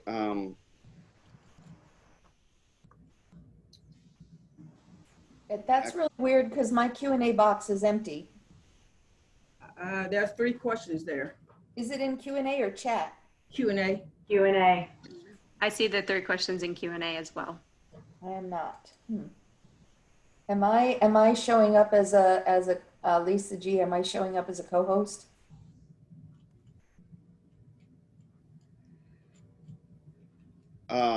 Yes. In Q&A. I'm sorry. Are we able to answer these on the fly? Is that something that I don't know if that's something we're supposed to be doing. Is that correct? Y'all don't want me making up answers. Probably something we should capture and get correct responses. Right. I just think that the questions need to be acknowledged and then someone can follow up on them. Right. Okay. Do you want me to read those, Michael? Do you want to read them? How do you want to go about that? Go ahead. You can go ahead and read those. I see them, but since you've got the section. And then we'll see. We'll go back to Gary. The first question is, where will the results of the qualitative analysis of open-ended responses to the questionnaires be posted, and when they are available? And we don't have a timeline on availability yet. It'll be later into the fall. And so we'll have to, I'm sure once they're available, that'll be known, and we'll make sure we get that out by all means possible. The second question is, what about expanding opportunities for self-employment? And then the third question is, VR makes it extremely difficult to pursue self-employment and the entity type is too limited. So it wasn't so much a question, it was just a comment in that section as well. Okay. Gary, was there anything that we needed to go over to wrap up? I had a question if I can. Is somebody else talking? Go ahead. No, go ahead, Karen. I was just gonna ask, I looked at the client satisfaction survey results and some of those scores did seem to be lower, but it also was during the COVID time. Are you guys thinking some of those scores were lower because of that? Yes, we did discuss that somewhat yesterday, and especially scores that were with our active case customers and, related to communication for one. how often does the counselor communicate? And some of the questions, also the relevancy about like, now, were you seen within 15 minutes of showing up at the office? While, they weren't showing up at the office. So that, there could have been various, a range of answers on that question. The contact within, follow up within 24 hours. As Cheryl mentioned yesterday, we did have real challenges with being able to contact the customers or getting them to pick up phones. On the closed cases, for instance, the biggest hit, of course, was to "Are you working now?" Because there was about a 15% drop, I would say, from what we saw in Q2 to that question, "Are you working now?" So mostly, I think communication related. Otherwise, there were some areas where we saw some upticks. Yeah. For Well, I guess my concern was the provider. That's been a question that's had low responses, and I think Lisa said it, and I looked and it was lower than usual. But I also know that there's not, providers that can all do what they used to do too right now. So. Right, and that was especially noted with the blind and visually impaired customers, because we had a score of 57.8 there, and if you compared it to the closed case blind customers, it was actually 68.2. So it shows you that those that were having active services, when we had the shutdown, and some of those services unique to the blind, visually impaired population, such as orientation and mobility services, assistive technology training, and the diabetes educators. I mean, their services were really stopped. So that was definitely an impact there. Overall, I agree those scores have not rebounded as we had hoped. So again, and there was some discussion on that yesterday as to, there are some renewed efforts with that engagement with the providers, especially. And also, we discussed somewhat now that we're like in a new world, and with the opening of the remote services, some of these, it's opportunity possibly to bring on, additional providers, and providers may be more willing to work with us if they have that flexibility. Right. Okay, thanks. You're welcome. Thank you, Gary. Okay. You're welcome. Are we good to go, Ms. Cowart? I believe so. Okay, thank you very much for your report and everybody's input on that. And I think we all have see that there's some space here to move forward with this. So I'm excited about how we're going to develop this the business relationship, and possibly the Chamber of Commerce would be great. Ms. Hodges, do you have anything to report on the education and membership section? Yes, we have a few items I'd like to share with you guys. Good morning and happy Friday, everyone. There are 5 members whose term will expire in October, and 3 of the 5 members have reapplied and submitted their application, so we just have to follow up on that. One of the members is terming out. They took a job with VR Services, so they cannot continue to serve in the capacity as a disability representative. And although that particular person is vacating that position, I think we are still within the guidelines of having the right amount of representatives for that representation. And lastly on that, as Michael mentioned earlier, Susan May, this is her last term, and she will be terming out in October as well. So we would like to thank Susan for her important contributions and time serving on the council. We all have benefited from her knowledge, expertise, and leadership that she has provided as the TA representative. and as the chairperson of the Membership and Education Committee. So we just want to definitely thank her for her hard work and dedication. So the next item was training. Before COVID, we had training scheduled for May, and we also had a training schedule for this meeting. And due to COVID, things changed. And so we had decided to move forward with attempting to schedule a training for our presentation for the next meeting.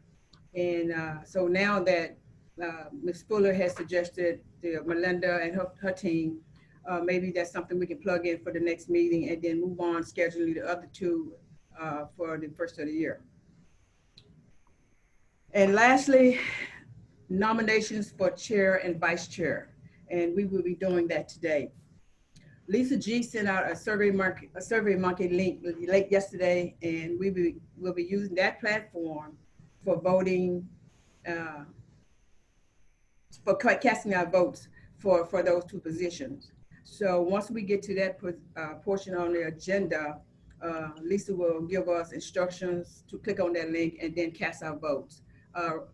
Right now, we do not want to cast the votes. We want to wait to that particular time and get those instructions. Lisa, you have anything else you want to say about the nominations before we move forward? Lisa G? So you're shaking your head, I assume that's no, right? Okay, gotcha. All right. That's all I have, Mr. Chairman. Okay, thank you, Ms. Hodges. Ms. Godwin, I think I saw you unmute. Did you want have something to say? Uh-oh, it's not working. Oh, well. She didn't have anything else to say. She gave me the thumbs up, so. Okay. We're all having to learn sign language in this deal too. Absolutely, yeah, absolutely. Anyway, as we all grow together, right? Yes. Anyway, thank you, Ms. Hodges. I appreciate it. And yeah, we will move forward with the RCT chair and vice chair elections, as well as nominees' comments later. So thank you for that. And also for recognizing Ms. May. We certainly enjoyed and appreciated having her involved, and we'll miss her as her will be her final meeting with us. So definitely appreciated her involvement. Ms. Stanfield, would you like to comment on the policy and procedure section? Sure. Yeah. We had our meeting yesterday as well. We had 15 people in attendance, and we covered a couple of different items. We first were talking about policies, and we have been looking at a lot of different proposed policies that VR is making to allow some of the changes that they made for COVID reasons become permanent, like the signatures, some services to be done remotely, and some contract exceptions going forward to make it a little bit easier to receive services. We also talked about the basic living requirement. I brought this up before. I had shared with the committee, the agency has a financial needs test, and the client assistance program and the policy committee has talked about this a little bit, because in a financial needs test, the agency asks the client for information about their financial situation. And if they fall above or have more resources above a certain amount, then they're asked to participate in the cost. And if they fall below the amount, what used to happen is that the agency would pick up the cost for a service if there was a limit to how much the agency would have paid. But when it switched over to TWC, somehow that changed.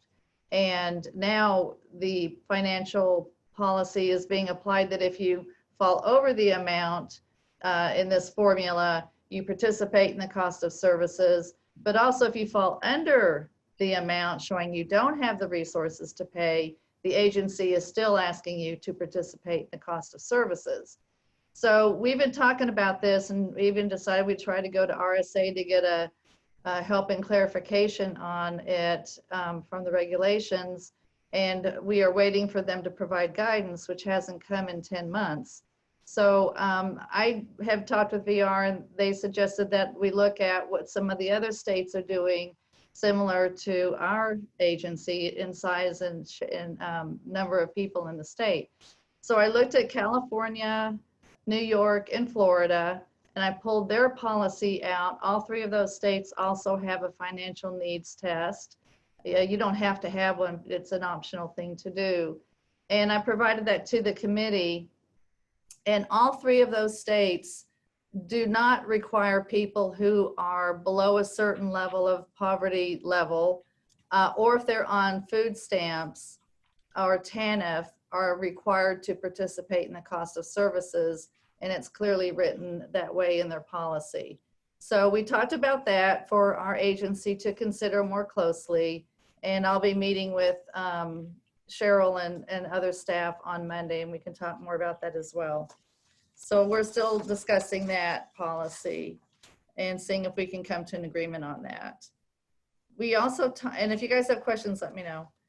We also talked about salaries. I believe that the agency had done a salary comparison. I might not be using the right terminology, research for staff salaries.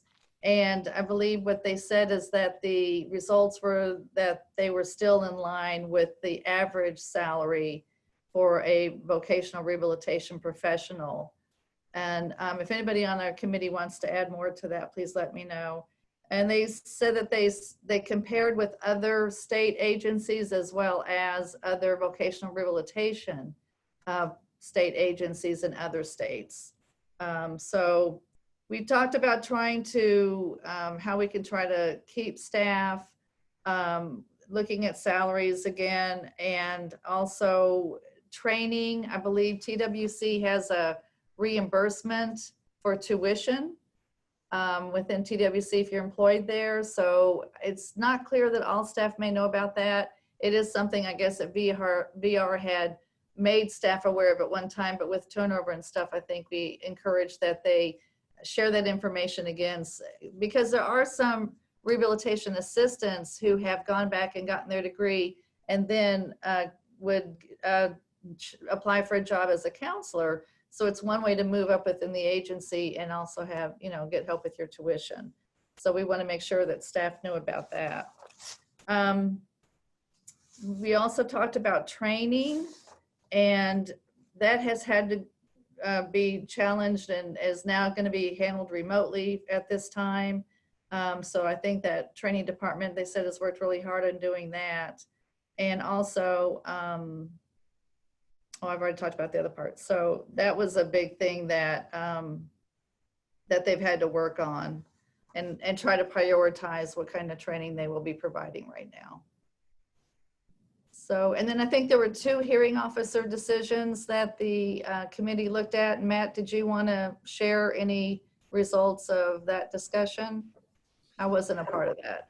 Yeah, and we all were in agreement. It was a couple challenging customers. One had several previous cases, and because of erratic behavior, the counselor put it in trial work experience, and then she didn't end up showing up, or for 3 different ones, and the case was closed. But it seemed like the agency followed the procedures, and they found us in favor. And the other one was, the customer, I think, had 6 hearing aids in 8 years, and then wanted another one before he could participate, and then was harassing the counselor and vendors and providers, and ended up, causing vendors not to work with them. So it was found in the agency's favor that we handled everything appropriately, and everybody on the committee was in agreement with it. So no issue there. Thanks. And that's our report, unless there's questions. Karen, one comment we talked about yesterday, there's a gap, there's a problem, because if a person transfers, a person is a VR counselor from another state and they have a lot of experience, they transfer to Texas, they have to come in at the entry level, and they're trying to resolve that. Yeah, that's true. So they did share that, like, if there's a VR counselor 1 through 4, I guess, levels. And if, let's say that I were to, let's say I have 20 years experience and I was a certified rehab counselor, and I decided to come to the agency evidently I would start off as a VR counselor 1, even though I have a lot of experience and the certification that would be required, you know, or that you're eventually going to work for. I couldn't start off at a higher level at a higher salary. So they are trying to look at that, if I'm not mistaken, to see how they can change that in any way, instead of starting at the bottom. Thank you, Paul. Welcome. Other questions for Ms. Stanfield?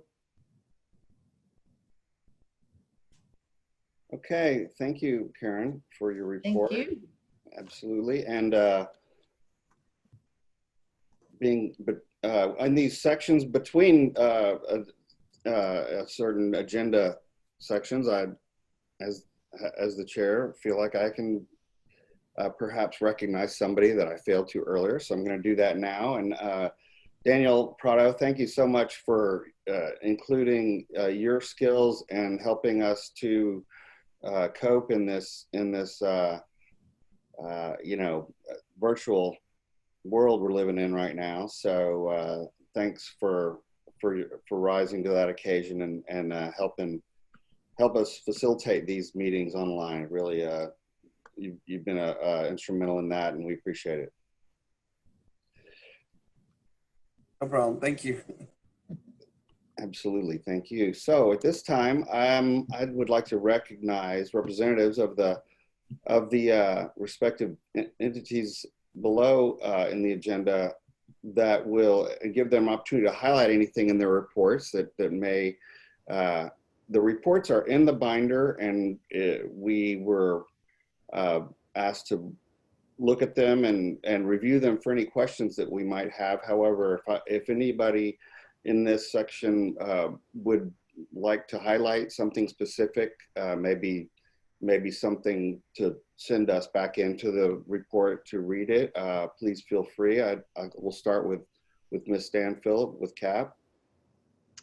The only thing that I think the big bulk is that I wanted to mention is our CAP program has been meeting with Tammy Martin and Claudia Peden and Jason Baden every other week to share any kind of observations or difficulties that we've seen with clients working, you know, with the agency during the COVID pandemic time, like the difficulty in trying to reach staff and, you know, sharing when we are seeing some problems to try to help brainstorm and identify areas that they want to focus on and try to help solve some of the issues that they're seeing to make it occur more smoothly and efficiently as possible. So we've been working together to do that.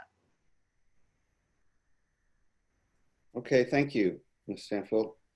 I appreciate it. And Ms. Cowart, with the PRN, do you have anything that you'd like to highlight from your report there? We're still serving families. Just, I know some of you may not know who we are, but I work with Partners Resource Network. We are the federally funded Parent Training and Information Center, and we're funded by the U.S. Department of Education, Office of Special Education, and our role is to work with families to make sure that their children with disabilities are receiving free and appropriate public education services. So all those supports and things they need in school, how to understand and interpret the law, how to make requests of the school, just to make sure that our students can be as successful as possible when they graduate and move into the real world to go out there and get a job, work with our VR people as well. It's been a challenge, like for all of us. So about April, as we all know, March and April, kids didn't go back to school. Everybody got to be at home, and it was a little crazy. We, fortunately, Partners Resource Network, my staff, and the staff across the whole state that work with all of our families, we have, for the last, oh gosh, probably 8 years, have been doing virtual trainings as well. And I don't know about you guys, but some of us are getting a little bit older. So our children are older, and we don't have small children. So the people that are having children today are very comfortable in a virtual world. They'll buy a house and rent an apartment and never put their eyes on it till they show up with their stuff. So we have actually got buy a car and ta-da, here it is, and they deliver it in your driveway. So it actually helped my staff become a little more in tune with being much better via Zoom. So we're now becoming, you know, Zoom experts. So in April, out of an abundance of caution, and all of our staff, including myself, we are parents of children with disabilities. That's why we do what we do. They're all disabilities, all ages, and so we have a lot of medically fragile children, and we could not at all put our staff and those families at risk asking them to go out and do in-person trainings. So in April, everything we do switched to virtual. There was a little bit of an adjustment period, and some of my staff that weren't as comfortable virtually had to get comfortable. So we had a little bit of a lull, but we've come back full force. In some of our larger areas, as you would expect, we had life went on virtually. They had individual education, you know, what we call ARD meetings in Texas. We're the only state that calls it that, but where we meet with all of the children's school teachers and key personnel and establish what supports your student may need in school. And we do behavior plans, and those went virtual. So we were doing virtual ARD meetings like this, and I will have to just anecdotally tell y'all that my staff said that may have been the best thing that ever happened, is to not have all those people in their suits around the table. And, you know, there may have been some day drinking involved, I'm not sure, but they felt that some of those ARD committees went much better and much more in favor of the parents and families. People were more laid back doing their ARD meeting from the couch. So it's actually gone pretty well. Of course, those of you who don't have small children, you can imagine or guesstimate the stress we've all had this summer. Are kids going to school in person? Are they going online? What is the punishment going to be for not wearing that mask all day? Schools are going back. My son started school right next door to me in the room right here at the house on Wednesday, virtually. So we're getting lots of those calls. What does that look like? What does that have to do? But we've not missed a beat. We've done virtual. We do in a virtual conference or in-person conferences in each ESC region in Texas, at least one a year. We've had several of those go off virtually. I will tell you, we've had some of the best speakers and collaborators that want to work with us for those virtual symposiums. Just anecdotally, 2 of my staff have done virtual symposiums. They have had parents attending from Japan, Israel, Egypt, South America. Those people are not subject to the same laws. And those people are reaching out to my staff in Texas to ask us to send them information on the IDEA law so that they can start trying to affect change in countries that are not even in the United States. And that is something that would not have happened, at least in my opinion, without this big push with COVID and the world just getting more used to this virtual environment. So while I do hate not getting to go out, I do like to see people. I'm a social creature. I love to see our families when our parents bring their kids to our workshops, you know, because they're comfortable. They know that they're welcome there, that we can understand behavioral challenges. We are missing that social, personal connection, but there are some really great things happening for us. We've done youth camps. We have youth that are willing to talk and engage on camera that have never done that before. So we're really finding out some great things, but we have done, if I total them all up, we've probably done, over all the state of Texas, we've probably done 200 workshops by webinar. We've had collaborators from other states that come on. We've had Justin Porter with TEA on. He's done several collaborative webinars with us to really help our families understand what this school year is going to look like. What are the expectations of school districts? We've had a lot of great things happening. Our report is available if anyone has other questions. Please feel free to reach out to me directly. But we're enjoying our meetings from the couch with the principal in his sweatpants instead of his suit and tie. So it's working out great for us. I hope it's working out for some of y'all that way as well. We're getting some good outcomes for our families and our kids. Not perfect, but we feel like it's more amicable than we've had in a long time. Lisa, also want to say that you guys are also doing a lot within the rural communities. I just know within the last couple weeks, you're part of PRN is the PIN project, and you guys distributed over 200 backpacks to kids all in the rural areas. So yes, you guys are doing amazing through this time, and I just applaud you and your organization and just keep up the good work. Thank you. Yeah, we're trying because each of our regional coordinators live and work in the region they serve. So if it's a coordinator that's in a rural area, like I've got several in Region 7, which is Temple, out there in a little bit of nowhere, she's right there on the ground. She's doing stuff like that as well. So we know we become the expert in our communities, and we're serving those families that way. We've got virtual support groups that are cracking us up. I mean, the mom's in the closet with the computer just hiding out from the kids, it's great. We've got youth support groups.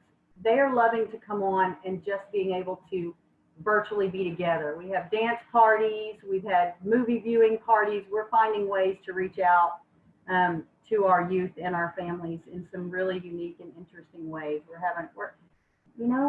How can I say no? We can't say it failed because we've never tried it before. So staff calls me with some crazy idea of, hey, I want to do this virtual story time, and the kids are going to read the book, and PRN has some books, and we'll mail those out. It is hysterical. They'll dress up like the character and they'll read the book. And so we're having a lot of fun with that. So we're learning and doing some really fun stuff. So I don't think I've said no to any crazy idea yet. So far it's worked out. Okay, well, thank you, Ms. Cowart. Appreciate your report. It's very heartwarming and helpful for us to understand. So thank you so much for that and everybody's comments regarding. I don't see Mr. Reed in the room. Is somebody able to give the silk report, or I want to draw attention to anything there, or is that something that we're not able to do? I'm not sure there was a silk report. Was there, Lisa? No, I think we need to kind of address that because we haven't gotten a silk report in a while. Okay.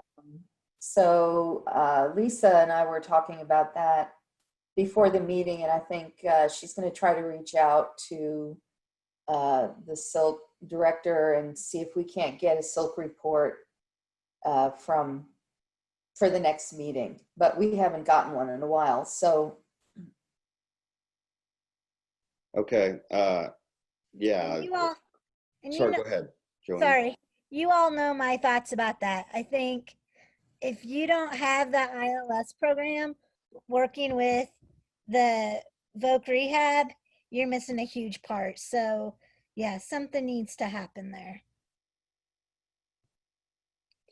Okay, well, thanks for bringing that up. And, maybe we should look into making something happen on that so that we can, shore up that relationship. Definitely needs to be improved. Let's as a council look into that, getting tighter connection with Silk again. And a report is a good way to start, so anyway, thank you. Let's see, Miss May is not online either, I don't think. Is that correct? Oh.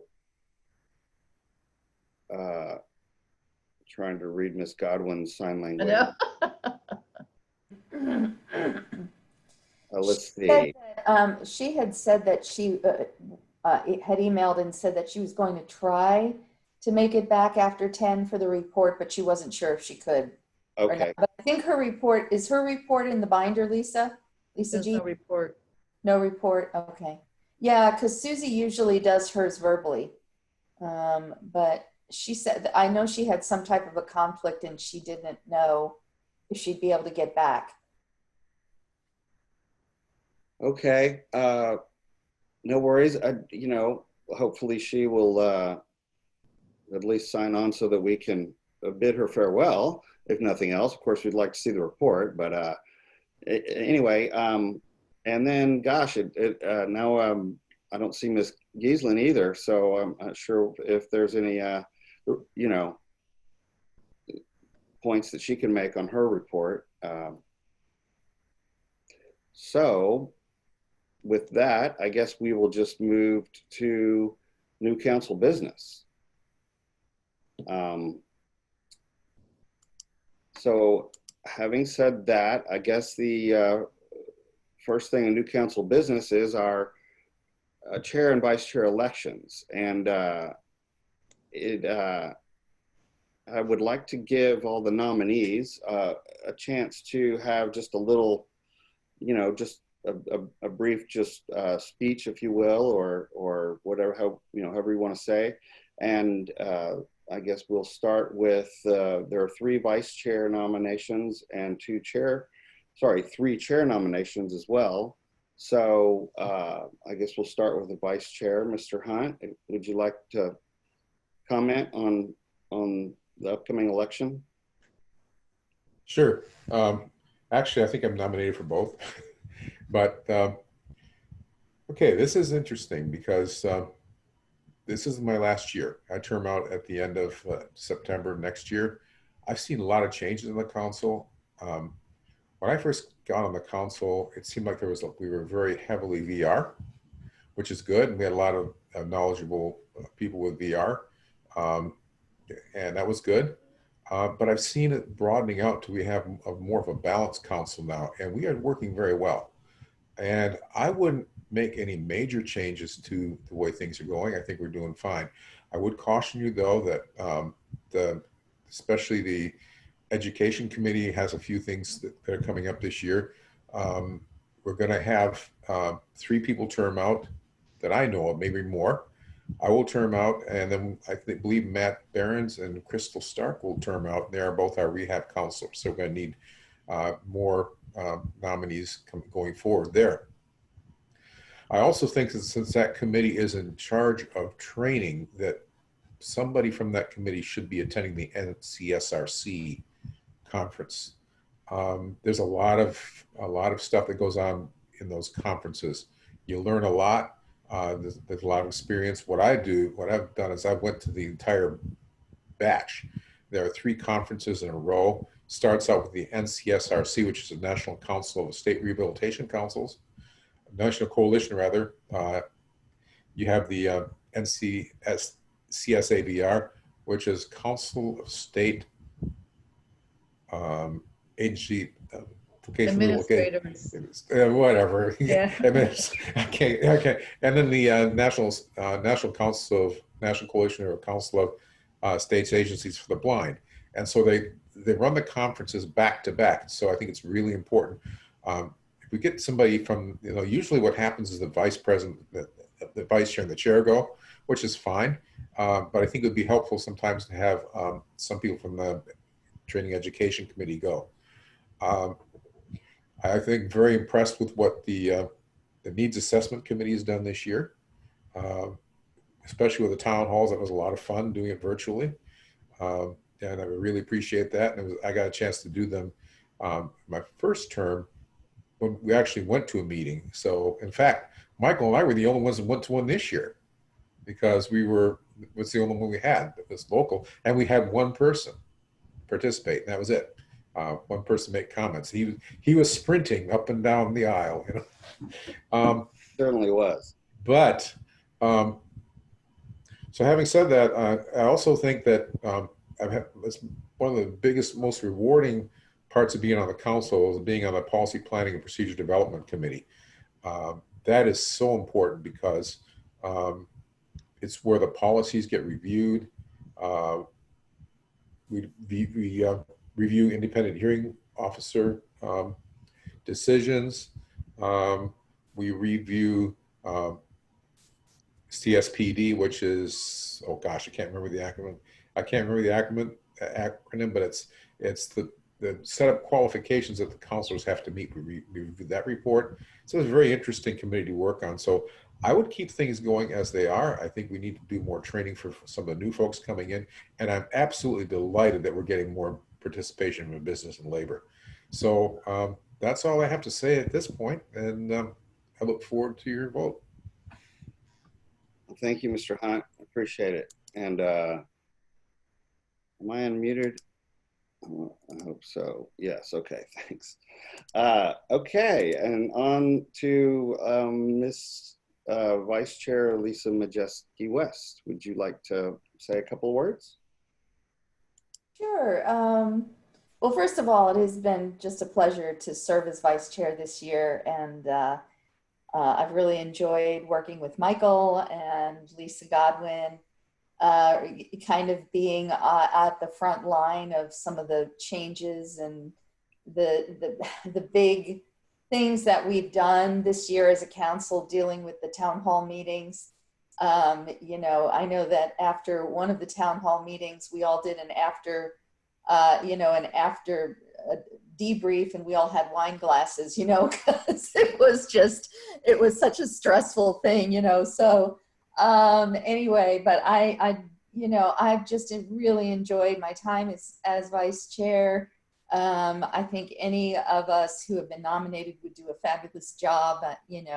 I'd love to stay on another year, but you all make the decision, and no matter what it is, it's going to be the right one. So I just appreciate your support of me as vice chair over the past year, and hope to continue on another year. Thank you, Ms. Vice Chair. We appreciate your contribution thus far, and I too have enjoyed working alongside you and going to conferences and getting things done, and hopefully it's being seen as a positive time. So, Mr. Robinson, Roderick Robinson, would you like to say anything? Thank you, Michael. I'll say a few words, and I apologize. I know y'all guys are used to hearing me be a little bit vocal in the meetings where companies actually going through a reaccreditation. So folks all throughout the office and things have just been a little hectic this week. So thanks for bearing with me, and I also thank you guys for the nomination. It's an honor. I know over the past couple of years I had the privilege to serve along with you guys, and it's just been a wonderful opportunity being able to do that. I just think for now it's really tough to make a wrong decision if you're voting. Just some of the things that I've been able to be a part of and do on the council as far as just pushing to be a little bit more transparent amongst our customers and our stakeholders as far as what we're doing and how we're holding the meetings as far as virtually. And Michael, I know that's something me and you have discussed a lot over the past month or so, but wanting to see us decrease some of the barriers as far as having people connect. And I know this pandemic has caused us to do some things differently, which has been great.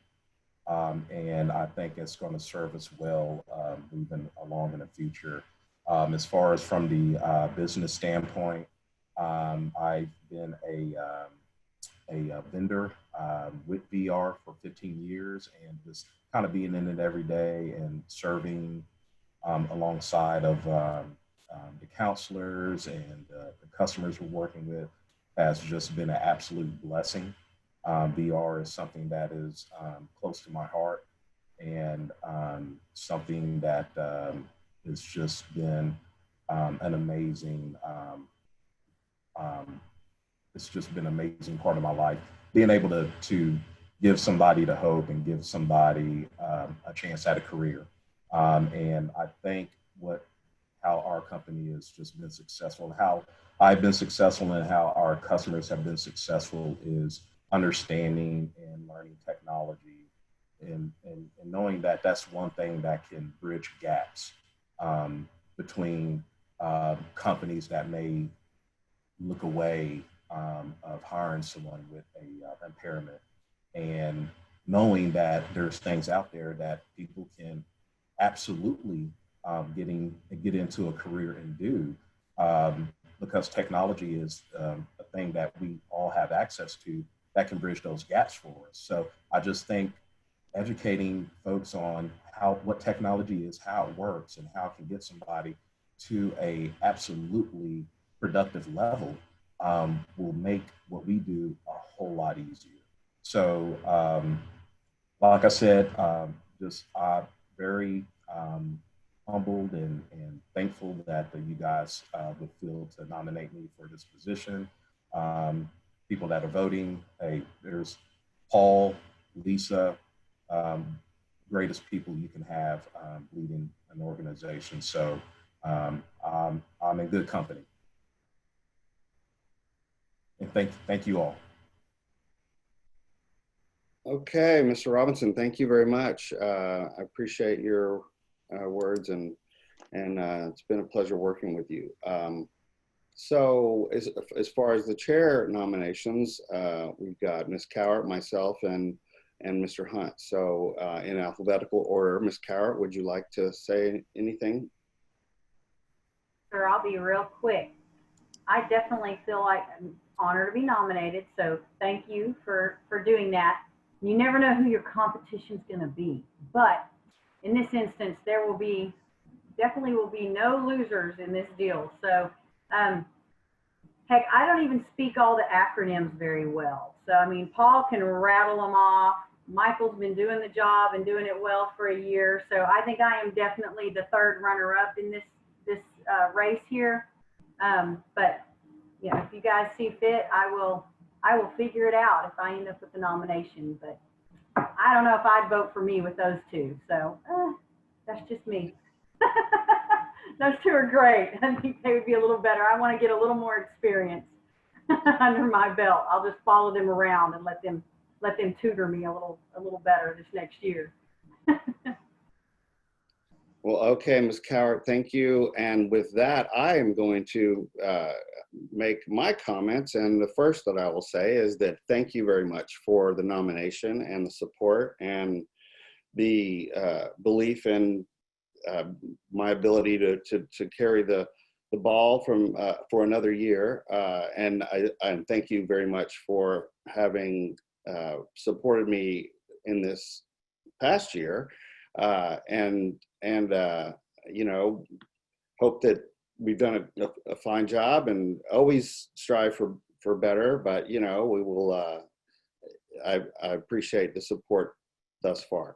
To piggyback on I mean, about everybody said it, that it's pretty rare that we're in a no-lose situation, and that's kind of where we are. I think I honestly look at every name and every face on this council, and anybody that we're nominated, you know, we have nominations, but anybody on this council could lead it, and it would be perfectly. It would move down the road just as it needs to. So I honestly believe there's no lose situation here, which is rare.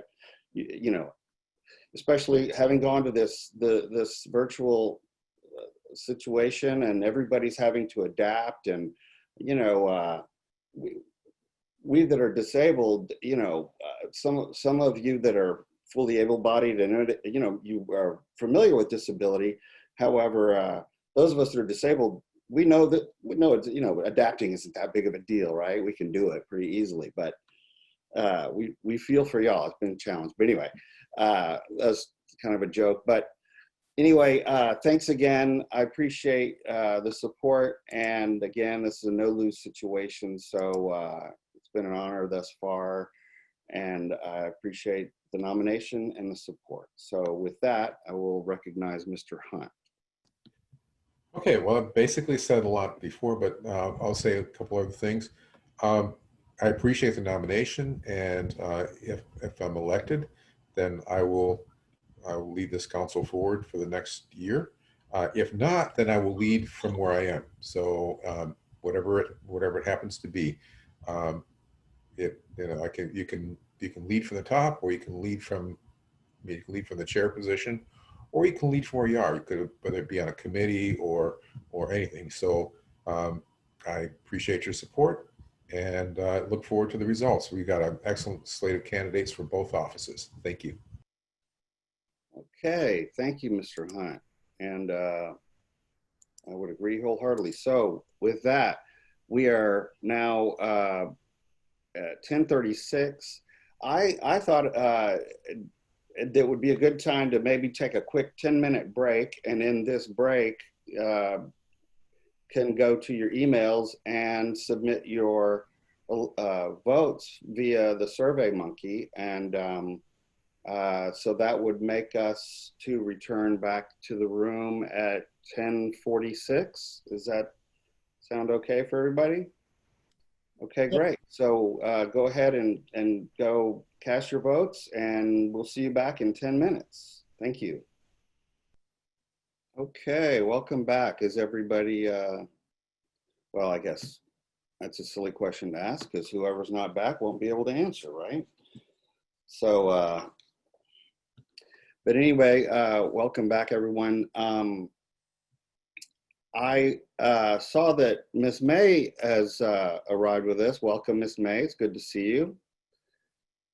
And I wanted to, first of all, recognize you for being at your final quarterly meeting with us, and we certainly are going to miss you not showing up again or not being part of it. But man, we really enjoyed it. I personally enjoyed meeting you and gotten to know you. So appreciate your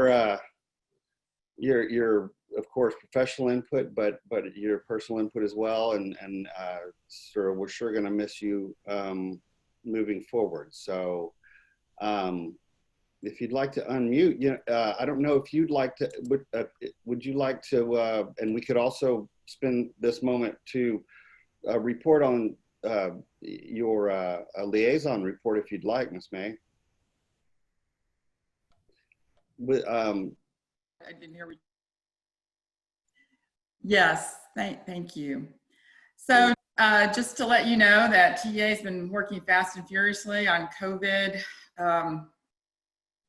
resources and things for the schools, and school is kicking off, school year is kicked off, and so fast and furiously for students in special education and general ed. And I'd like to share my screen and share some of the resources out there that you can look at, because every day something is getting posted. Just bear with me here.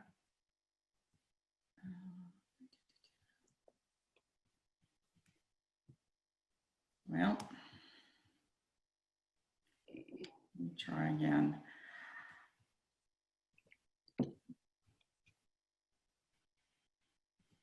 Sorry.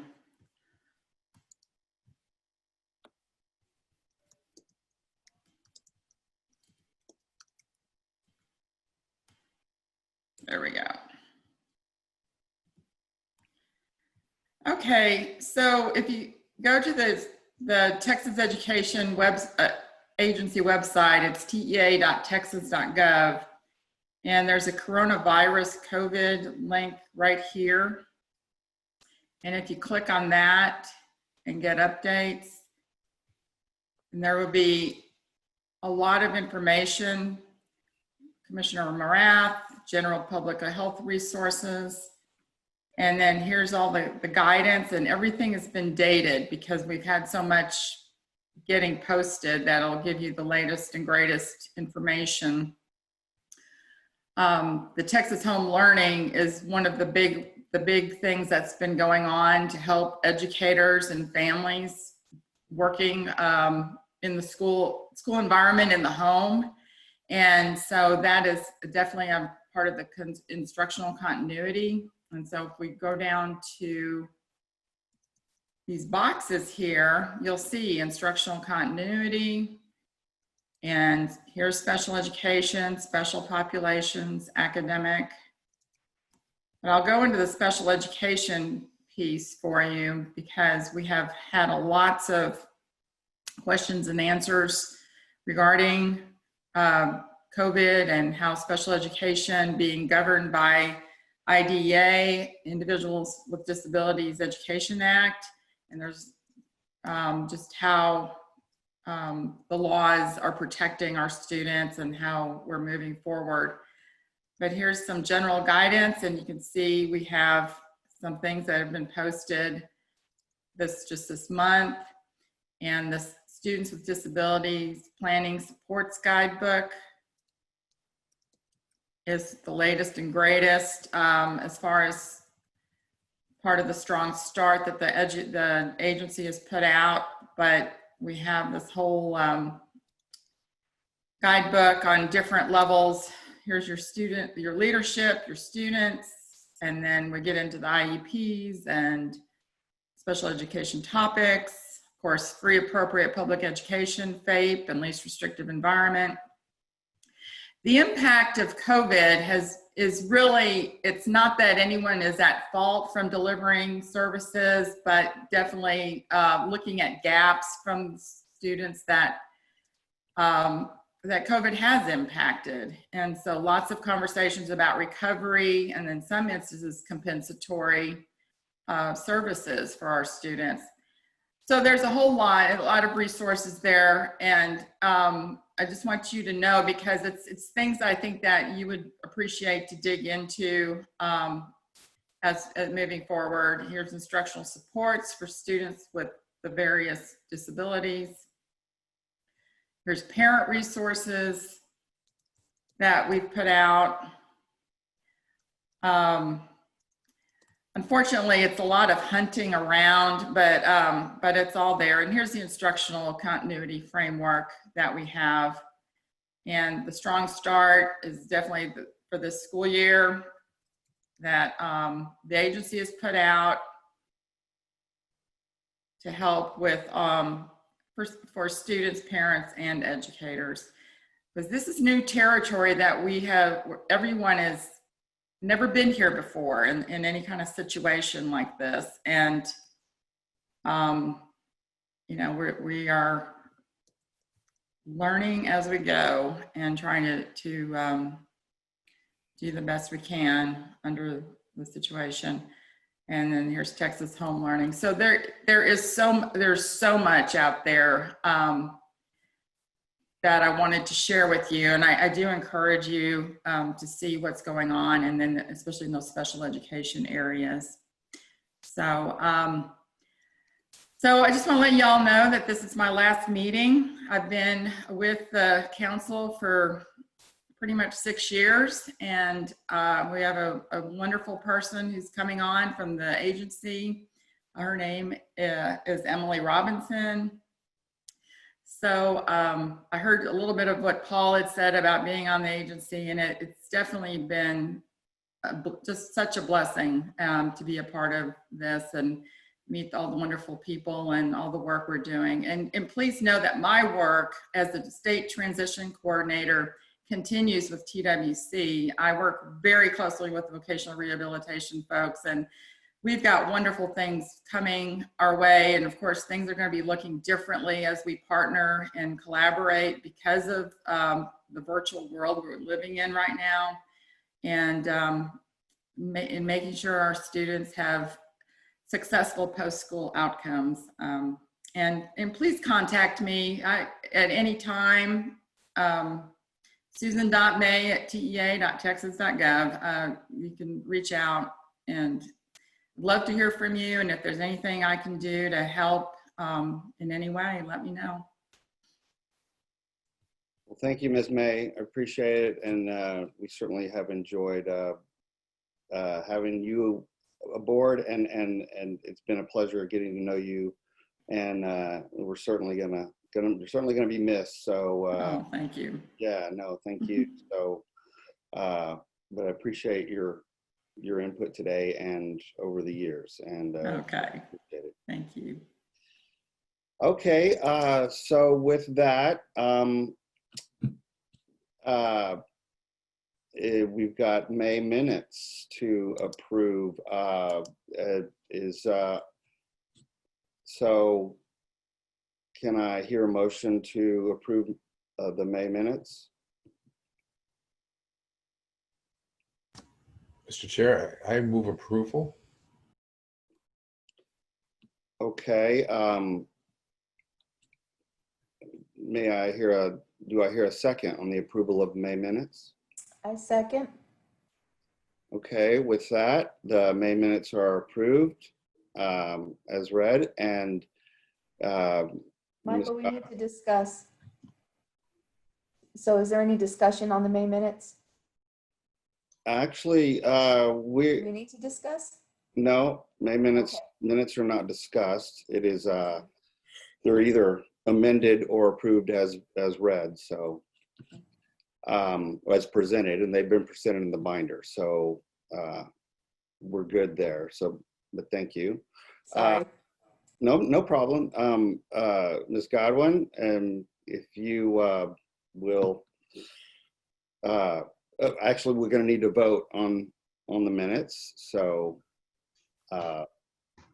all in favor of approving May minutes, raise your hand. Do some counting. All opposed, raise your hand. And there are no hands. So May minutes have officially been approved. So please record that in the record. And thank you, Ms. Godwin. Okay, moving forward. Bobby, Ms. Hodges, would you like to announce the election results from, I don't know if you've received that information from Ms. Godwin yet, but. Yes, I have it. So can I get a drum roll? Okay, so Vice Chair will be Lisa M.W. She will continue on as my Vice Chair. Congratulations, Lisa. Thank you.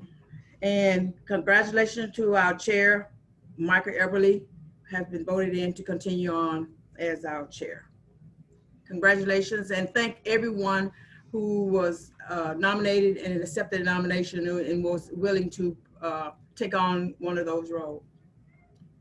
Absolutely. Thank you, Ms. Hodges. Ms. Majeski-West, would you, or I should say, Ms. Vice Chair, would you like to take a victory lap? All right. Thanks, everybody. I appreciate your support. Thank you so much. And I do as well. Thank you so much for your support and belief in what we're doing. And I do agree with Mr. Hunt, and I do respect Ms. Coward and everyone else that ran, and appreciate your will to put your hat in the ring. And again, I think we're in a great place. We're getting some stuff done from a different perspective, and I think that it's, I appreciate the support thus far, and I look forward to working with the Vice Chair another year and another term, and try to get, you know, some more stuff done. I mean, we've made some unbelievable advances. I mean, not only just, you know, as a council, but as in operations as well. And so we've kind of, I'll say that we've had, is it 3 or 4 in a row now that we've had meetings with commissioners on site, which is, I find that very humbling, and appreciate their presence, and anyway, it's a great thing. And so thank you all so much for your support, and we will keep this thing rolling and get more things done, right, Lisa? Okay, great. With that, we have set the meeting dates for FY21. I'm assuming that was in the binder. So Maybe I missed it. I saw months, but not dates, right? let's see here.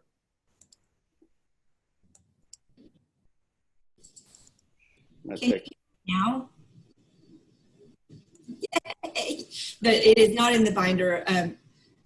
Michael and I had discussed this after the binder had been sent out. Okay. I guess, do you want to just read them, or? Sure. I hope I have the right dates written down on my little notes here. We're going to continue with the same schedule, the first Thursday, Friday of February, May, August, and November. So if I have it on my agenda here correctly, next one will be November I'm sorry, I don't have it on my schedule. I'll have to look it up because I have the next year. Well, and I'm gonna interject here and just remember we discussed Lisa G, how we are taxed at this point to approve our next fiscal year's date, and I think it's important that we limit it to our fiscal year, which technically ends next year at this month's date. So I think it's fair that we can all expect that our fiscal year begins in is it in November or in October? Yeah, I thought it was the first fiscal meeting is November, is the November meeting. Isn't that correct, Karen? Yes. Okay. Yes. November.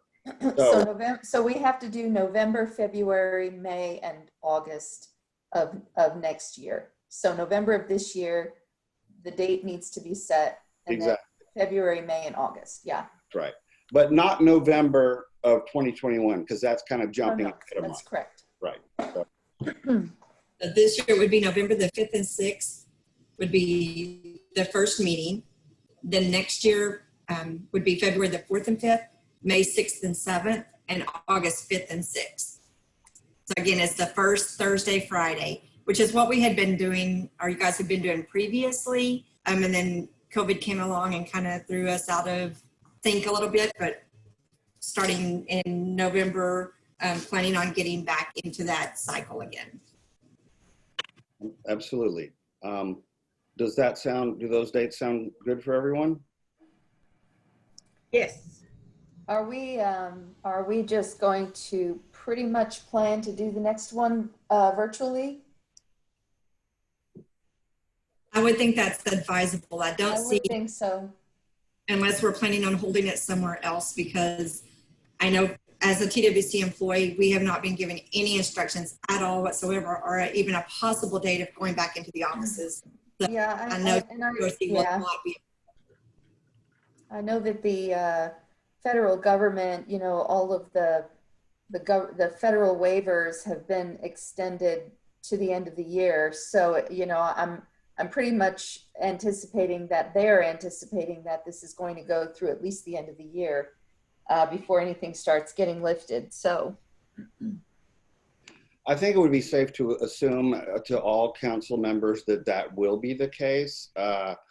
And I think that, and who knows, it may come as early as next week, but we may, have an executive council discussion about it or something and make an official announcement. But I think it's safe to assume that will. I mean, 9 months ago, having a virtual meeting was a daunting, nervous, scary concept. But I think now we're like, oh, no problem. Just tell me, And the second thing is, even if, and I doubt this is going to happen, but, things open up and we're able to go have in-person meetings by November, Chris Cole may not be the place where we do that. So,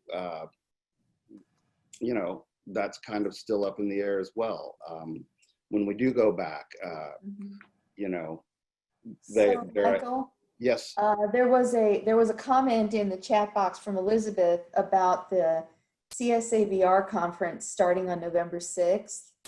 And I'm pretty sure that doesn't start until the afternoon. So for those who want to attend the CSAVR virtual conference, we probably won't have a conflict, I don't think. But Okay. Lisa, could you double check that? And as of this week, it wasn't even confirmed yet. They were tentative. Oh, okay. Not know for another week or for that yet, since we went to a virtual format. Yeah. It hasn't been completely set for sure yet, but I think that's something that we can work around, especially if we're going to do the committee meetings in the afternoon like we did this time. If we stay the same format, maybe those committee meetings could be at a different time. Those don't have to be attached. But November 6th, does CSAVR start on the 5th or the 6th? Because the 6th is Friday and we're only going. They talked about the 6th only, so it kind of would work out perfectly. Yeah, I don't think the 5th there's a conflict at all. So. Yeah, CSAVR is normally on a Monday, Tuesday, Wednesday. But they did cancel. It was actually. Well, I think she means NCSRC. NCSRC starts first, and then CSAVR goes, and then NCSAB. NCSRC is canceled. Yes. Yeah. Oh, it is. Okay. Yeah. There's yeah. Karen is a member of the NCSRC, so she would know that if they've canceled. So yeah.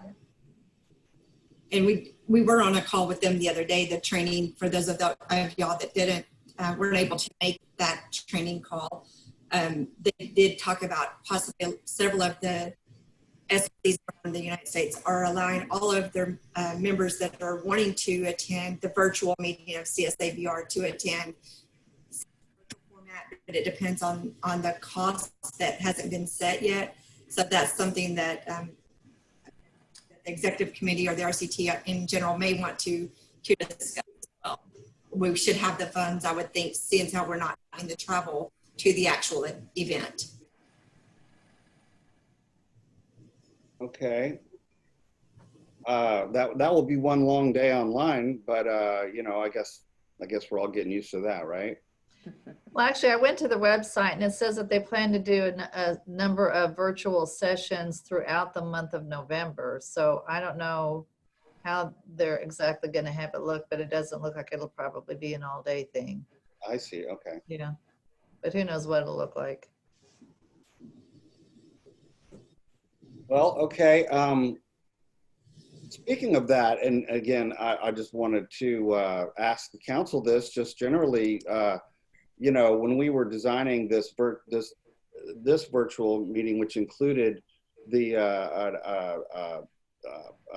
committee reports and committee breakouts, which the previous virtual meeting did not. So I felt that, and we as a group kind of decided and felt that it was best to split this into 2 days, 2 kind of half days.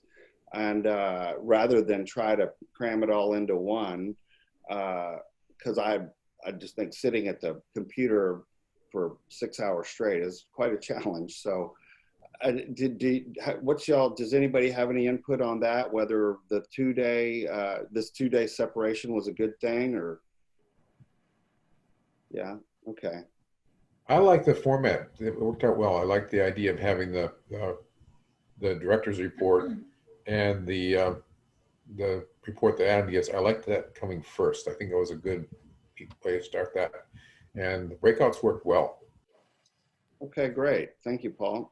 Yep, I will second that. This is Elizabeth. Okay, making it official. Agreed. Okay, thank you guys. Thank you guys. Okay, good. I'm sorry, I didn't mean to cut anybody off if they had more comment about that. Okay. Okay, I guess we're moving on then to the budget report. Ms. Godwin? Okay, so for your budget report, of course, is in the binder as well. There is monies left over this year due to the fact that we didn't have travel for the last 3 meetings, however long it's been. So in the operating expenses, there's going to be the charges for the cart service for this meeting will be the last thing that comes out of that. And currently it's $5,202.50 left in that account. And under the travel, there should not be anything else coming out of that due to not being able to travel.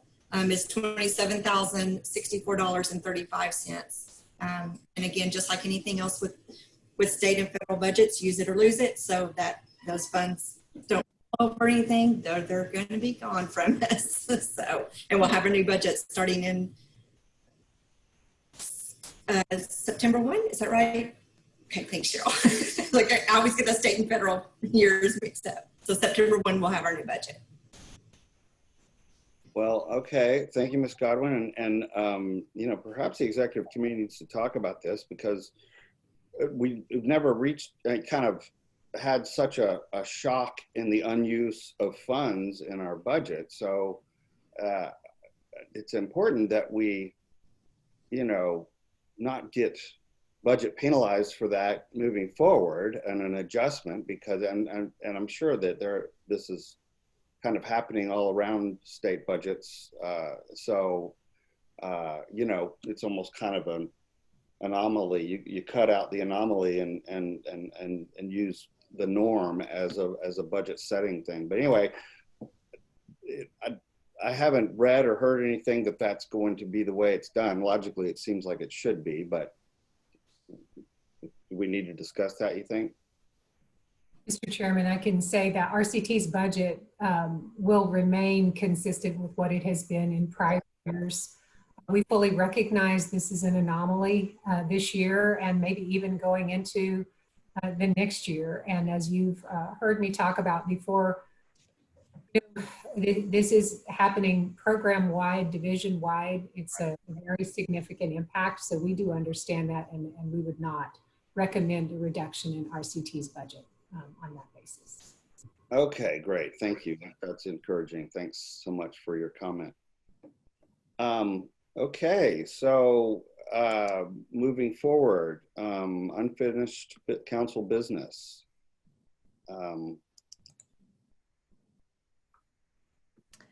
Well, this is Karen. I just wanted to make a request if I could. Sure. Would it be possible if we could start getting, as part of the VR director's report, like a budget expense for services? And if you want us to give you categories of the service areas that would like to see that for the, like compare last year with this year kind of thing, if that would be possible. It's just a regular part of the report, maybe. Mr. Chairman, we would be happy to do that. We provided the budget report as requested. It's in your meeting binder, and I understand that what Ms. Stanfield is requesting is kind of different looks at that beyond what we provided. So what we provided you is the overall division budget, and then the summary of client services expenditures by region, so that you can see for yourselves what our budget is, what our level of expenditure is. You can certainly see although this is by quarter, right? So the last complete quarter was Q3. We're still in Q4, so we won't have how the year ended until sometime the state fiscal year. We won't have that assessment until in September, and then federal fiscal year in October. So what you have here is through Q3. Certainly what you see here is that our expenditures were not anywhere where we anticipated or hoped they would be. And so we're going to be working very diligently on all the strategies I mentioned to you to recover for that going into next year. And if you would like to see that laid out in a different way, if you'll just let us know, or if you'd like to see detail by services, just let us know. We'd be happy to work on that. Okay, thank you, Ms. Fuller. Ms. Stanfield, does that? Yeah, I just want, I don't think we usually get it. I just wanted to see if we could continue getting it on a regular basis. Okay, great. Thank you, Ms. Stanfield and Ms. Fuller. Appreciate it. Mr. Chair, can I ask a question? Sure.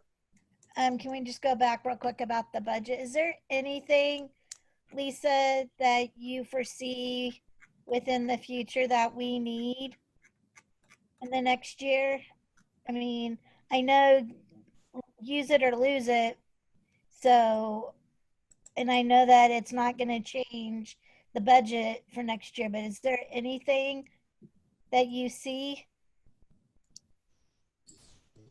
Are you talking about like to try to use the funds for now, or are you talking about to adjust the budget?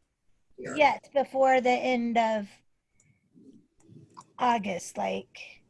Not that I can really see, and unfortunately, because the end of the fiscal year is coming, budgets I believe have already been cut off unless it's emergency, if I'm not mistaken. So it would have to be something pretty significant that we would have to show a need for in order to make a purchase at this point. Okay.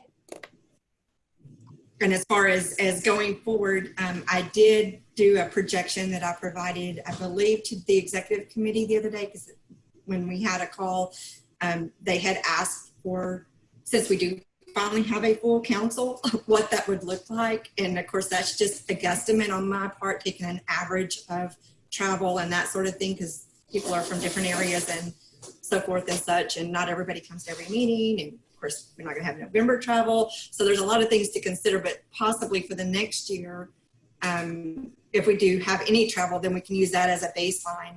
And then the following year may need to ask for additional funds. But I think for the FY21, with the necessarily not having the NCSRC CSAVR conference and then not having November travel, I think the RCT is in good condition for FY21.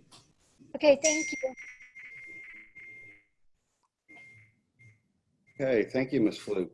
And is any more questions regarding budget before we move forward into unfinished council business? Okay, thank you all for that input. And so we will go ahead and move forward to unfinished council business. Anybody have any unfinished council business to mention? Mr. Chair, I've got a couple of things that I just wanted to go over. And actually, this is unfinished from kind of yesterday. You know, we talked about drafting that letter to the congressional delegation for the federal government for Texas on the extension of the FFY VR grant. Originally, we were looking at asking for that extension to the end of FFY 2020, and that's what we voted, we made the motion to do. But after further discussion with Ms. Fuller, after we voted on it, and then in looking at the actual transcript that Ms. Fuller sent me, we really need to amend that motion to extend the grant through FFY 2021.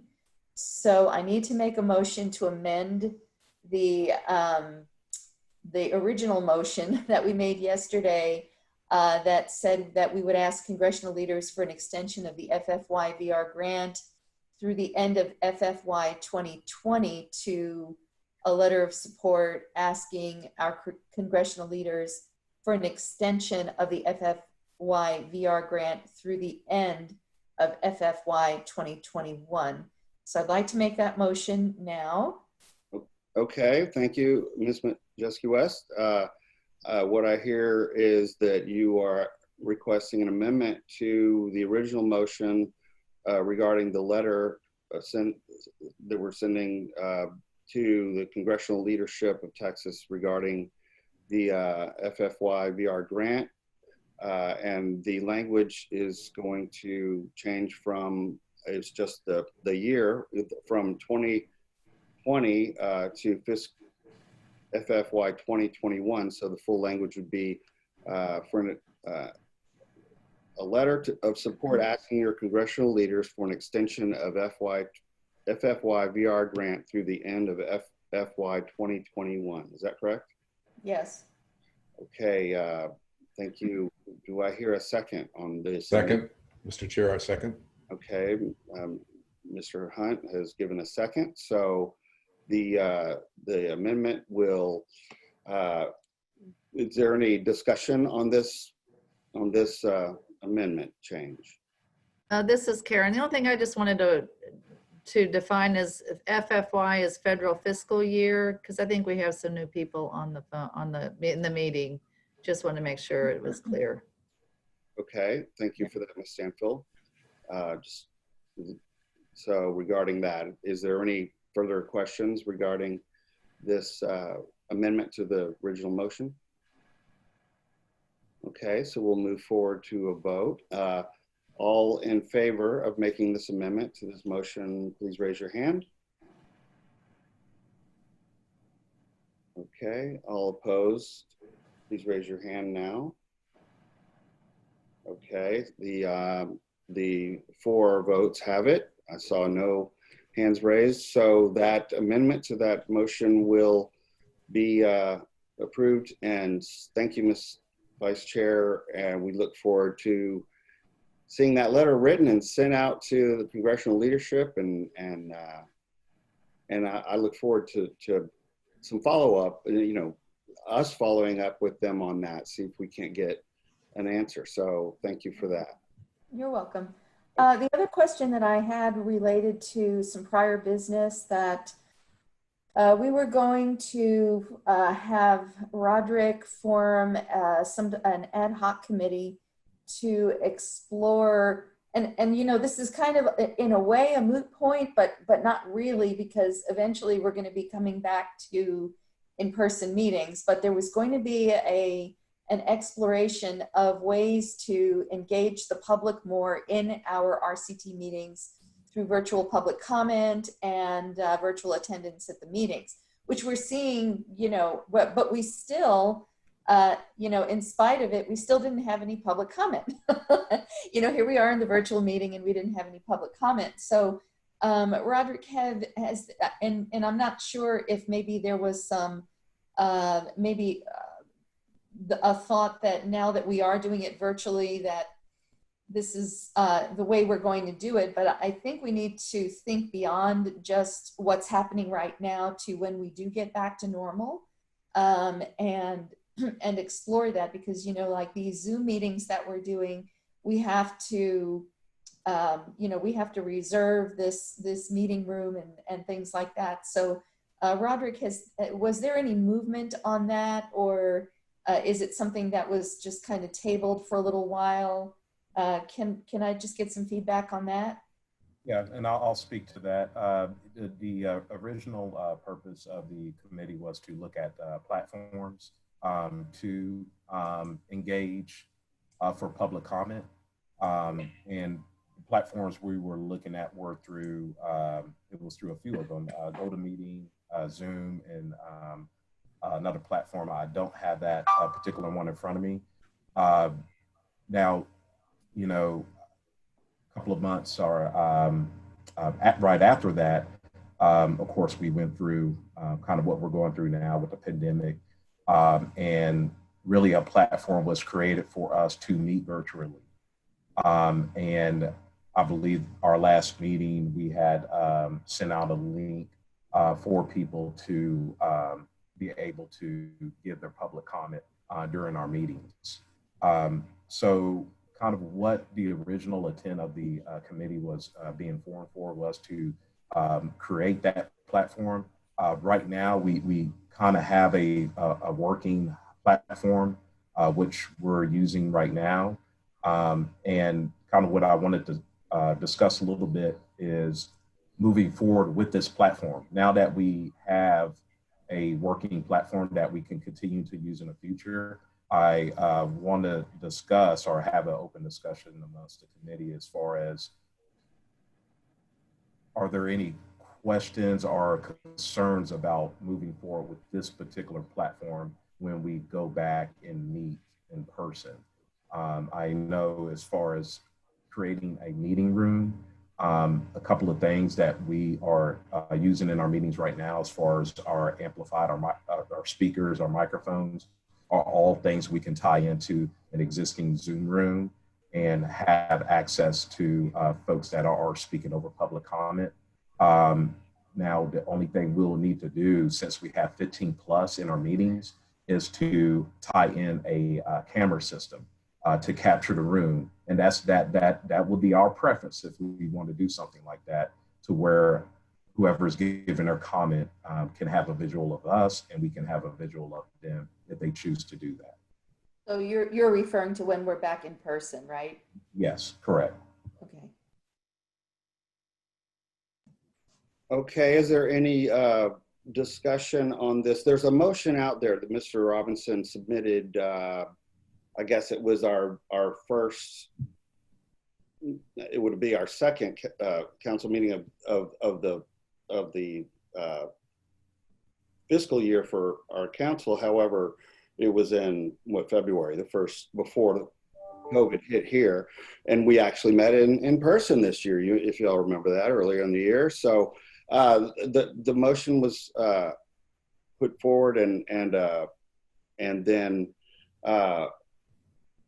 we went into a virtual lifestyle. So it just kind of fell in our laps that Zoom looks like it may be a pretty good platform to use. However, we've still got some things to button down. There's a motion sitting out there technically that is still kind of in limbo and needs to be pushed forward. And so if we've got some discussion, I'd like to hear some. I've got a couple of things that I'd like to bring up to ask the ad hoc committee to explore. And one of those is a comprehensive procedure. I'd like to see a procedure of, you know, what elements is it going to take? We know that we can get online with Zoom. We've done that. That's not, but then there's, you know, presenting to the room. And as you mentioned, Mr. Robinson, you know, presenting others, you know, us to them, is that, you know, necessary? Is it, you know, or how we're going to achieve that? And then Ms. Godwin is going to need to know, you know, what components is she going to need to prepare for, so that whenever it comes time for public comment, she's prepared. So I'd like to see a comprehensive procedure, you know, step by step. So I'd like to see the ad hoc committee maybe come up with that. And then another thing that I think is very important is this, and we're discovering this digital divide situation. You know, it may be a non-issue, you know, when it comes down to it, as far as, because it costs a lot more for somebody to come in from El Paso to sit in our meeting to have public comment than it costs them to, you know, even if they don't have a computer, could go to a library or something like that.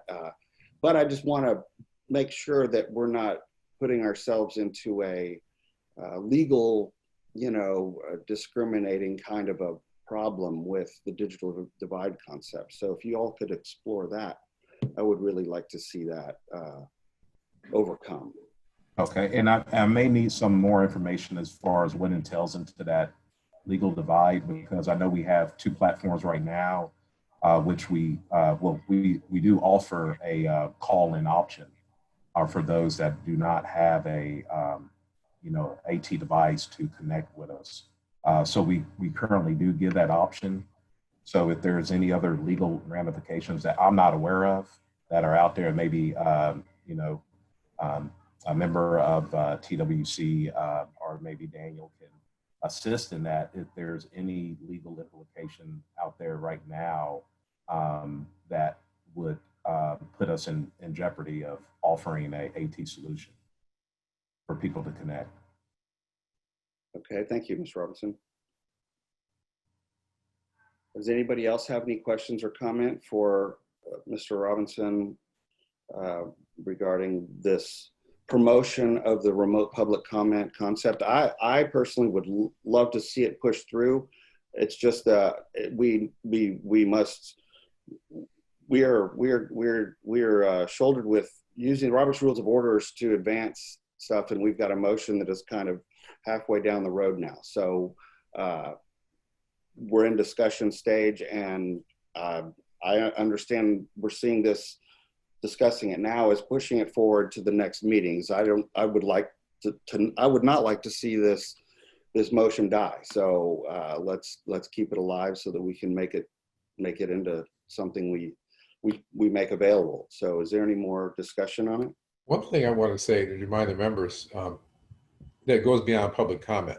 It really does, because we have the Open Meetings Act. So it's nice if we can make it virtual for the public to attend the entire meeting, not just public comment.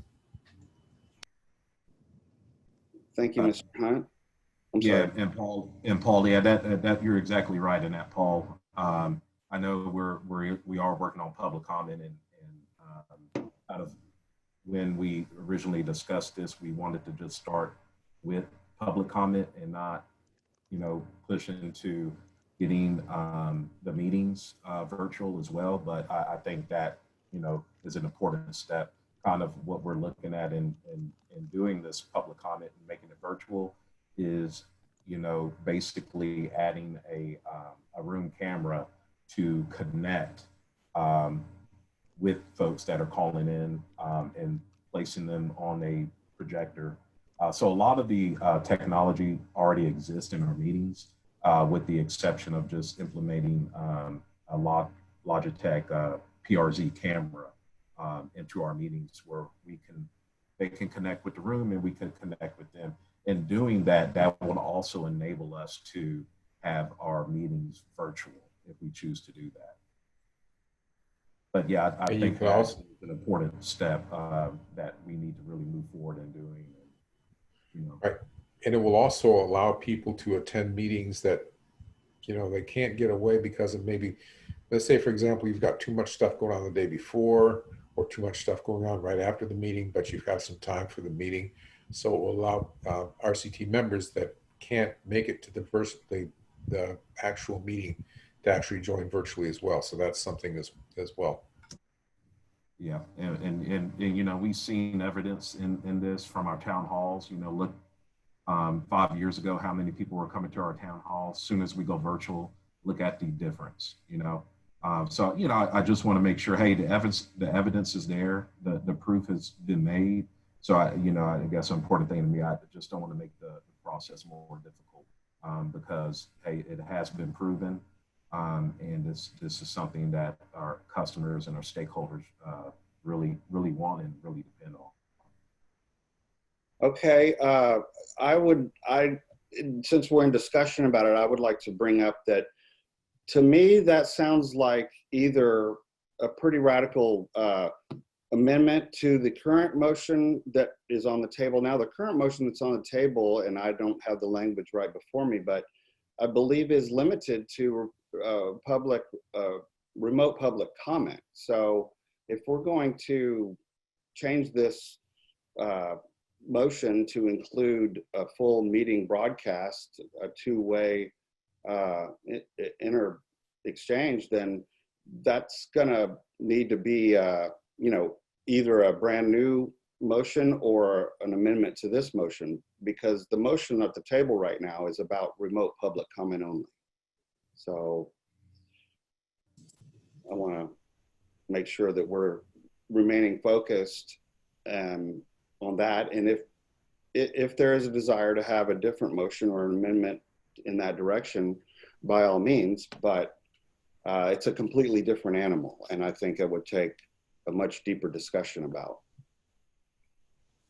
One thing I would like to mention is if the RCT does plan on continuing to have their meetings once we meet in person at CCRC, just a reminder that the internet connection in the room we're in is not that great. It's difficult just as an employee to keep connection in that room at times. So I don't know that it would hold something like this. I'm not saying it will or it won't, but just something to consider.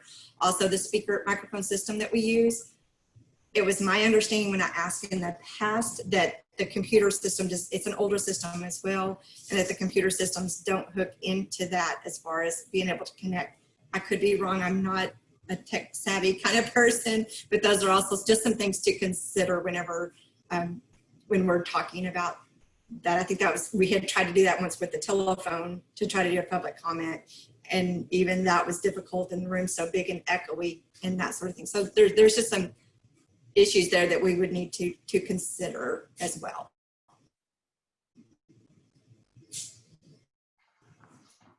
Okay, any more discussion on the specific remote public comment motion? And the way I understand it, this is really to kind of forward it to either the next quarterly meeting, or to a point that we can bring it to. Again, I would like to see it approved so that we could implement. However, it's my belief that we've still got some legwork to do, and the ad hoc committee actually that Ms. Robinson leads has got some work to do to answer to get some of these questions answered so that we can move forward. But on the, is there any more discussion on the remote public comment or? Yeah, this is Karen. So my question is, we don't really advertise our meetings. I know that Lisa has to put them in the Texas Register, but really nobody looks at that. And I thought when we talked about this a few weeks ago, we thought that TWC was gonna send out a blast about the meeting and announce it, but I don't think that happened. Would it be possible that we could ask TWC to send out an announcement of this meeting a couple of weeks in advance? And, you know, if there's public comment, click on this link or whatever we end up deciding to do so that people are aware of the meeting, and then that would increase our chances of getting public comment. What do you Okay. guys think about that? Well, thank you, Ms. Stanfield. And you know what? One more thing I You're wanted, muted. Sorry about that. one more thing I wanted to bring up, and I want to say that I think we were all had the understanding that we were subject to the open public meeting rules of Texas legislature. And it turns out, after doing our research for doing a virtual quarterly meeting, is that while we have been conducting ourselves in a way that is very public, that is mindful of the public meeting laws, apparently, technically, we're not responsible for, we're not held to those standards, I guess, unless we have, and correct me if I'm wrong, but yesterday may have been a different story because we actually did have two commissioners, a quorum of the TWC in our meeting, and then that pulled that meeting into a public meeting. Is that correct? That's correct. Okay. So, but it was my understanding that as a council, our council meetings are not held under the requirements of public comment requirements. Is that also correct? It was my understanding that the discussion was more about whether we needed to publish a recorded transcript of our meetings on the RCT website or not. I think we're still held to the Open Meetings Act. But I think what the legal department said was that we don't have to necessarily have a recording of, for example, this meeting, posted on the TWC website for 2 years like we thought we'd have to do.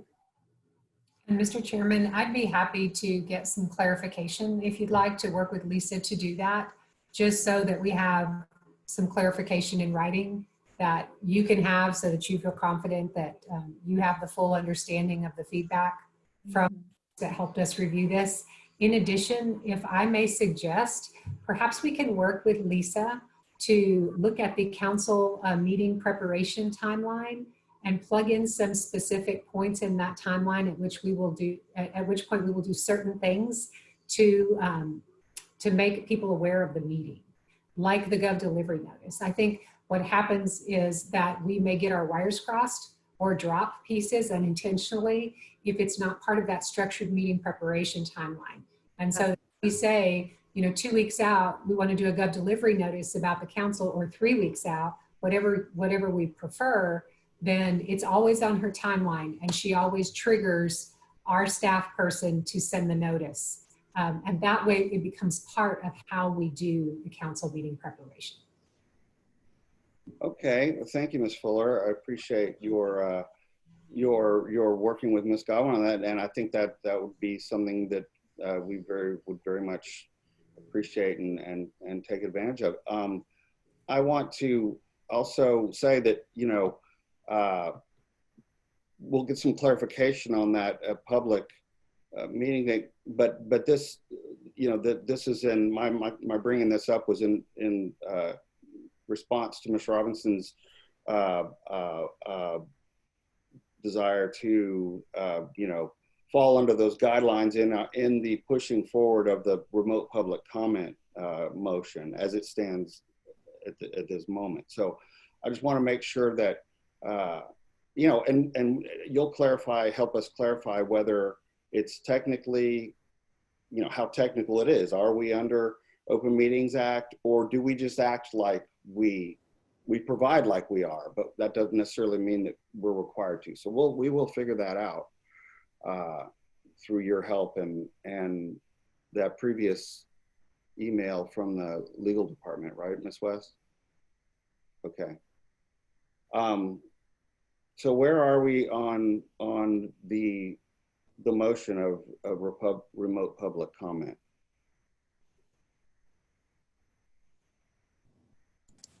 Was there a motion for that, or was there just a motion to form a committee? The ad hoc committee has been formed, and the motion just is in discussion right now.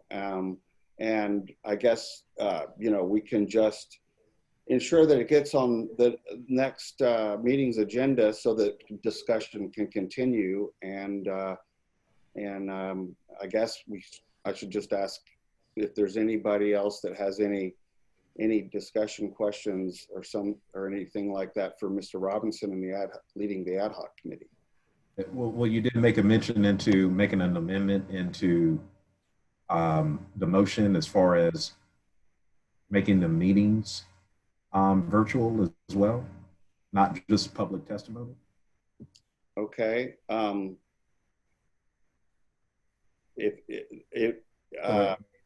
really just, you know, goes into what we're going to be focusing on.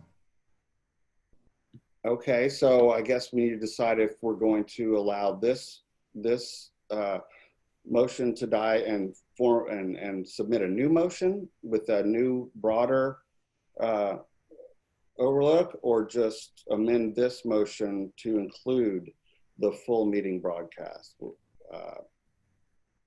That's really Okay, so somebody who's better at Robert's rules than me, but my understanding is that if we are changing the entire content of the original motion, we have to table this one and do a new motion. That's my understanding. Is that everybody else's?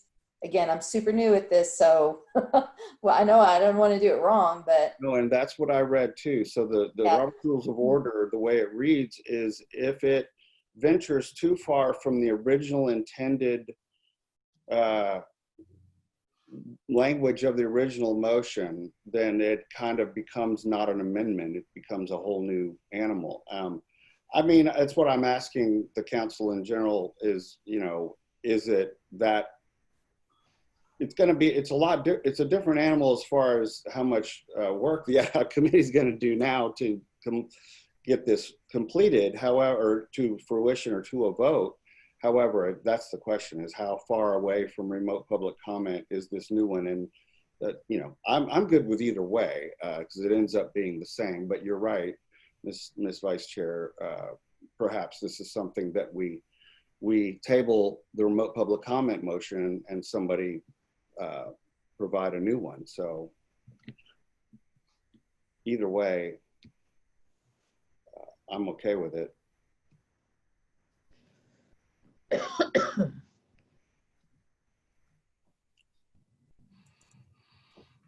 Yeah, so I think what probably needs to be done is to table the last motion and to put a new vote for the new motion as far as adding the virtual meeting along with virtual comment.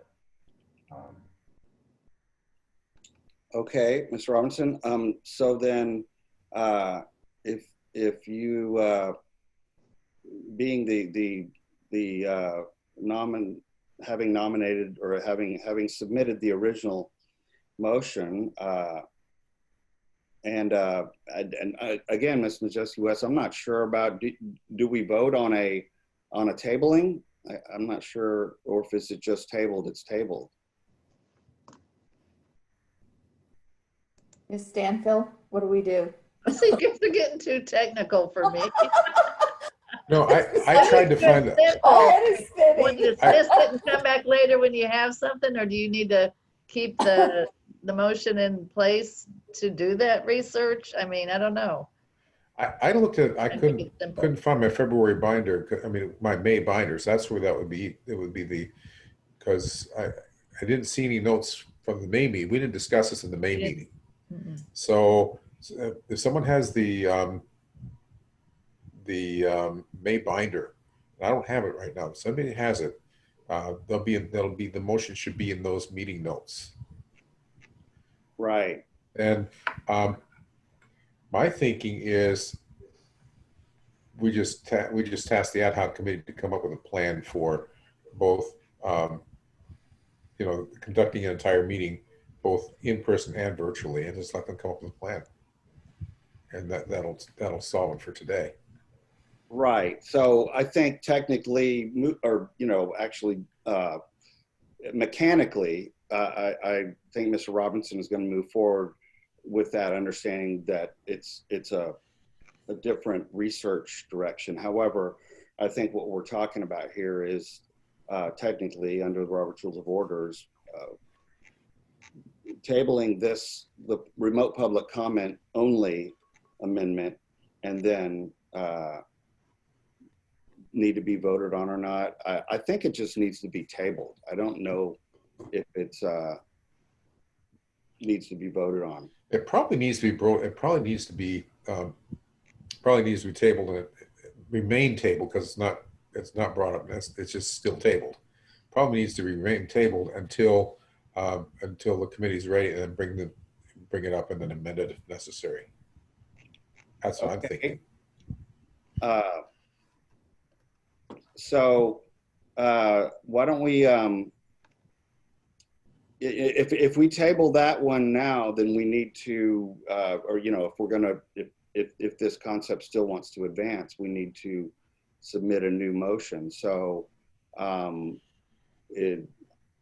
guess, Mr. Robinson, do you want to, have a request to So I don't mean to interrupt you, Michael, but I found the February minutes, and it says that we have an ad hoc committee regarding public comment, and Roderick will head that committee.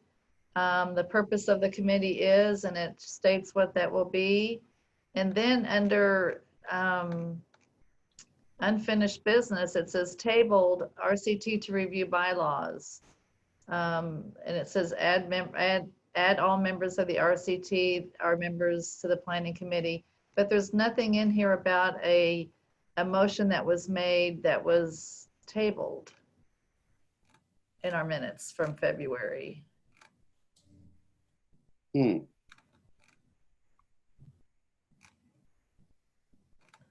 I'm seeing in here. Okay. Maybe is it a different meeting before that? No, I think it was February was when it was first introduced. Is that correct, Ms. Robinson?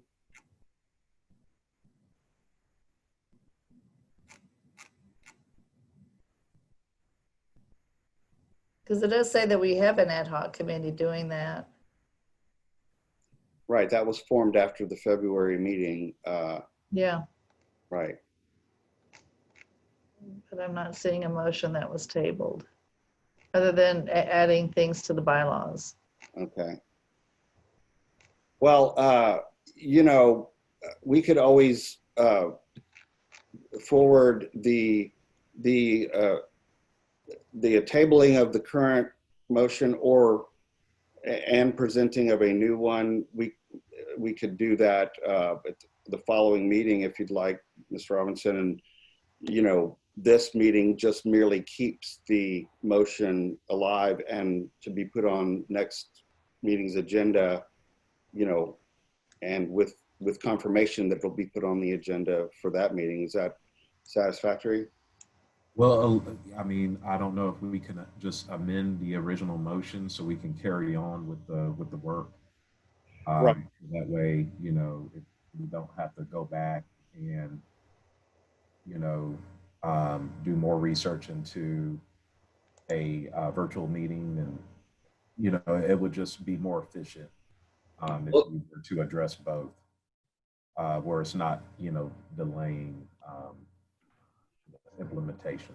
As the chair, I would like to keep the order of events official and correct, and the fact that, you know, myself, I'm not super familiar with the Robert's Rules of Order as far as tabling, and it sounds like we don't have that much experience with that in the rest of the council. So what I'm saying is, if we just advance even the remote public comment motion to the next meeting, you guys can continue to do your research on it, and at the next meeting we can do the Robert's Rules of Order tabling, whether that needs a vote or not, and then the submitting of a new amendment at that, or a new motion at that time.